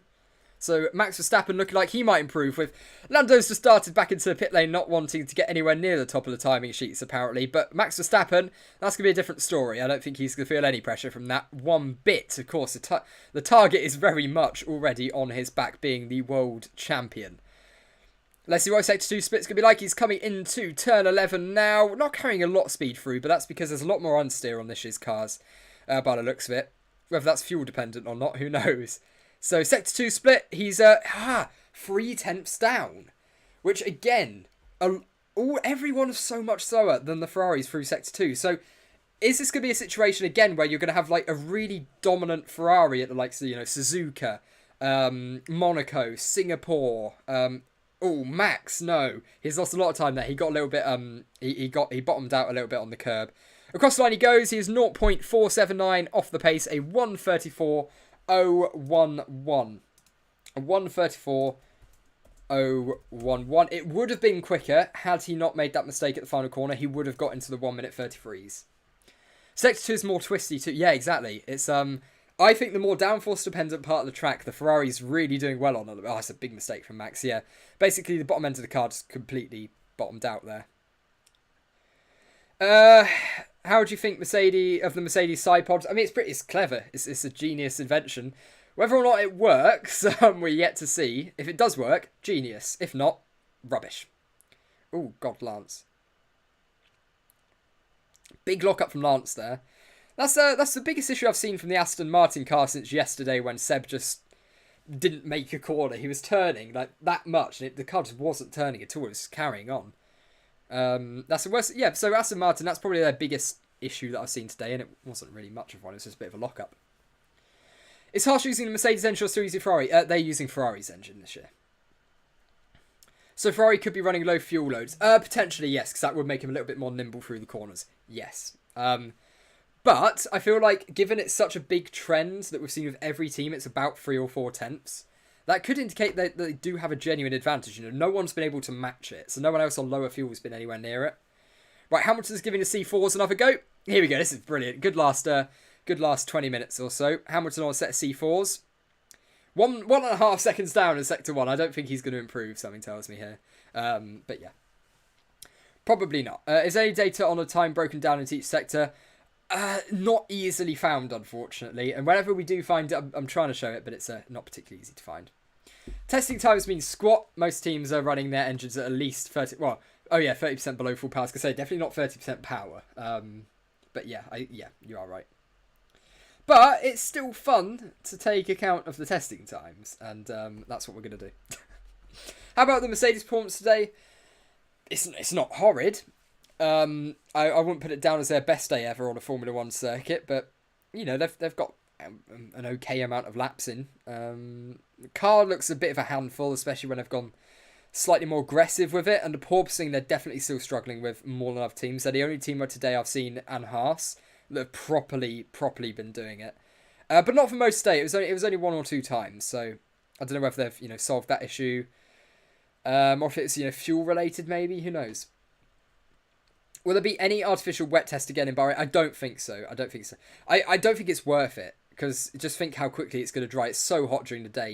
You'd take the fuel tankers halfway across the lap, and the start would have already dried again. There's no real point to it.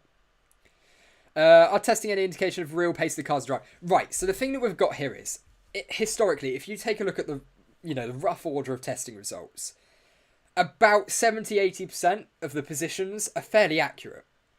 The only issue is there's no way to tell which ones are accurate and which ones are not. So you can look at it and go, yeah, the grid looks roughly like that, but you don't know which teams are out of place. So it's quite hard to tell that way. But yeah. What happened with Lewis's lap? I mean, not a lot went wrong on it. It was quicker than Verstappen's first go. Verstappen's just had a second go and he went a little bit quicker. So when he did his lap at the same time as Max, he was quicker. What happened with Lewis's lap? Oh yeah, I literally just read that. Currently on holiday in Colombia. The chocolate is awful here. Now see, that makes me sad. Who do you think will win the Bahrain Grand Prix? I've said it for a while. I'm still sticking with Charles Leclerc. I'm still sticking with it. I genuinely, wholeheartedly believe it, and I've told myself so many times. There's no proving otherwise now. He's going to qualify 5th or something. I'm going to go, yeah, he's still got it in the bag, guys. But yeah, how far are we doing in your opinion? I think honestly, the car just looks like it's handling a treat compared to the others. And again, I don't know if that's because they're on higher fuel, because that is a real possibility. But it just looks like it's just nailed to the track so much more than the others. I have 20 quid on Leclerc. That's a good bet. I might follow you on that. That's a solid bet. Actually, what are the odds? I need to know. I might go do that. But yeah. So laps update for Lewis. Yeah, I'll do another laps update, because there's been quite a few cars who have been out on track for quite some time, so they have changed. Again, we've cut to Magnussen and he's soaring at the wheel. It's just. It's not. I really don't think that Haas is a good car. It might be quick, but it is an absolute pain to drive. That every time I've seen him, he's been just soaring at it, and I don't know. Haas have had a lot of time to work on it. I think if they've had, they've worked on it for as long as they have, and it's still not any good. That's not a good sign. Hamilton's hit 44 laps. There we go. Verstappen on 81. Carlos Sainz is on 53. We've got Lando Norris up to 59 now, nearly hitting 60. Ocon into the 109. He got there. Oh no, that's not what I wanted to type. Yuki Tsunoda. Where does he be? Where does Yuki be? There he is, 118. Now we've got Lance Strolly Boyo. That's totally his name. He's done 67 laps. Nicholas Latifi obviously hasn't come back out since his brakes caught on fire. In a very dramatic fashion a little bit earlier today in the morning session. Only got 12 laps in before that point. Really bad day for Williams in that sense. And they might give Latifi a little bit of extra running, I imagine, tomorrow, maybe to make up for it, because Albon did get a full day yesterday and got quite a lot of laps in, so who knows. Guan Yu Zhou is on 48. He hasn't been out for quite some time, and Kevin Magnussen is now up to 36. There we go, all up to date. There we go. 74 Sky bet, put on for 14. Okay, that's decent. I'll take that. 14 for 1, you're absolutely... I don't know if I'll do 7 for 1, but 14 for 1 is absolutely a good bet. That's a good one. These guys are 20 to 50 quid bets. Guys, help me buy a meal or something. I need help. But, I'm in the same boat. I don't think I can chuck 20 quid on it. What have we got? Well done for live pre-season testing coverage. Great job. Thank you so much. Ian. We've put quite a considerable amount of time into this. Oh, we've got red flag on track. What's that for? Red flag, second race restart set I mentioned is taking place with 15 minutes remaining. Okay, are we going to get our standing start? Are we going to get to do... This is likely some of my last streaming I'm going to get to do before this season gets underway. Until the race preview sort of stuff. And a big preview show that I'm going to announce at some point. It will be announced. It'll be announced probably on the YouTube community, Twitter, Discord as well. If you want to join the Discord server, top link in the description. Give it a click and we'll see you there. There's about 840 odd people. So you've got some good company. But yeah, here we go. So let's see if we can get this race start underway without anyone breaking down this time. I really hope so. I want to get to see a race start. I want the tension, even though it's not anywhere near the same. It's not official. It doesn't mean anything. I want it. There we go. Right, what we're seeing. Maybe Magnussen lost his familiarity with F1's car driving, but still getting the hang of it. Yeah, I mean, he still will be. There's no doubt about that. Friday looks like 100 on K-Mag is the safest bet ever. Not particularly sure on that one, but yeah, you do you.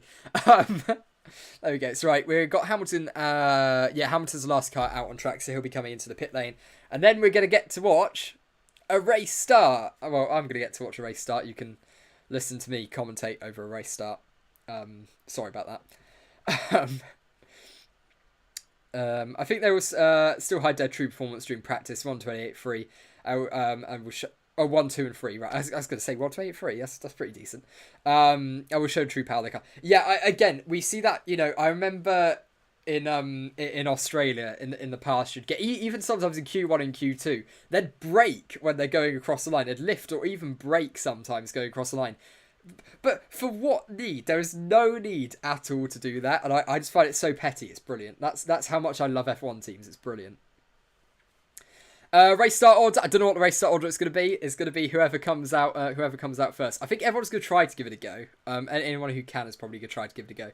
We're going to do a standing start. We are going to get a lights out and away we go, which is pretty cool. So.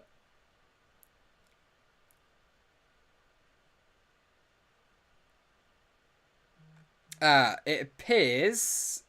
Okay, what's going on there? Is the AlphaTauri electrically unsafe? Because no one's touching it, and they're. Oh, they're doing a practice. I think they're doing a practice, right? I think they were doing a test on it being electrically alive. Because they just made Yuki jump out the car, which I thought was a bit weird. From my opinion, who's the best F1 driver of all time? Oh, God, of all time.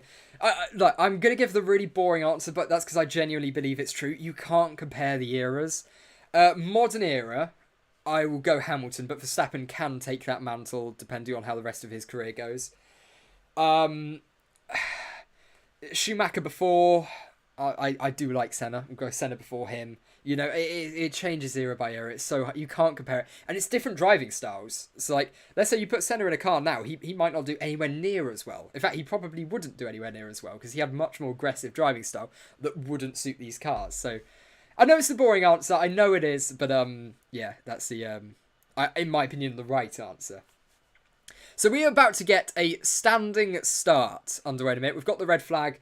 From experience, it's out for a few minutes. It gives the teams a chance to, get some fuel in the car, put some tyres on, whatever they want to do. And then the pit lane will reopen. They'll work their way to the grid, and we will have a standing start, which is pretty cool. I don't know how no one laughs when they say Mike cracks. I know, I enjoy it every single time. It's brilliant. That's probably because I'm mentally a 5-year-old, but it is quite funny. So you're going to say the words, it's lights out. And away we go. I can do it if you want. You know what? I can do what I was going to do before. I can take my earphones out, and you can you can hear it yourselves. How about that? I don't think that's copyrighted. I don't think the words "it's lights out and away we go" on this is going to be copyrighted or picked up by YouTube. So you know what? You guys can have it. Yeah, they're not going. You never know, Morgan. They might start racing. We did see Sainz and Verstappen racing a little bit earlier, so. And that was a mega battle actually, forcing him off, pushing him off a little bit down into turn one. Max trying to turn in a little bit early. I think being caught unawares that Carlos was still there. Stats wise, it's close. Yeah, that's what I mean. Statistically, no, I got in trouble for that earlier. Statistically, he is the GOAT, though, isn't he? Like that is it. Statistically, he is. Replay doing a front wing change on Lando Norris's car, which is quite interesting. So that's pretty fun. Different spec front wings. Okay, so they're done like for like comparison on the same tyres. Okay, that's pretty cool. Okay, I tell you what, that's a good looking front wing from McLaren. What they've done is, instead of having the curve, they've gone for a curve with a little bit of an inlet and a going again. So it's more of an M. It's not a really harsh M, but it's got very little indent on it. Ah, that's clever. Yeah, so that's different. That we haven't seen that from McLaren yet. They'd put some Flovis on it, which is obviously means they're testing it themselves. There we go. So the red flag, I believe, is about to go away. Follows same procedure as this morning. There will be a practice standing start on the grid shortly. Let's just pretend it's a race. Here we go. So we've got it. So race will resume at 4:52. What is a rolling start? You bastards! I want a standing start. I hate them. I hate the FIA. Criminal organisation. Lock them up. I want a standing start. Oh, no. I don't accept this. I want a standing start. No. Okay, we've got a rolling start instead. That's a bit more... rolling starts in F1 shouldn't be a thing as well. They are so boring. I hate rolling starts. Rubbish. So we've got a rolling start. So on pole, Carlos Sainz. Carlos Sainz is your pole sitter. He's not going to do much sitting. They're going to roll, which is just really boring and rubbish. So we've got Lewis at 10th behind Max, even on C5 tyre. Was that no? It was not a proper low fuel run. The car still looked pretty hefty. So I think Carlos is sitting at the end of the pits to try to get a line behind him. They're going to do a little practice start straight away, and then a little bit of a run towards the grid. Rolling start. That is so boring. I hate them. If they did 2x2, yeah. If they did 2x2, that would work. If they line them up 2x2, that's fine. But single file rolling starts are just so.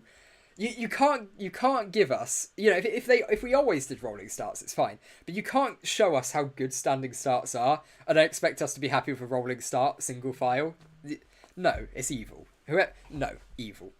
In fact, actually, a 2x2 rolling start could be even better because you've immediately got the slipstream. So, I'm fine with that, but they don't do it. That's not gone well. Lance Stroll appears to have broken down at the end of the pit lane.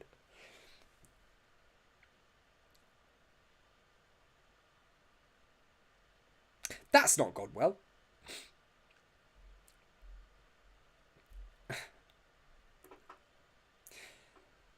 Yeah, so basically what Lance Stroll's car's decided to do is it doesn't want to move anymore. Okay, so the cars are out on the formation lap as we speak. There we go. So if they made me design an F1 car, I'll just go for a MotoGP bike. I don't think that'll fit within the regulations, if I'm being brutally honest. And 4 wheels, yeah. Red flag. Yes, so it was a red flag. We're now getting a rolling start. They're doing a race start preparation, so we're going to get a rolling... Why can't they do the standing start? I want to watch it. I want to do a lights out. Away we go. Yeah, 2-car rolling start. Whoi! Calm down, guys. Calm down. Mind you, though, it is probably 2 cars that we're going to see racing each other quite a lot this year. The Ferrari of Carlos Sainz and the Red Bull with Max Verstappen.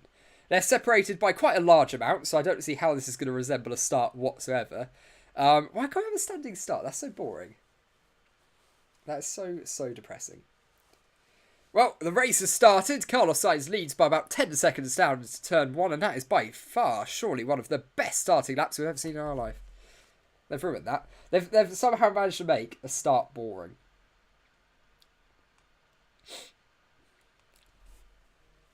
There's a new front wing as well on Max's car, which is quite interesting. Count me in a £1,000. What we got on? Putting £1,000 on the Goat King Latifi. Yeah, there you go. Gonna be millionaire after race 1. Yeah, well, you probably would be with the odds. Yeah. So they're running Lance Stroll back into... Well, not running him. They're running his car back into... Well, he is in it. They're running his car back to the garage now, and they're right back in. So, who knows? Maybe in the next 5 minutes, they might be able to get the car out on track and do a practice start or something. Who knows? VPNFI. Or VYNFI? I have no idea what that means. That's a website I'll say. So, Charles Leclerc out there at the moment. He's actually... I tell you what, he's... Not Charles Leclerc. Carlos Sainz. I got into my head this morning it was Leclerc, and it's just not leaving. Yeah, Carlos seems to be pushing quite hard, actually.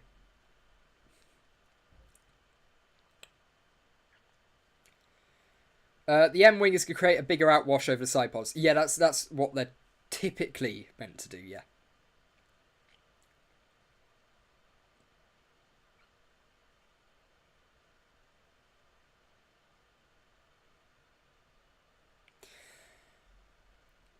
I mean, yeah, there is some bouncing on a Ferrari. I was just taking a look at the porpoising. There is still definitely some bouncing on a Ferrari, but it's not anywhere near as bad as what we saw, for example, on the Mercedes. That was pretty bad, actually. I'm going to invest in desk company stocks. Well, yeah, I mean, if Mercedes are having a tough year, you may as well. Who's the favourite for this season, 2022, and the title? Oh, God, come on. Right. Favourite for the title, I'm still sticking with Hamilton, although that car looks awful to drive. I'm sticking with it because I've said it so many times. But Bahrain, I'm going Leclerc for the win. I'm doing it. Oh, Max doing some burnouts on his way to the pits. Little practice stop. Not too bad from the Red Bull guys at all. And the engine goes off. And that is the end of Max Verstappen's session, I imagine. This Bahrain track is bumpy around turn 1, 2. Just probably, yeah, exactly. So it's quite hard to tell sometimes. But there was definitely a little bit there going on with the Ferrari. Take on the F175 versus the Mercedes W13B spec. I don't know. The thing is, I think the Mercedes seems like a more developed, advanced car. It's more complex, actually. That's what I mean. It looks like a much more complex car. But the Ferrari, in some elements of its simplicity and you know, it looks very simple, but it works. It's clever. It still works really well. So yeah, I mean, I don't know who I'm favouring. So I mean, honestly, from what I've seen, I'm favouring Ferrari, but I still think Mercedes will pull something out the bag because they tend to. They do tend to. And yeah, we've only got 1.5 minutes left. And like I said, I'm going to do a 1-hour exam that's due at 5 o'clock the second this ends. So, guys, thank you. It's been an absolute pleasure today having you all here. Hopefully, I don't have to stream for this long in one go for a very, very long time. I enjoy it, but I don't want to do it regularly at all. I can think of slightly better ways to spend 5 hours of my day, but yeah, anyway. I'm not high up. Yes. How do you think Mercedes' new engine measures up to Ferrari new engine? I don't know. That's something I'm really interested by, because Ferrari at the end of last season, their engine was very strong. They were up there. If their chassis was better, they could have been competing in the last few races, and they've only gone and improved it further. So who knows? But equally, Mercedes, they had a pretty decent advantage, and they'll have extended their gap more. So I don't know. I don't know exactly how that will go, but yeah. And imagine Lewis smashing the plank in Toto's face after race 1 if it gets smashed too much. You do it tomorrow, no. I basically, Morgan, like I said, I am genuinely going Nottingham tomorrow. I wasn't making that up. I'm genuinely going Nottingham, and the football match kicks off at 3 o'clock, which is of course the last hour of testing when all of the quick times are going to go in when running's most representative. So bollocks, basically. It's not ideal, but I'll make do. I'll have to watch us smash Reading to make up for it.